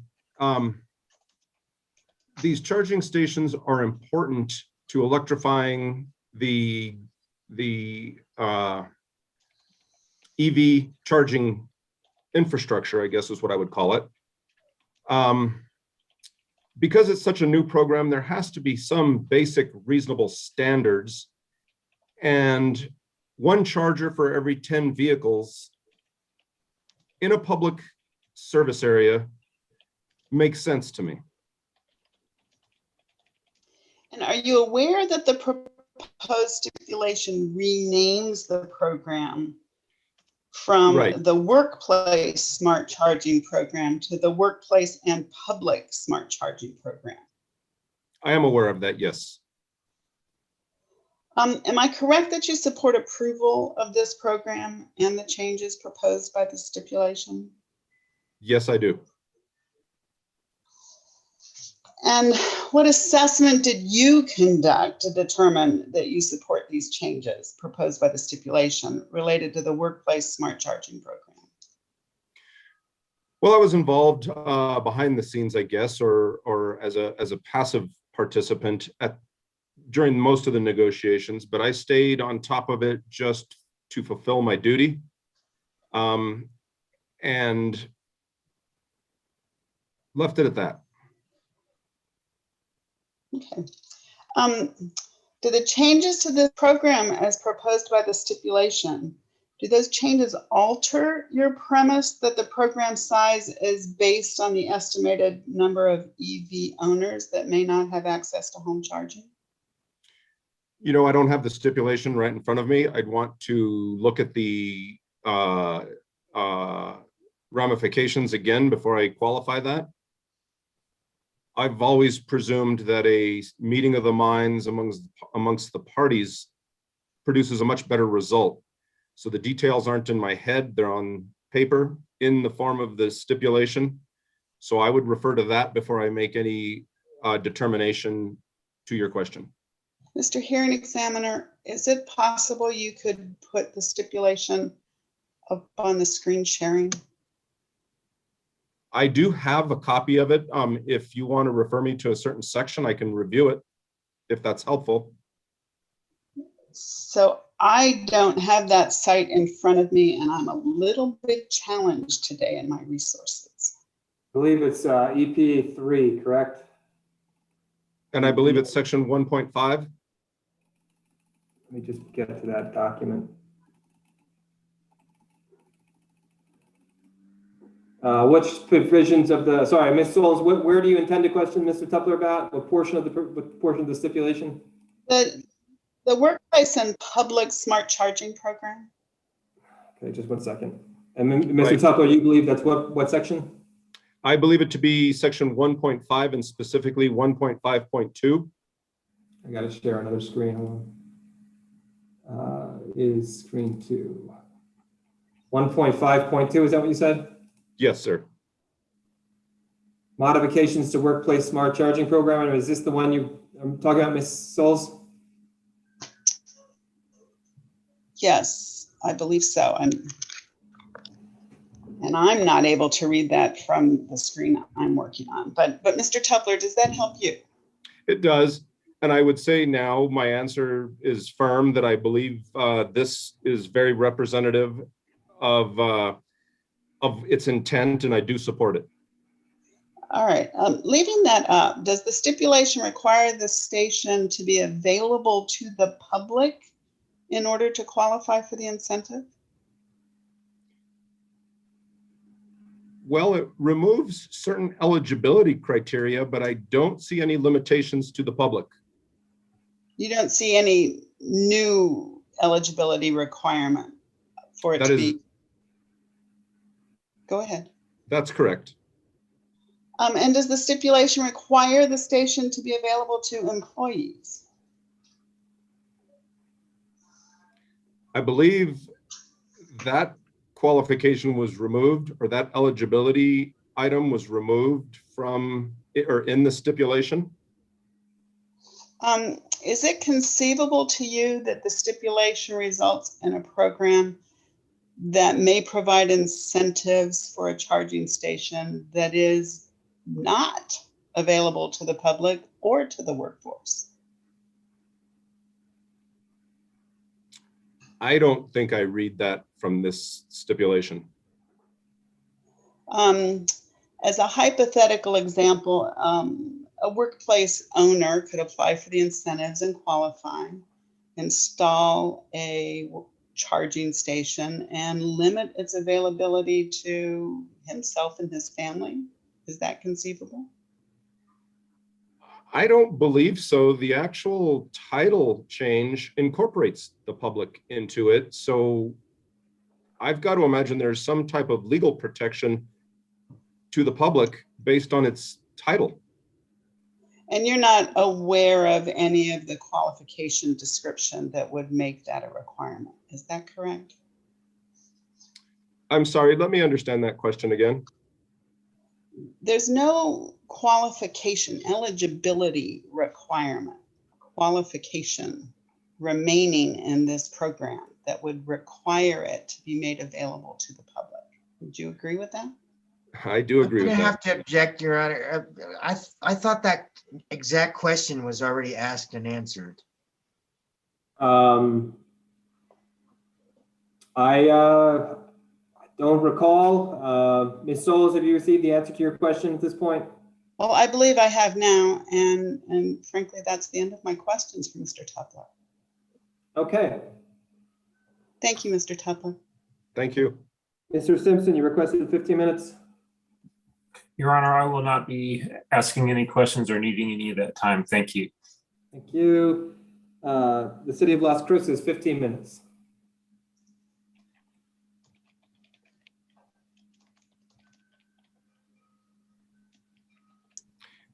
Hello, Mr. Tupler. How are you doing? Hi, good afternoon. Very well. Mr. Tupler, you testified originally in your direct testimony about rate design, and then you did not submit testimony in support of the stipulation concerning rate design. Is that correct? I don't think I did very much rate design testimony, which is why I was excluded from further testimony on the stipulation. So can you explain to me, and we understand now that rate 42 has been resolved. Can you explain to me how you understand that the original incentive, did I lose you? No, there you go. That the original incentive credit provisions were developed, the rate, how that rate was designed under 45, the original rate 45. So Ms. Stevens, I don't believe I did much testimony on the rate design or the elements included with that. That is not my area of expertise. So I am not comfortable with that question. Are you testifying that Ms. DeShano discussed rate design in her testimony?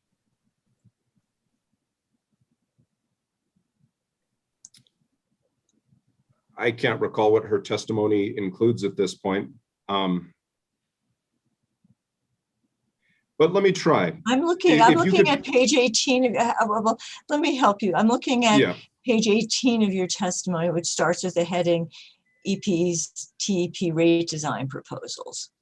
All right, I'm getting there. Stand by. Page 18. Mm-hmm. Okay. As you can see, it's a very minimal description of the rate design proposal. I can ask me the question again, and I'm certain I have an answer. I guess I'm asking you to kind of briefly explain for me your understanding of how the original rate 45, which I think is mentioned on the third next page. I guess rate 45. Let's see, where do you mention rate 45? Yeah, I'm looking as well.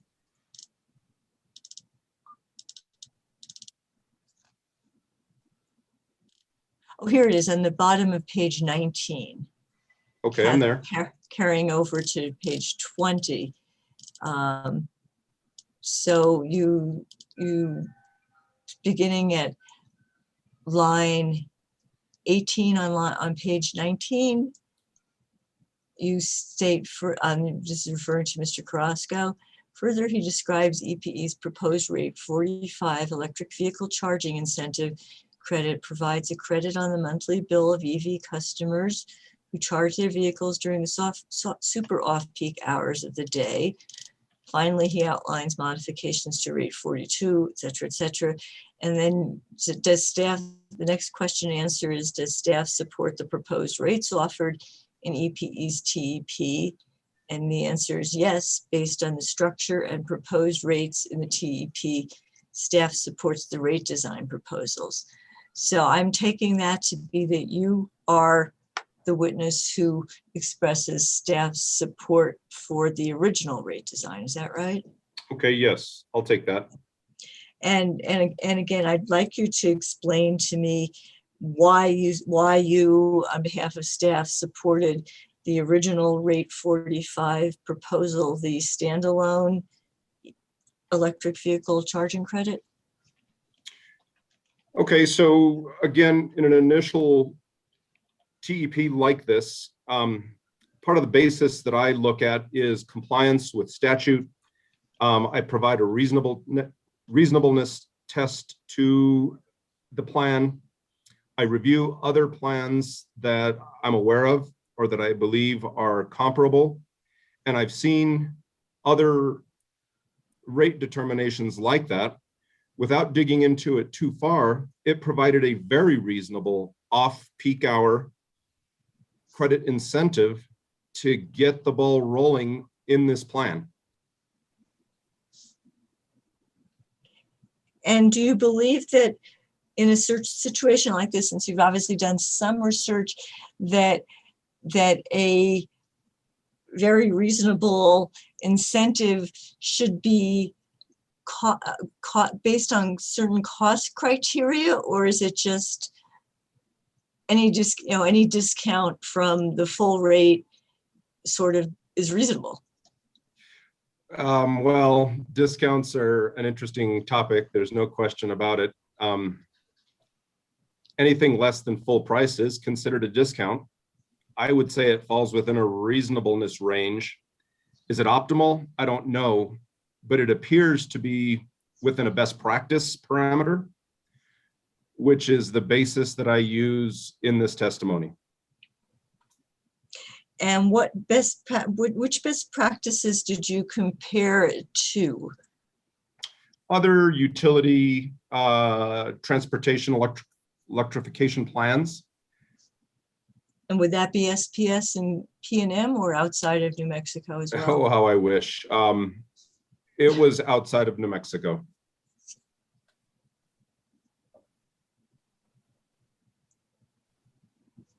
And the actual dollar amounts or penny amounts, fraction of a penny amounts, did you compare them numerically, or again, what were your criteria for considering them to be analogous?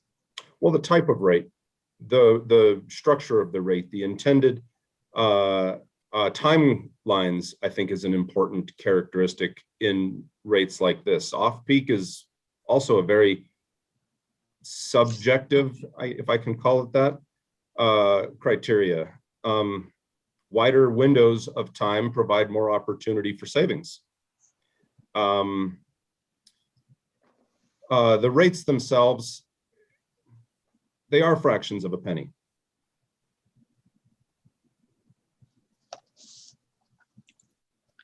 And then when EPE, when the parties all agreed to replace the proposed rate 45 with a whole house, whole service EV rate structure, what sort of analysis did you perform to determine that was, first of all, I shouldn't be asking a two-part question, so let me start with just that was a reasonable approach kind of in general? Yes, I believe that to be the case, yes. no, I said, what analysis did you perform and I don't want, to discuss the stipulation, the settlement negotiations, but in your mind or staff's mind, collective mind, what made you accept or prefer or accept the idea of going from the incentive credit originally proposed structure to a whole house structure? I see. Again, it's my opinion that a meeting of the minds among the stipulating parties is a better result than anything that I can analyze. I did no further analysis after I saw an agreement amongst the parties to the rate structure that was stipulated. Are you saying that you were not consulted as part of staff? Again, Mr. Black, and interrupt me if I'm phrasing this wrongly, but are you saying that you accepted it after an agreement was reached, or that you had some input into that agreement or that decision on this part of staff to go along with something other people were considering? It's always easy for me to have input on every element of every case. That's not feasible. That's not reasonable for me, nor is it my duty.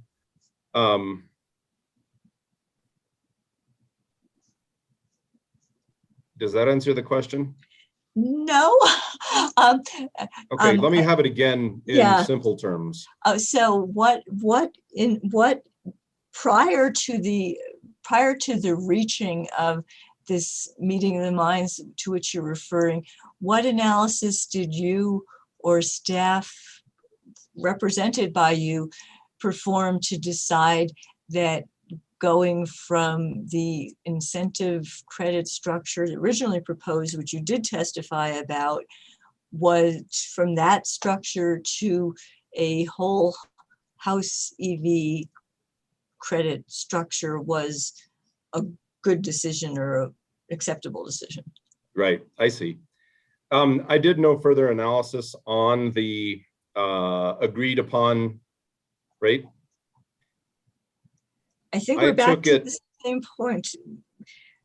Before there was an agreement amongst the signatories, what analysis did you do? None beyond what is in my original testimony. And so if you didn't analyze the change in structure, is it fair to conclude that you didn't analyze the changes in the dollar amounts of the credits also? I'm comfortable saying that, yes. I think that's all the questions I have for you. Thank you, Mr. Tupler. You're welcome.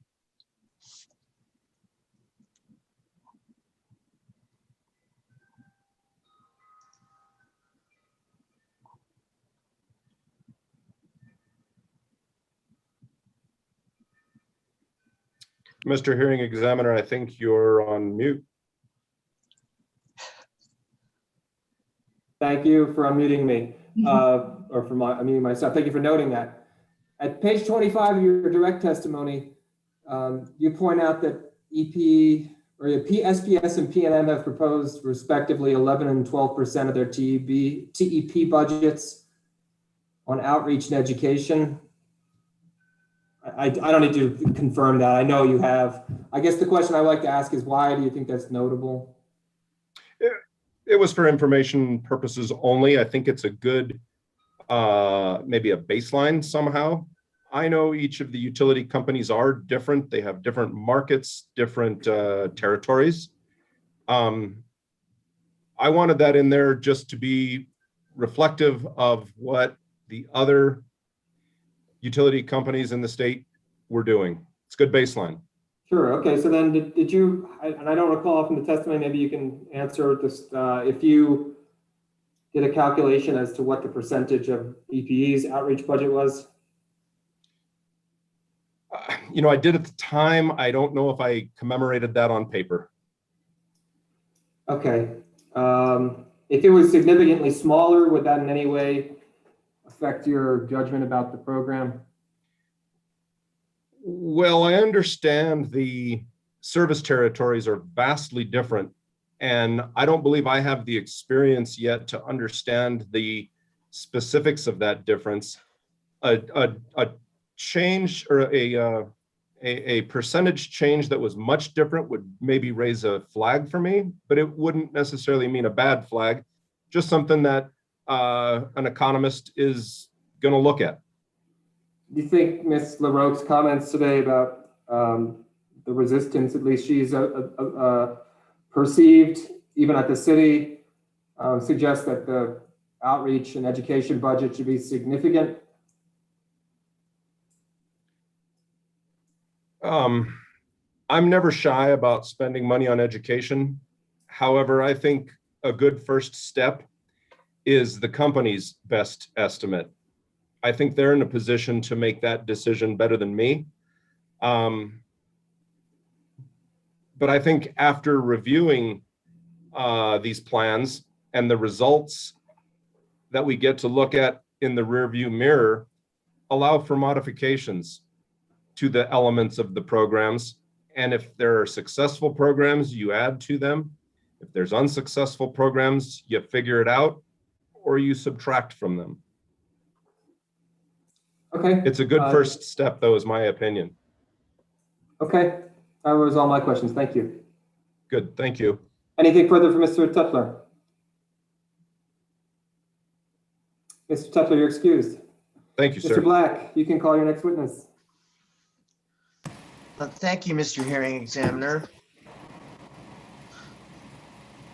Hello, Ms. Dashino. Hi. Ms. Dashino, would you raise your right hand for me, please? Do you solemnly swear or affirm the testimony you're about to give should be the truth, the whole truth, and nothing but the truth? Yes, I do. Thank you. Ms. Dashino, how are you? I'm great, thank you. For the record, please state your name and position with the Public Regulation Commission.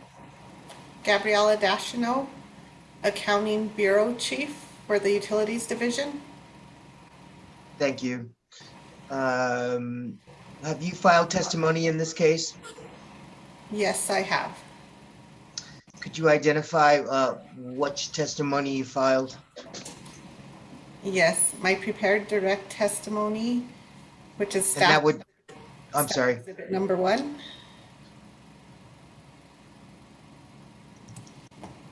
Okay, let's start with staff exhibit number 1, and that is your prepared direct testimony that was filed on May 21st, 2021. That is correct. Okay.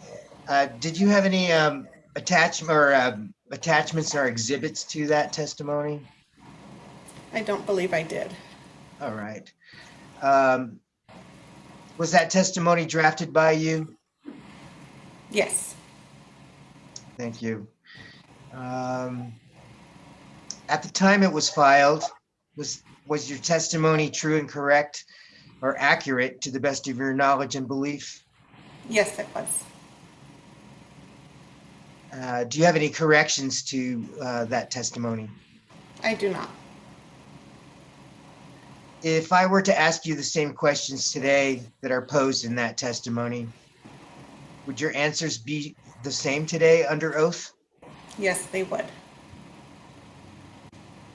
Mr. Hearing Examiner, I move what has been marked as Staff Exhibit 1 into the record.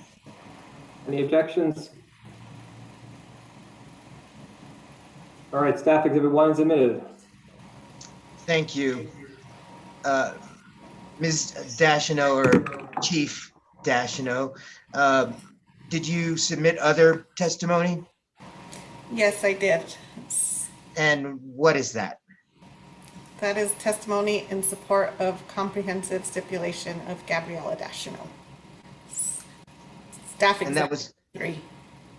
Staff's Exhibit number 3. All right. Were there any exhibits to that exhibit or attachments to that testimony? No, there were not. Okay. Was that testimony drafted by you? Yes. At the time it was filed, was the testimony true and correct to the best of your knowledge and belief? Yes. Do you have any corrections to that testimony? No, I do not. If I were to ask you the same questions posed in that testimony, would you give the same answers today under oath? Yes, I would. Mr. Hearing Examiner, I move that what has been marked as Staff Exhibit 3 be admitted into the record. Objections, any? Staff Exhibit 3 is admitted. Thank you. Mr. Hearing Examiner, I tender Chief Dashino for cross-examination at this time. Ms. Souls, you requested 30 minutes. Yes, please, Mr. Hearing Examiner. I may not use all of that. May I go ahead? Yep. Hello, Ms. Dashno. I'm Mary Lee Souls. I am a party in this case as a pro se. Would you please go to your testimony in support of the stipulation? I believe that's Staff Exhibit 3.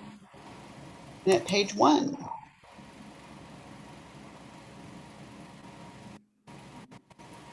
Okay, I am there.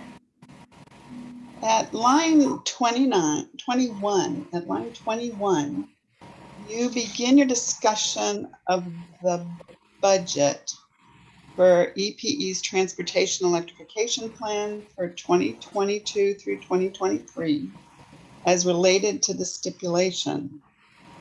Does staff oppose an increased TEP budget for EPE? Based on the stipulation qualifications, no, staff does not oppose an increase to the budget. Is it staff's understanding that the stipulation does not impose a cap on the overall budget size? Explain what you mean by a cap as far as what they've requested, 500, let me make sure I get that amount right for you. So 568,500. And so if that reaches 75%, then they will have to, EPE will have to come into the commission to request additional monies. Is that what you're referring to? No, I'm referring to the $568,500 plus 15%. Does that represent a cap? 15% budget flexibility? I mean, it's 15%. I believe that is a cap. But if they come in and request 75% and are granted more money based on that 75% increase request, then they still will have that 15% budget flexibility. Could we go back a minute and clarify, please? So they would request an increase to the budget once it reaches 75%. Would you agree with that?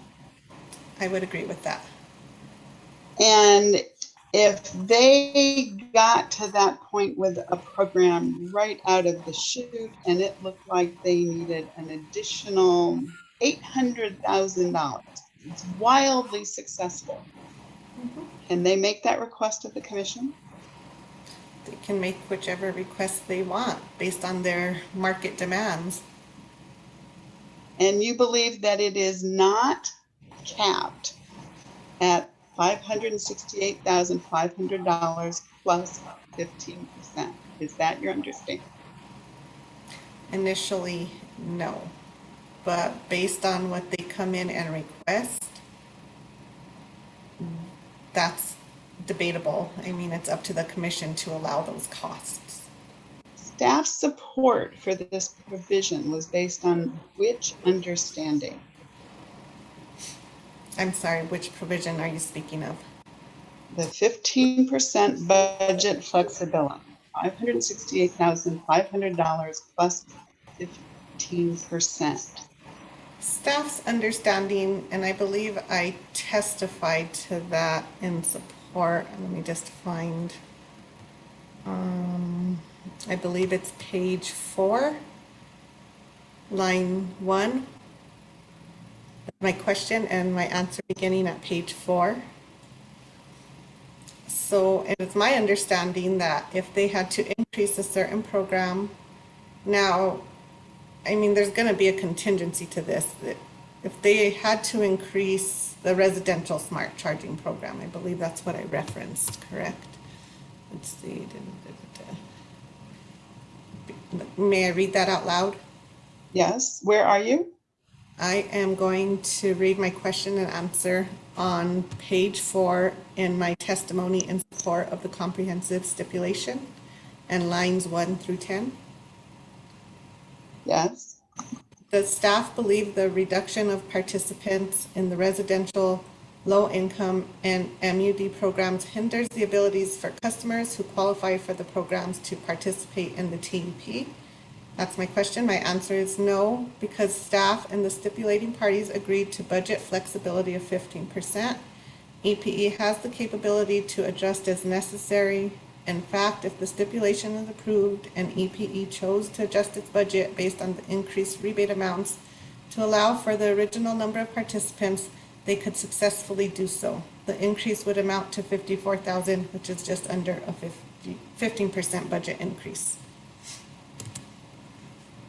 So that program may be more successful than their other programs. So I don't see a need for them to come into the commission if they need to adjust by that, if they're not reaching that 75% threshold.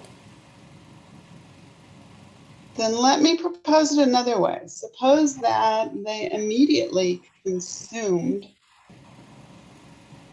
40 spots, 22 spots, and immediately, I mean, it is so successful, and they're looking at, they're only 3 months into it, and they have another 18 months, and they ought to increase this program to accommodate 150 participants. Mm-hmm. Does the stipulation make that possible? Yes, it does. And therefore, $54,000 being just under 15% budget increase is relevant in what way? Well, it's based on the original participants in their program, but because the rates were increased from 3,000 to 5,250, it reduced that participant level. So allowing that budget flexibility would bring them back to their original participation or even more participants, hopefully. Could they exceed the 15% budget increase? Per program, if they haven't exceeded the entirety of the budget of 75%, then yes, they could. All right, I'm still confused, and perhaps I'm not asking this question clearly. So staff supports the stipulation and understands that it does not impose an overall budget cap of 15% over the $568,500. Is that a correct statement? That would be a correct statement. Very well. On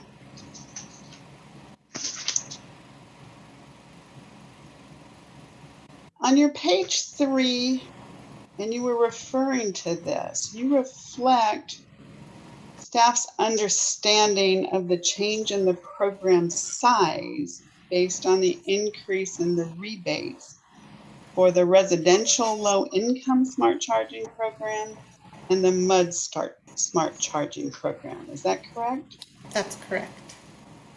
Are you aware that El Paso Electric has changed their representation of the budget and what they've represented to us as being the TEP that would result from the stipulation? Are you familiar with that? Well, when I filed this testimony, I had not seen El Paso's testimony in support of this stipulation. Have you seen So it? if you could direct me to you're seeing those changes. Yes, I believe I can. Again, Mr. Hearing Examiner, perhaps you could help. This is Sure. an El Paso Electric Exhibit 3, the exhibit GA-2ST on page 20 of 23. 2ST.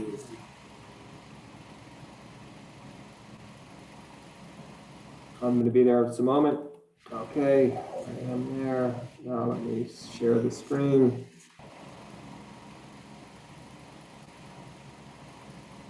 You can zoom in if you need me to. Is there a particular thing you want me to look at, Ms. Souls, or put on the screen? Ms. Dashnow represents a similar chart of the budget and the programs within the budget. Okay. On her testimony at page 3, and these now look different.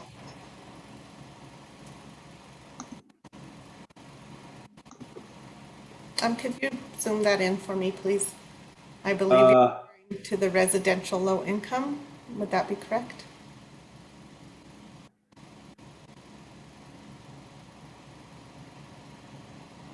Okay, so they're saying $52,000.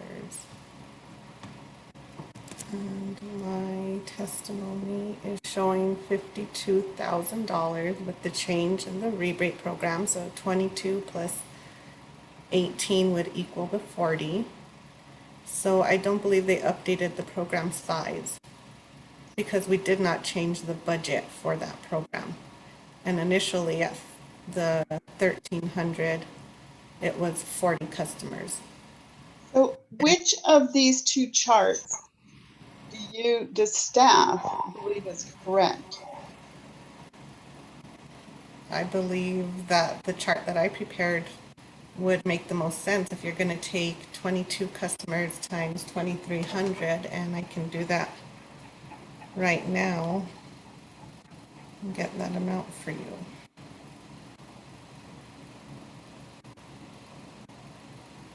It's 56,000.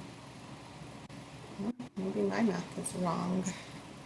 I get 50,600, but definitely 40 times 2,300 is 92,000. I may have, rebate is 2,300. I may have done my math wrong on this chart, but in any case, it's not 40 low-income customers. And Very well. Let's go back to your testimony. At page 4, beginning at line 14. okay, this is my direct testimony or In testimony? support of the stipulation. Okay, and could you refer me to page 4, you said? Page 4, beginning at line 14. And I'm sorry, just to go back to your other question, I did divide 52,000 by 2,300 and it comes out to 22.60, so roughly 22 customers. Thank you. Page 4, beginning at line 14. You characterize the stipulation as calling for EPE to come to the commission with a request to increase the residential or commercial programs budget once it reached 75%, correct? Correct. Was it staff's intention that budgets for customer outreach and administration that are not residential or commercial could be exceeded without seeking commission permission? I believe with the 15% that it could. Now, also, like I mentioned before, well, that's their threshold, so that's part of the budget, even though I did not list it here. So your intention was to give El Paso Electric free rein without commission oversight regarding the non-residential and non-commercial parts of the budget?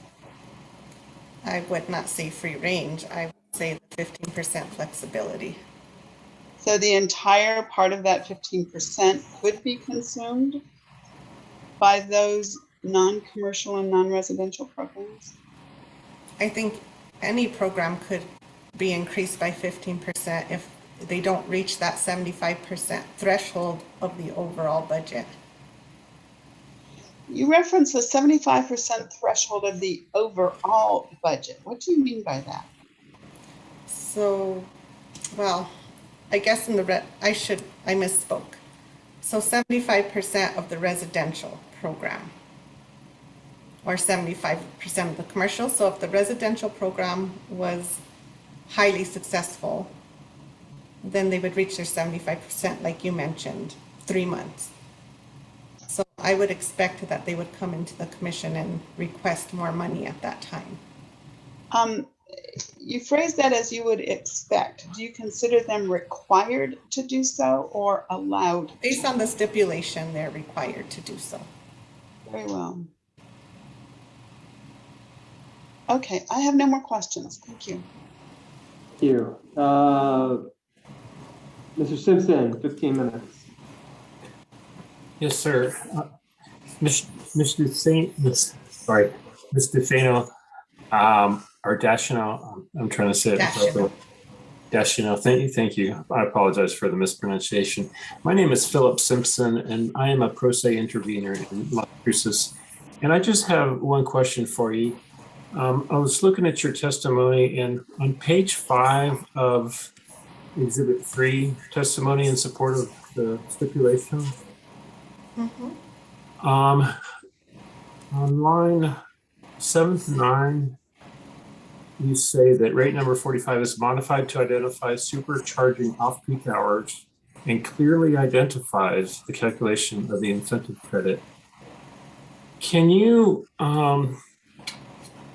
this is an area we've discussed and I've struggled with. Can you point me to where El Paso Electric has clearly identified the calculation of the incentive credit? Okay, I believe, let me see, I was looking at that earlier. And when I referenced the calculation of the incentive credit, I am referencing, let me see, I'm sorry, I was reviewing it earlier. Okay, it's going to be, sorry, scrolling here. It's okay, there's a lot of material.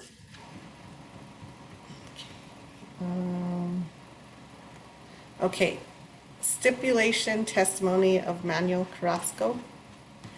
And I think when you read my testimony, you're thinking how they came up with the rate to charge when I'm looking at the amount that they're going to, let's see. I'm sorry, are you talking about EP 11, testimony of Carrasco in support of stipulation? Let me see if I can, yes. Okay. That would be correct. Now let me see if I can get there. Okay, 42.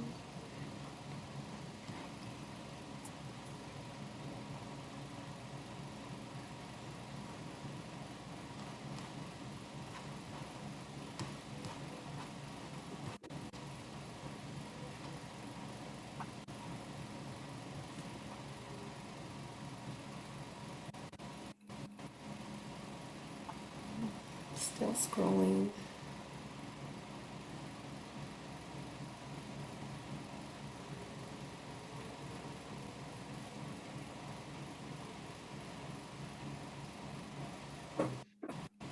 Still scrolling, sorry. Okay.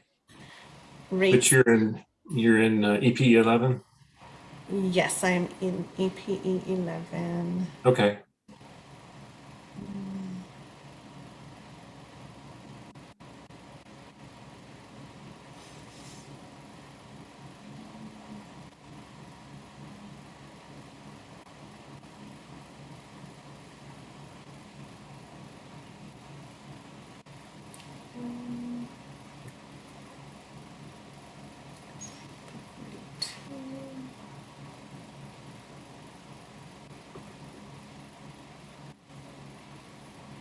There's so many pages.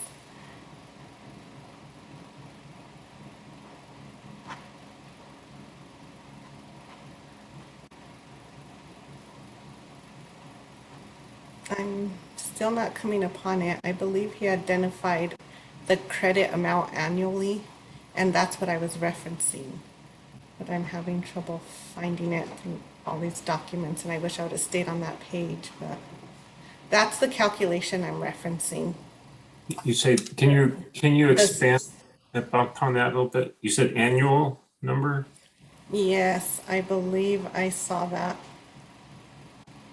And it was a small amount, but nonetheless, it was a credit. And he had calculated the difference between the regular billing and the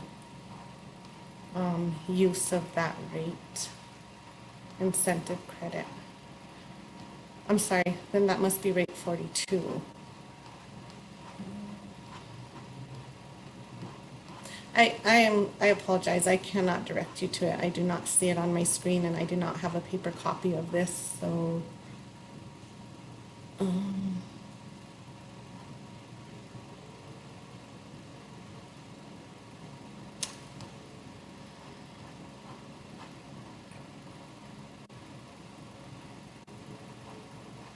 I may be in the wrong document.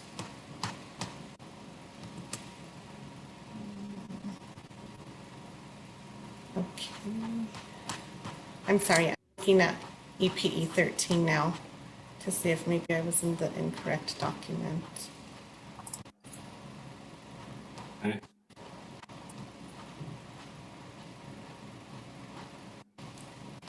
I apologize. If, in any case, that's what I was referencing, and I should have put a footnote because I can't locate it right now.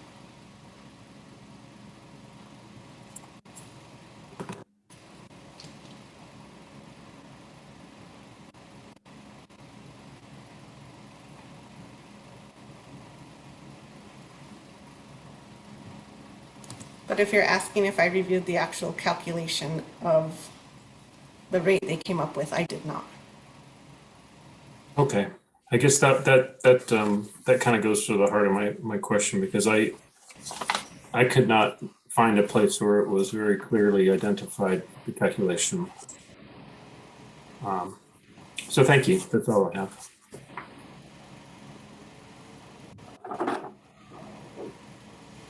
Ms. Stevens, 15 minutes. Thank you. Good afternoon, Mr. Shano.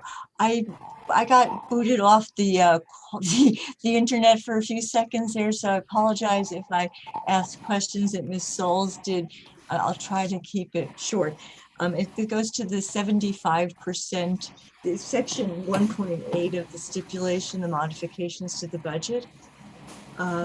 So the 75% threshold to trigger an application to the commission, do you see that as being based on 75% of a single discrete program, or the grouping of residential and commercial as a compilation of programs?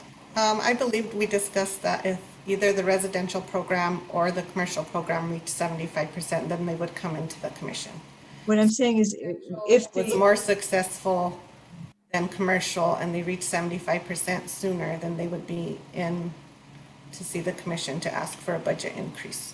And I'm looking at section 1.8.1.2 of the stipulation, which says once EPE spending on any residential or commercial pilot program totals 75% of the budget. Does that mean that if, say, the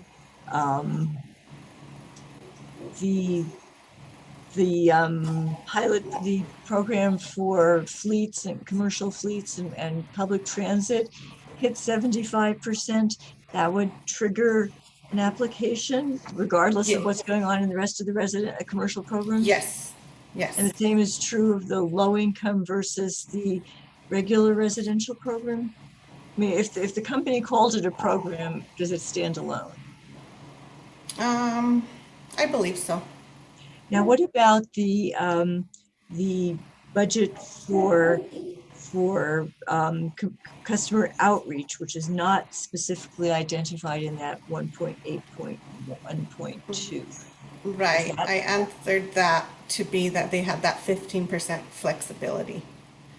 Because it wasn't, yeah, it's not an exact program, but it does still have that 15% flexibility. And I believe, was your answer to Ms. Souls? That was about the time I was coming back, so please forgive me if this is an asked and answered. And was your answer to her that the entire amount of the 15% for the entire budget could go to one of those programs? I feel that it could go to any program. So if they need to increase their administration costs by 15%, then they could so do so if that's not going to exceed. I guess it's backwards everywhere, but they could exceed that 15%. And I mean, if their residential program, they haven't even started it and they need to increase their administrative costs by 15%, then I see that as allowable without coming back to the commission. So as far as the 15% cushion or whatever we want to call it, I don't think anybody's used that term. You envision that as being 15% of each respective program or 15% overall?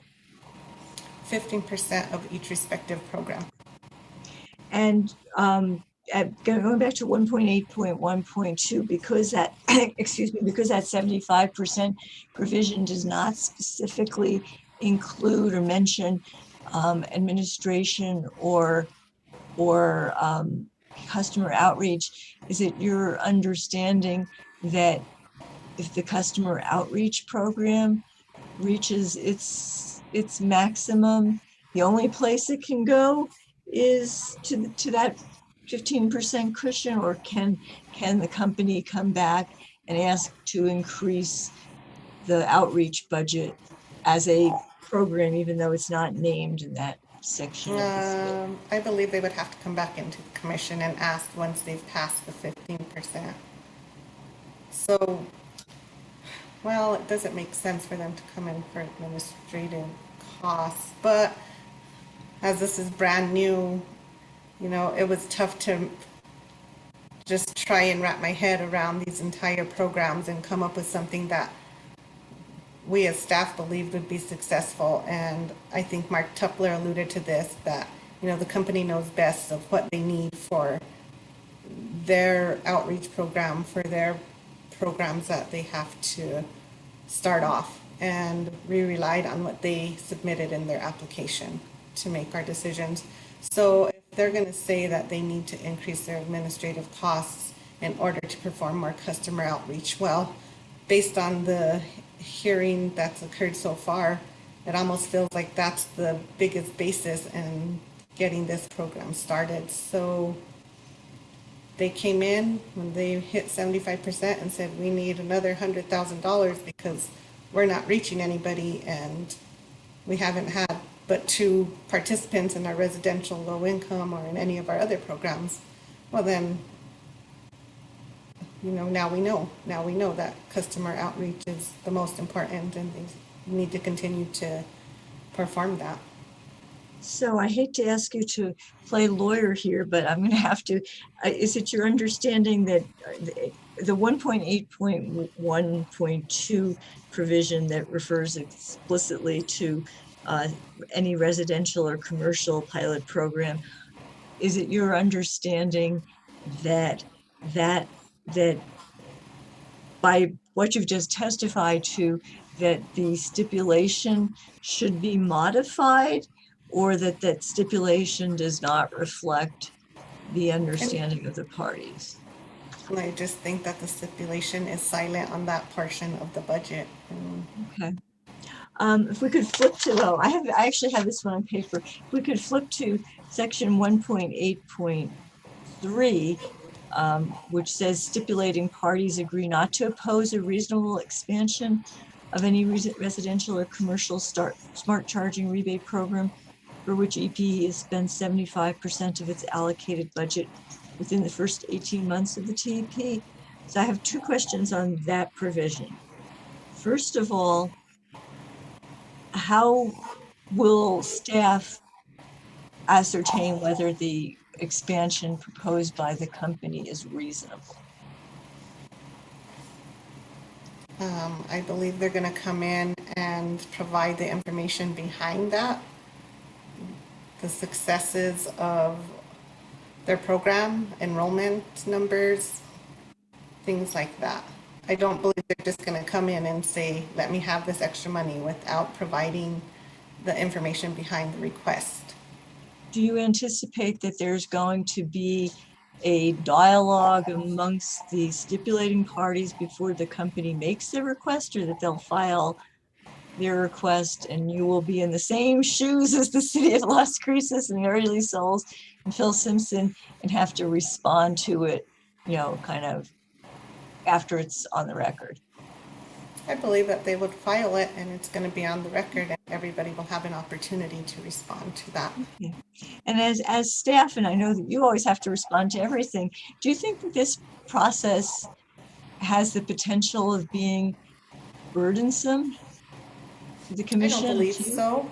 This is brand new to the state of New Mexico, so I don't see how it can be burdensome to develop evidence and proof of success or non-success in something that has been statutory required.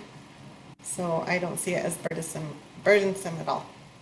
Do you anticipate that these applications or these requests will result in an evidentiary hearing?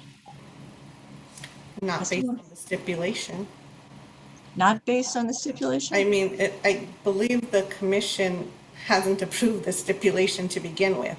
So I don't want to speculate on what they're going to say. I mean, ultimately it comes down to how they feel about the stipulation and if they're going to make modifications. And well, is the intent of the stipulation that this motion would or would not trigger a new hearing?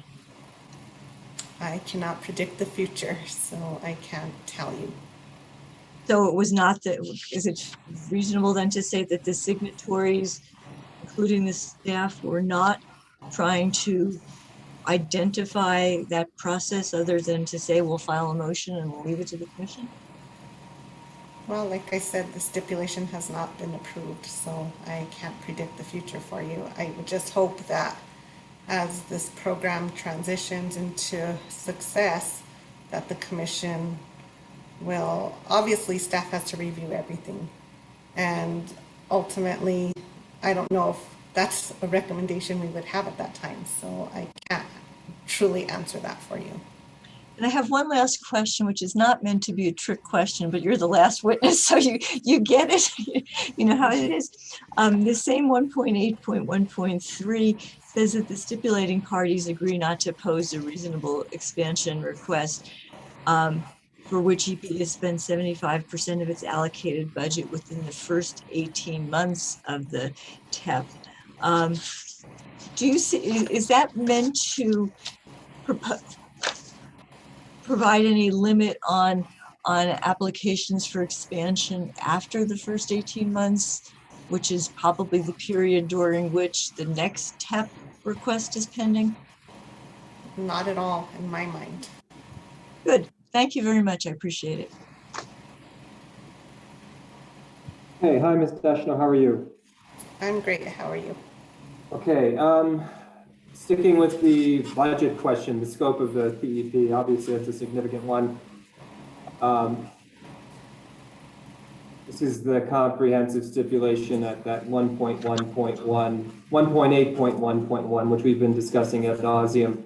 Stipulating parties support budget flexibility to meet market demand and agree EPE should be authorized to exceed total approved budget by up to 15% without additional approval from the commission. So in reality, which is the true statement? The budget is what they've identified, or the budget is whatever they've identified plus 15%? The budget is whatever they have identified plus 15%. Yeah, okay. I mean, so in some regards, the full number plus 15% is the real budget, because if they don't have to get approval from the commission, And in fact, I think it's like $50,000 or something in addition to the Right, $585,000. and I'm sorry, Mr. Hearing Examiner, my computer just alerted me that my battery is dying. If I could pause for a second to plug it in. Yeah, sure, no problem. Now the video eats a lot of, why don't we go off the record, Ms. Wyman, while she's doing that?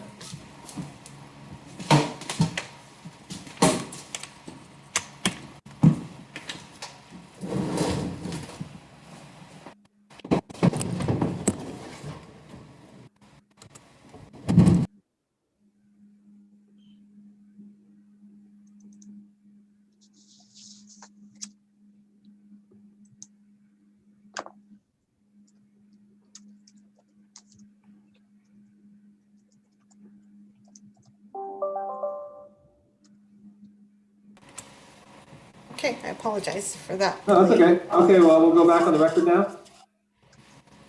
All right, so yeah, so you agree that basically, I don't know the exact math, but it's whatever the 568 plus 15%, that's the actual budget, right? Well, yes, if they do exceed 568, then yes. And I guess the basic point is nobody can predict if that's gonna happen at this point or not. Correct. And so then, I know I don't want to belabor this too much, but that next portion, I just want to make sure I understand too, because as you can tell, lots of questions, maybe there's not entirely certainty about how these varying provisions work together. So that next part is, so we just said that basically you get up to 568 plus 15% right out of the gate because that's what's being approved. But once EPE spending on any residential or commercial pilot program totals 75% of that program, EPE shall file a motion requesting commission authorization to reasonably expand that program and increase the allocated budget. So did you have an understanding in your mind what is meant by reasonably expand? Well, I believe based on their market demand, I think I mentioned that. So they're not going to, I mean, they should have evidence behind that request. I don't believe they're going to come in with this program as it is today and say, okay, we need more help. They have to show that they've expended 75% of those programs based on what was approved in this, or approved in this stipulation. That in terms of like what kind of a authorization to reasonably expand the program, what would be a reasonable expansion? I could not, this is brand new, but let's just say 75%, and I don't have a calculator, so this is just speculation. Sure. 22 participants in residential low income. So say they got 15. So is that roughly 75% of their participants? So you would think that they would expand for another 15 customers because that's what they actually got in the program. But let's just say that occurred within 3 months. Well, why would they only expand to 15 customers if it happened in 3 months? So maybe they want to expand for 30 customers and that covers them for 6 months. You know, and I don't know the ins and outs of how EPE works, so it would have to be their decision, but that would be reasonable to me. That would make sense. Look, in 3 months, we got 15 customers. So we think in 6 months, we're going to get 30 more customers. So we're going to have to expand our budget to accommodate that. Or maybe they reach 22 and they have applications waiting.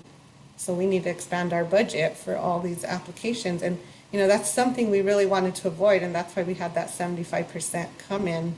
And I think Ms. Arizpe said that in her mind, the 50% was a contingency in case it didn't go through right away and they're able to accommodate their growing TEP program. I see. Is there a point at which it becomes unreasonable? You have a answer for that? These programs, I believe, are designed to kick up vehicle electrification. So I'm not sure where unreasonable comes in if they're showing success in their programs. If they're saying, I really couldn't say right now. It's so brand new that I don't know where unreasonableness would occur. I'd have to see how the program is developing to make a good judgment call on that. Okay, and I think Ms. Arispe's testimony, and I'm pretty sure about this, was that, you know, she really anticipated not expending the additional 15% allocated until they filed a motion to do so, even though that's not what the stipulation says. And again, I will double check that, but is that what is your understanding of the interconnection between allowing 15% overage and then the requirement that there be an application or some sort of motion filed for expansion with that 75%? Did you have a sense? Like I said, in my mind, I'm seeing their residential low income program reaching 52,000 and allowed to increase that by 15% without coming into the commission. But obviously, if it reaches that, then they've passed their 75% threshold. So, you know, maybe the budget flexibility and that 75% cap doesn't really allow them the budget flexibility. But if you look at it as a whole, as you mentioned earlier, well then yeah, the approved budget is 568,500 times 15%. So I'm looking back on that. I don't know that it really benefits EP at all, other than in the administrative cost. You know, it's kind of a confusing thing now, hearing it, but I think that, as Ms. Arispe said, it's good to have that contingency in there in case they come in with 75% and it takes a while to get that money and their programs are being successful and they want to be able to expend that money with that little caveat in the stipulation. Well, and it sounds like the core of this whole business, and we could sit here and dissect this language forever, I think. Frankly, there's been a number of answers as to how it all functions together. But as I understand it, it's basically to address three things. Number one, we don't know how well these will be utilized. So let's allow for flexibility. Number two, it seems like there's some sense that you should have at least like a 15%, some sort of modest percentage overage in the case that you've underestimated. And then the third thing is basically once a program's really, if it looks like they did grossly underestimate how much would be utilized, a mechanism to allow them not to stymie further development. Right? Is that the basic core agreements that were going on here? Yes. Okay. And so however these words actually hash out in reality, that's what you understood you were signing up for? Well, yes, because brand new to New Mexico, and we can talk all day about Colorado and California, but we have no idea how anything's going to work in this state. And, you know, to allow the company to expand as needed if it's successful, or not expand at all if it's not successful. So. Okay. So moving on from this, we've belabored that far enough. You know, I think one of the obvious questions the commissioners are going to have, and, you know, I'll just ask you to address the subject. You know, EPE's TEP is the smallest monetarily, and then I don't know temporally, like the amount of time it's going to go on, but I believe it also might be on the, if not the shortest, then it's probably going to, not the longest, let's put it that way, of the three programs proposed by the New Mexico Investor-Owned Utilities. So is there some aspect of EPE service territory or its functions that, in your perspective, explains this? Like, why would the commissioner say, well, okay, you know, the EPE is much smaller. Well, we understand why. That's fine. Maybe can you address that, please? In my mind, EPE did their homework before they presented this plan to the commission. I believe we've discussed that they researched where electric vehicles were for sale. They researched the number of participants of electric vehicles in New Mexico. And I'm not saying the other utilities didn't. I can see that the budget for SPS is much larger, and they are in a different service territory, and they may not face the same barriers as EPE based on their service territory. So ultimately, I think the utility had to come up with what they believed was best for their service territory area. And I don't work at EPE. I don't live in Las Cruces. I don't know what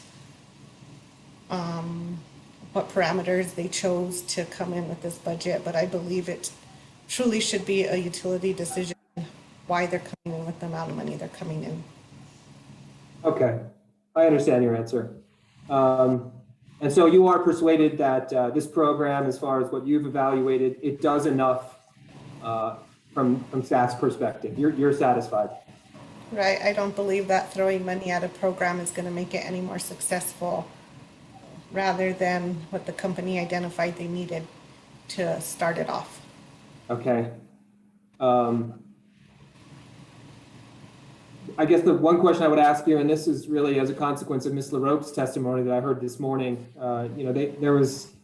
she was fairly willing to concede that there are a number of uncertainties about, something fundamental as how many EVs there are. Ms. Azripe conceded that Mr. Downs's count of the number of EVs is reasonable, EV charging stations, I should say. And we could sit here and perhaps go through all of this, but I guess it seems Ms. LaRoque's one clear statement was the reporting requirements are essential because that's what gets us the data for the next program. And that will give us a lot of additional baseline information to act in a more informed position in the subsequent TEP plan. So in light of all of that, do you think the reporting requirements in this program are sufficient? I believe they are. And so let me ask this question. Commissioner Maestas issued some bench requests and noted the metrics in that California Public Utility Commission document. And I asked Ms. Azripe about it, and she didn't seem to have much familiarity with the document. I guess my question would be, if the commission wanted more reporting, is this something staff would oppose? Absolutely not. The more information, the better. Like I said, it's a brand new program and we need to be able to review as much as possible so we understand the successes or the failures of it. Yeah, and I think with a modest program, you're going to basically collect modest data too, but you have to start somewhere. So I guess I'm wondering, to the extent to which additional reporting requirements are going to give the EPA more data and the commission more data to, more positively towards greater improvements in these programs. Yeah, you've said pretty clearly you're on board with that. That's something you would support. Absolutely. Okay. In part of your direct testimony, you indicated that a conservative approach for introducing EVs is beneficial. Can you just explain to me what do you mean by a conservative approach and why do you see that as beneficial? Well, I now that we have the rider in place where they're going to collect the costs after they've expended it, and they're not going to overcharge any of the customers. I believe SPS was the first TEP plan filed, and they had, gosh, I wish I remembered the numbers, but I'm going to say $1 million for their first year. And right off the bat, they wanted to charge that rider to the customers, and with no information about the success of the program. And so why not start off modest? I mentioned before, we're not California, we're not Colorado, we're New Mexico.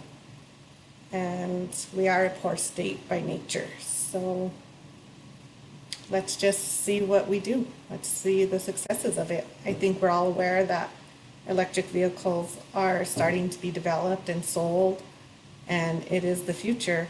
But I'm not sure how it works here in New Mexico. And when you were, could you comment for me about your views, to the extent to which you have any, about the 44 collection mechanism? There'll be a regulatory asset created, a true-up provision, and then a rider based on a true up after the first year. And I know I'm summarizing and simplifying, but I think I'm saying accurate things. And even after the first year, in the 13 months and thereafter, they will continue to utilize the regulatory asset and carrying costs. One of the questions I had for Mr. Carrasco is, well, why continue utilizing the regulatory asset mechanism into the future? And I think he had two answers. One was, well, it's not entirely clear we've agreed to that yet. It's just a way to maybe perhaps will change. And number two, it's rooted in the fact that we just can't know. So I know I've said a lot of things there. My question to you is, do you have any comments in addition to your testimony that you'd like to add about that collection mechanism for the cost of this program that you think would be valuable to the commission? I believe that balancing the public interest, it's a fair allowance for this utility in the start off in this plan. It's the customer deposit rate, which is a small interest rate, and I know that in SPS they asked for the weighted average cost of capital and the inclusion of I can't recall, but that's obviously much larger than the customer deposit rate. So I don't see an issue with this regulatory asset. They're going to know what they've expended, so they're not going to overcharge their customers. They're not going to undercharge their customers. They're going to charge the customers what was utilized for these programs, and I believe that's important. And it sounds like from what you said a moment ago that you see that as a better path forward than enacting a rider right away and collecting, because again, we don't know how much use is going to occur. Is that the basic thought? Yes. Okay. And then let me ask you this question. Obviously there's a debate about how many EVs there are in EP service territory. Do you have any, I'm going to be honest with you, I'm sort of baffled why that data wasn't collected already. Are you? Does that confuse you? It really does confuse me why we don't have that information. It confuses me why we don't have the information that there's a committee at the Economic Development Center for Transportation Electrification, and they're modifying the state to make sure that there's chargers along the corridors of I-40 or I-25. This is just secondhand knowledge. I'm not saying I've gone and researched their plan. I think I went to the Economic Development website and tried to find what they've done so far. We're missing a lot of pieces in all these transportation electrification plans. The no access to electric vehicles that are registered in the state. And it's just so hard to see how they're going to be successful when we don't have all that information in these applications. And I think the company needs to also do more research on how access to their territory is being provided through the state of New Mexico as well, and staff can do that as well. It's just be a collaborative effort to ensure that these are successful. The obvious question that seems to come next, and I could very much see, Commissioner Maestas wanting to know this question is, okay, well, once we know how many EVs there are and have some reliable data, the next question you have is, how many more EVs are there as a consequence of this transportation electrification plan? In other words, how many people are purchasing these things because of the plan? Because ultimately the ratepayers are subsidizing all of this, so we should want to know that. So in some sense, we want to know not only the EV data now, but we're going to want it forever, and to be able to scrutinize it to understand what kind of effect the TEP's having on EV purchases. Does that sound correct to you? Yes, absolutely. And I believe EP has their customer outreach program, and they'll be able to tie how that impacted EV purchases and enrollment in their programs, and I think that'll be great to see. Okay, that's all the questions I have. Is there any further cross? Mr. Black, would you like to have any redirect opportunity with your witness, sir? No redirect, Your Honor. Thank you. Okay, Ms. Deschanel, you're excused. Thank you. Yeah. Thank you. All right, well, we've come to, there are no other witnesses from any other party.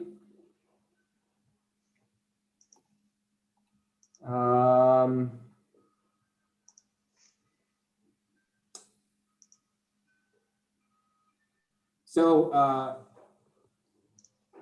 think at this juncture, I guess just to have a discussion on the record would be, and I guess this is for the stipulating parties, but principally for Ms. Olson and EPE. There's information throughout the varying documents that have been supplied. I can tell you, I know in the SPS and the PNM TEP program cases, I was there and witnessed discussion about, what document is the plan? And there was much discussion and, I don't know, wailing and gnashing of teeth about, is the plan a particular document? I guess, similar to a Renewable Energy Act case where you would have the entire plan condensed into one document. Well, that's really not the case here. And I mean, it was interesting to listen to Mr. Wilson citing to the stipulation for the incentive credit numbers when we know that's not the case. And this isn't accusatory language or blaming language. The rate case and this case coincided in a way that all of that stuff just kind of moved together and needed to be updated as the proceedings in both instances move forward. So my question really at the end of the day is for pure matters of efficiency. If you think a commissioner or somebody else is going to want to reference 7 different documents to find the information, that's going to be challenging to say the least. So I guess for the stipulating parties, and then I'll have to ask the non-stipulating parties what they think of the question would it be desirable to somehow compile this all into one final document? Hearing Examiner Ryan, I guess my response to that would be, with the exception of rate 42, which, I think we would all agree that the company wouldn't be expected to have made those changes because that's decisions that we made at hearing. I think what you're asking for is the revised TEP that was attached to Ms. Arizpe's direct testimony in support of the stipulation, and then the proposed tariffs for the incentive credit that are attached to Mr. Carrasco's stipulation. And so in response to your question, the company is more than happy and willing to provide any additional information that would ease in your development of a decision and ultimate commission order, but I'm just not entirely sure what you're asking for because I don't. So yeah, that's fine. Let me clarify. So I think GA2ST, which is the revised testimony of Ms. Arizpe, and it is the most updated, to my knowledge, version of the plan, doesn't include any statistics about the number of charging stations. And it was my recollection that Ms. Arizpe testified affirmatively that the information that was in a previous iteration of the TEP proposal in the kind of blue document had the nice picture of an EV on the cover, those did have that information. So, if the expectation is that and listen, this is not just for me. A commissioner is going to sit down and be like, oh, okay, here's the plan. I understand the plan. Here's where it is. That's what you can expect. If you don't feel it's necessary to do that, that's fine. But I can assure you, someone will be confused.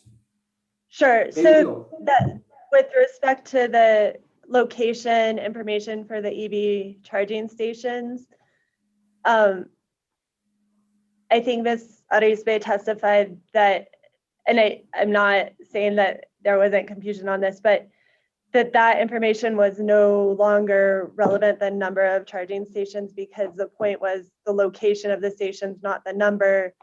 And we found it was confusing to have these numbers that were challenged and not consistent in the plan because it really didn't inform anything. And so they were taken out of the revised plan. But I think what Ms. Arizpe said is if the commission would find it helpful to have that information, she will provide it to them. I mean, on some level, I think this is for the stipulating parties to decide, not for me. I mean, if you think, I thought we had an active live issue here about whether there was enough charging stations based on locations and numbers of EVs. I know that to be the case. So I mean, if you don't feel like that's necessary to be in the final of the documents, that's fine. I'm really simply proposing to you that there may be a benefit to revising the final documents, but I could see if the non-stipulating parties would be like, no way, Jose, they had their chance and they're stuck with what they submitted.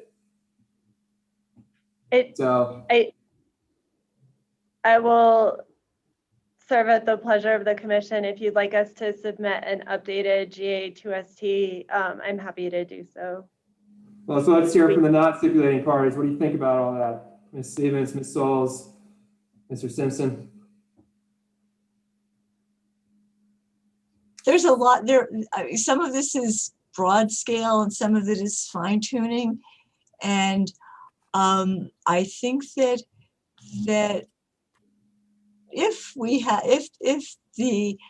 I hate to say this because we really shouldn't be giving them another chance, but for the sake of all our sanity and for the commission, I think that if there's an early opportunity to produce a consensus revision that we opposing parties could look at and decide whether we have a problem with that might simplify things. I absolutely, of course, don't want to get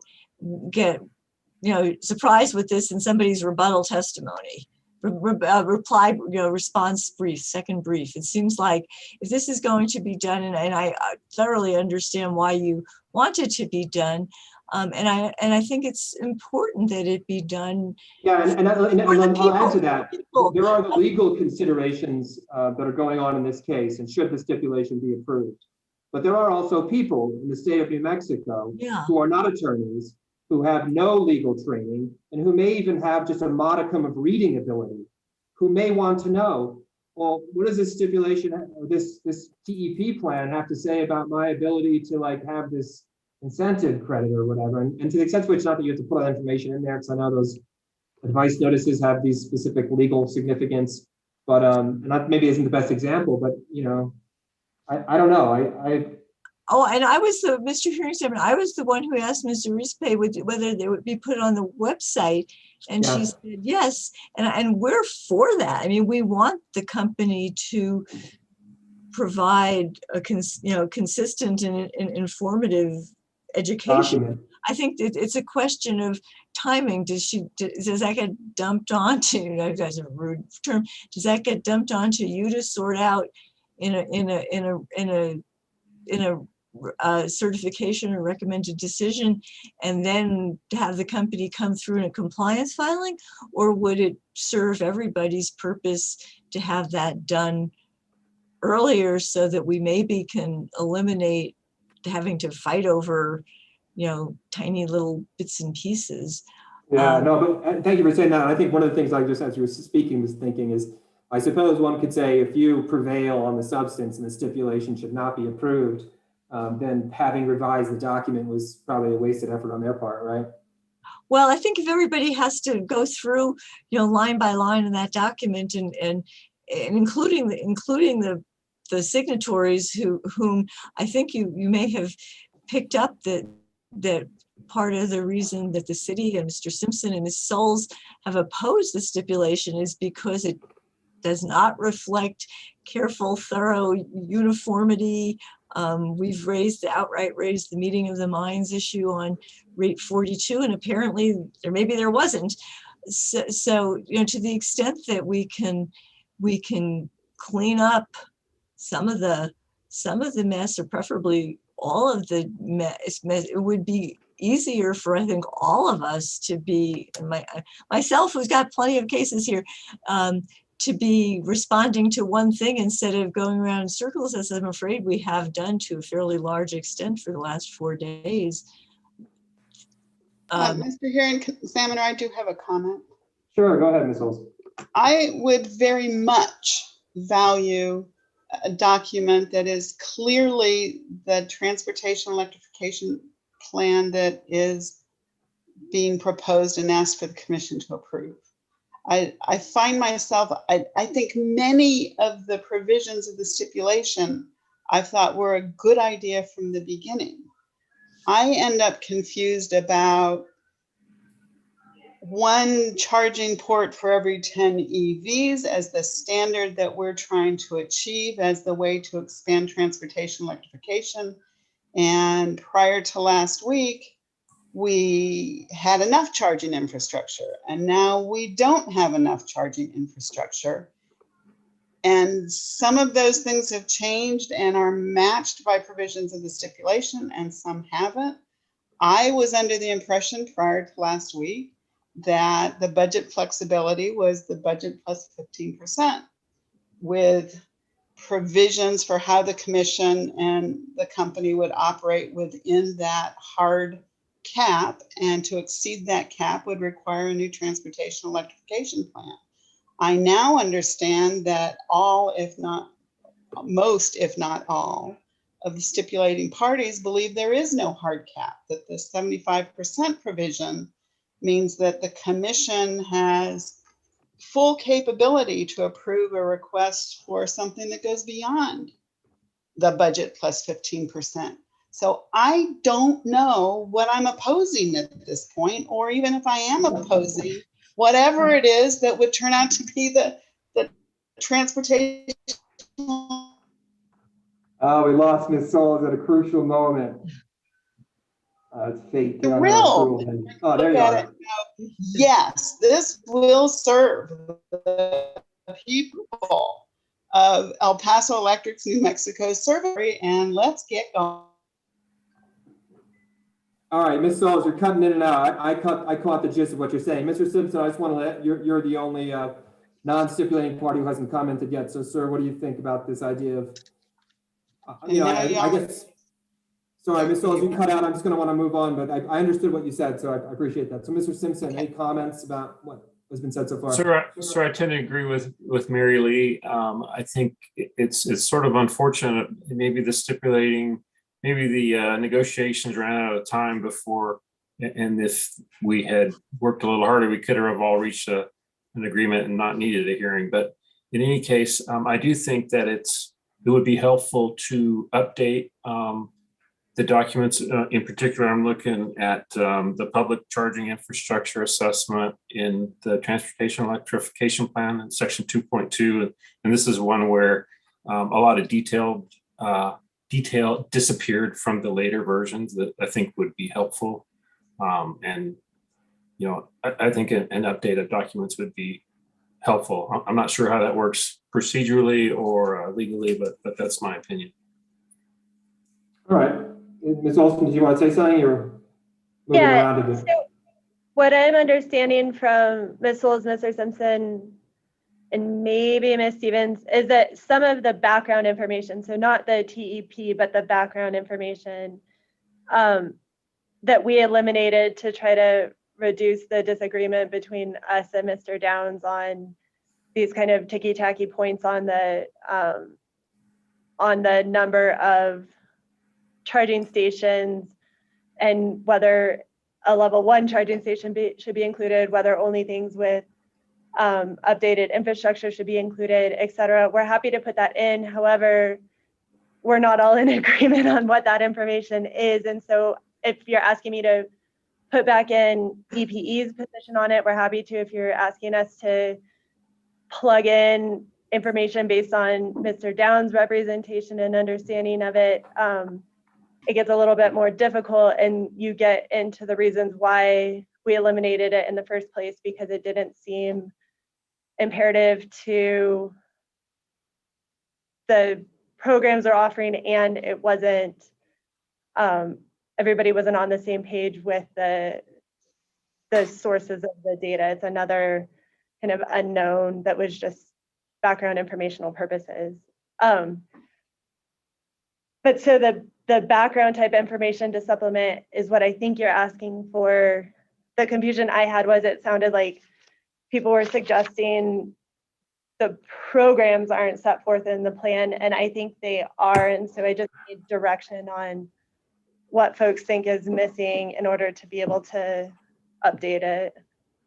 All right, so this can't go on forever, but I think what I hear you saying, Ms. Olson, And I think this is the position the stipulating parties want to take. And of course, it's not just you, it's the rest of the stipulating parties. And if we all chime in, this is going to just spin out forever. So what I think I'm going to do, I am going to offer the stipulating parties an opportunity to update the TEP based on the evidence that was elicited and submitted in this hearing.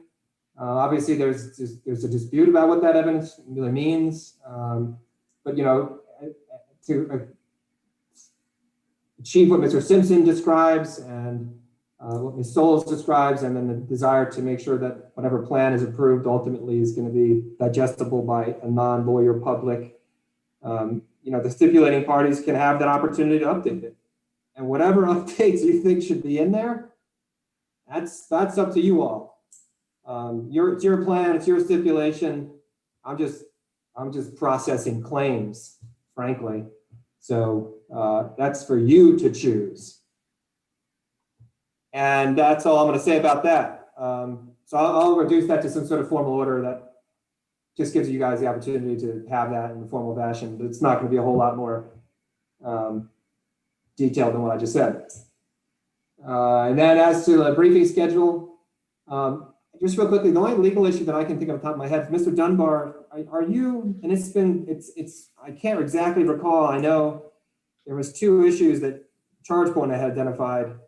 One is about the authority of the commission to make rulings about what these charging stations should have at all. Ms. Stoll has had some arguments about, well, if you're using TEP funds, then can't the commission make some conditions there? But then I recall there was maybe a second legal issue that was sort of broader. Is that correct? Do you mean from the other TEP cases, the other utilities? Or I guess I've read all of these documents at this point, so maybe that other issue is not something that's relevant here? Well, the other issue that's related, the other strictly legal issue on which we've weighed in is also with regard to the commission's authority to require, to put pricing requirements on site hosts. But that issue was resolved by the settlement. It's resolved among the settling parties in this case. But do you intend to explore that former issue? Can the commission impose conditions for participation in a TEP program that would require something like a charger? Is that a legal issue you intend to brief? Yes, Your Honor. Specifically with respect to the chip reader issue. I mean, okay. Because I think, as you probably are aware, we think the analysis is a little different for that particular proposed requirement than other types of standards and requirements. Okay. Well, I don't have any other specific briefing matters off the top of my head. I would need a little bit of time to just pause and reflect. And, my view would be the parties are free to brief whatever issues they think they wish within the page limitations of the rule as it permits. For purposes of our transcript, this is not an expedited proceeding, so Ms. Hoyman will get us our transcript within the appropriate allotment of time. I don't think there's anything further to say. Is there anything from any other parties before we bring the proceedings to a conclusion? Ms. Gerson. I just want to make sure I didn't miss something. So I anticipate that we will be filing post-hearing briefs. Will the deadlines for the briefing be in a forthcoming order? Yeah, I can produce that. I mean, it's contingent upon how much time is allotted by the rule for purposes of how fast the transcripts get to us. But then I think, is there a time frame that you all wanted for the purposes of submitting post-hearing briefs? Mr. Hearing Examiner, I think as far as briefing goes, we're up for anything, but it sounds like what I understood earlier is that you're going to reduce the request to provide a revised TEP to an order, and I'm assuming that all parties and maybe we can all work together to try to come up with something that will be controversial, but that all parties will have wanted to look at that revised version of the TEP prior to engaging in post-hearing briefing, and maybe by some miracle we can resolve the number of issues in post-hearing briefing by this revised version of the document. But I guess what I'm saying is it might be worth basing the briefing schedule timing after we submit a revised version of the plan document. Mr. Hearing Examiner, that was what I was suggesting as a matter of fairness, and also hopefully eliminating more issues that are minor and also but require like sorting through all the transcripts to find the slight differences. I do have a question though, which is how will this document, this revised TEP, fit into the record of the case? So that's where you gotta gets a little thorny. Like, I'm not asking them to submit additional evidence in no way, shape, or form. It isn't evidence. It is simply the document that reflects, what it is that they were intended to submit in one place. Again, if there's an active dispute about whether there's enough ports per 10 EVs, and that's contingent upon how many EV stations there are, then we're going back to a document that's 2 revisions ago. So I frankly, I don't know how you handle it. And I guess that's why I asked the non-stipulating parties whether there's opposition to the revisions, because if you give them an opportunity to make a revision that's meant to just be helpful, then to be like protesting that, oh, that's an evidentiary change, then I would not even suggest this. Well, ultimately, assuming that the issue of the chip card readers is in the hands of the commission, because it's been treated that way by the citizen. I mean, whatever document that they come up with is going to have to at least have, a few blank lines for the final decision. Again, Ms. Stevens, I think my point at the end of the day was there's a lot of information, and if the stipulating parties, based on even what you've said right now, conclude it's more trouble than it's worth, let's just leave it alone and not submit it. That's a perfectly legitimate perspective. Because if it becomes overly litigious and a desire to just simply have a coherent articulation of what the plan is and what's under consideration to satisfy Ms. Souls is going to be problematic on another level, then that's not a judgment for me to answer for you all. That's, I guess at the end of the day, yeah, sure, you could just reference 7 different documents to tell me what the plan is and what its contents are exactly. I mean, that's one way to go forward.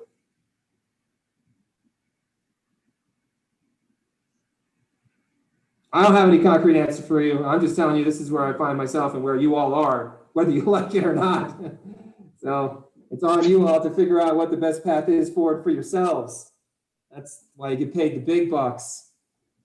So I don't think I have to answer that question. I can just tell you that, if you elect to submit it, obviously don't change information and rile up Ms. Stevens, who would then say, hey, this is not evidentiary correct, and you reopen the record. So if that's a concern you all have, then just let her go and we'll just have briefing, and that's my position. So, I mean, basically what would be a time to file initial briefs? Is there a schedule of any kind that anyone would prefer? Or even a rough date?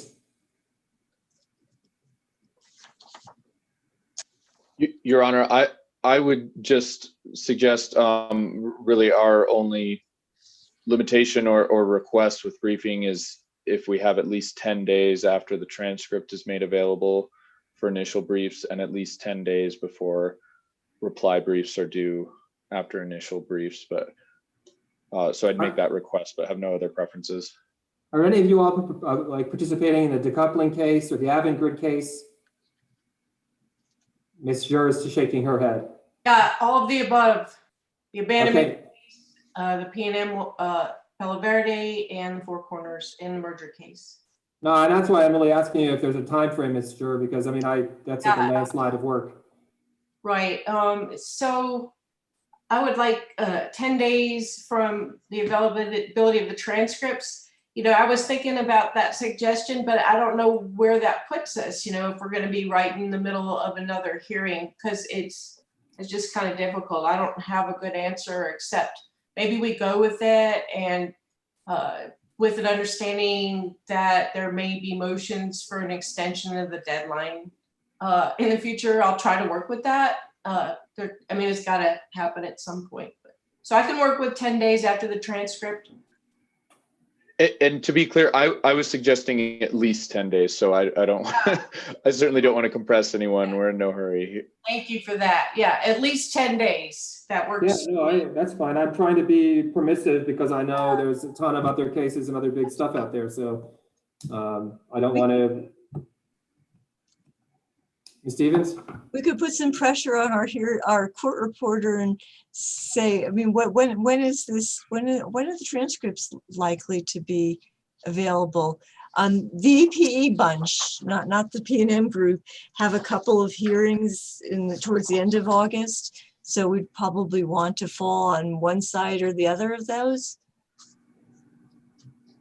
It's 2 weeks, 2 business weeks from the end of the hearing. So that's well before the end of August.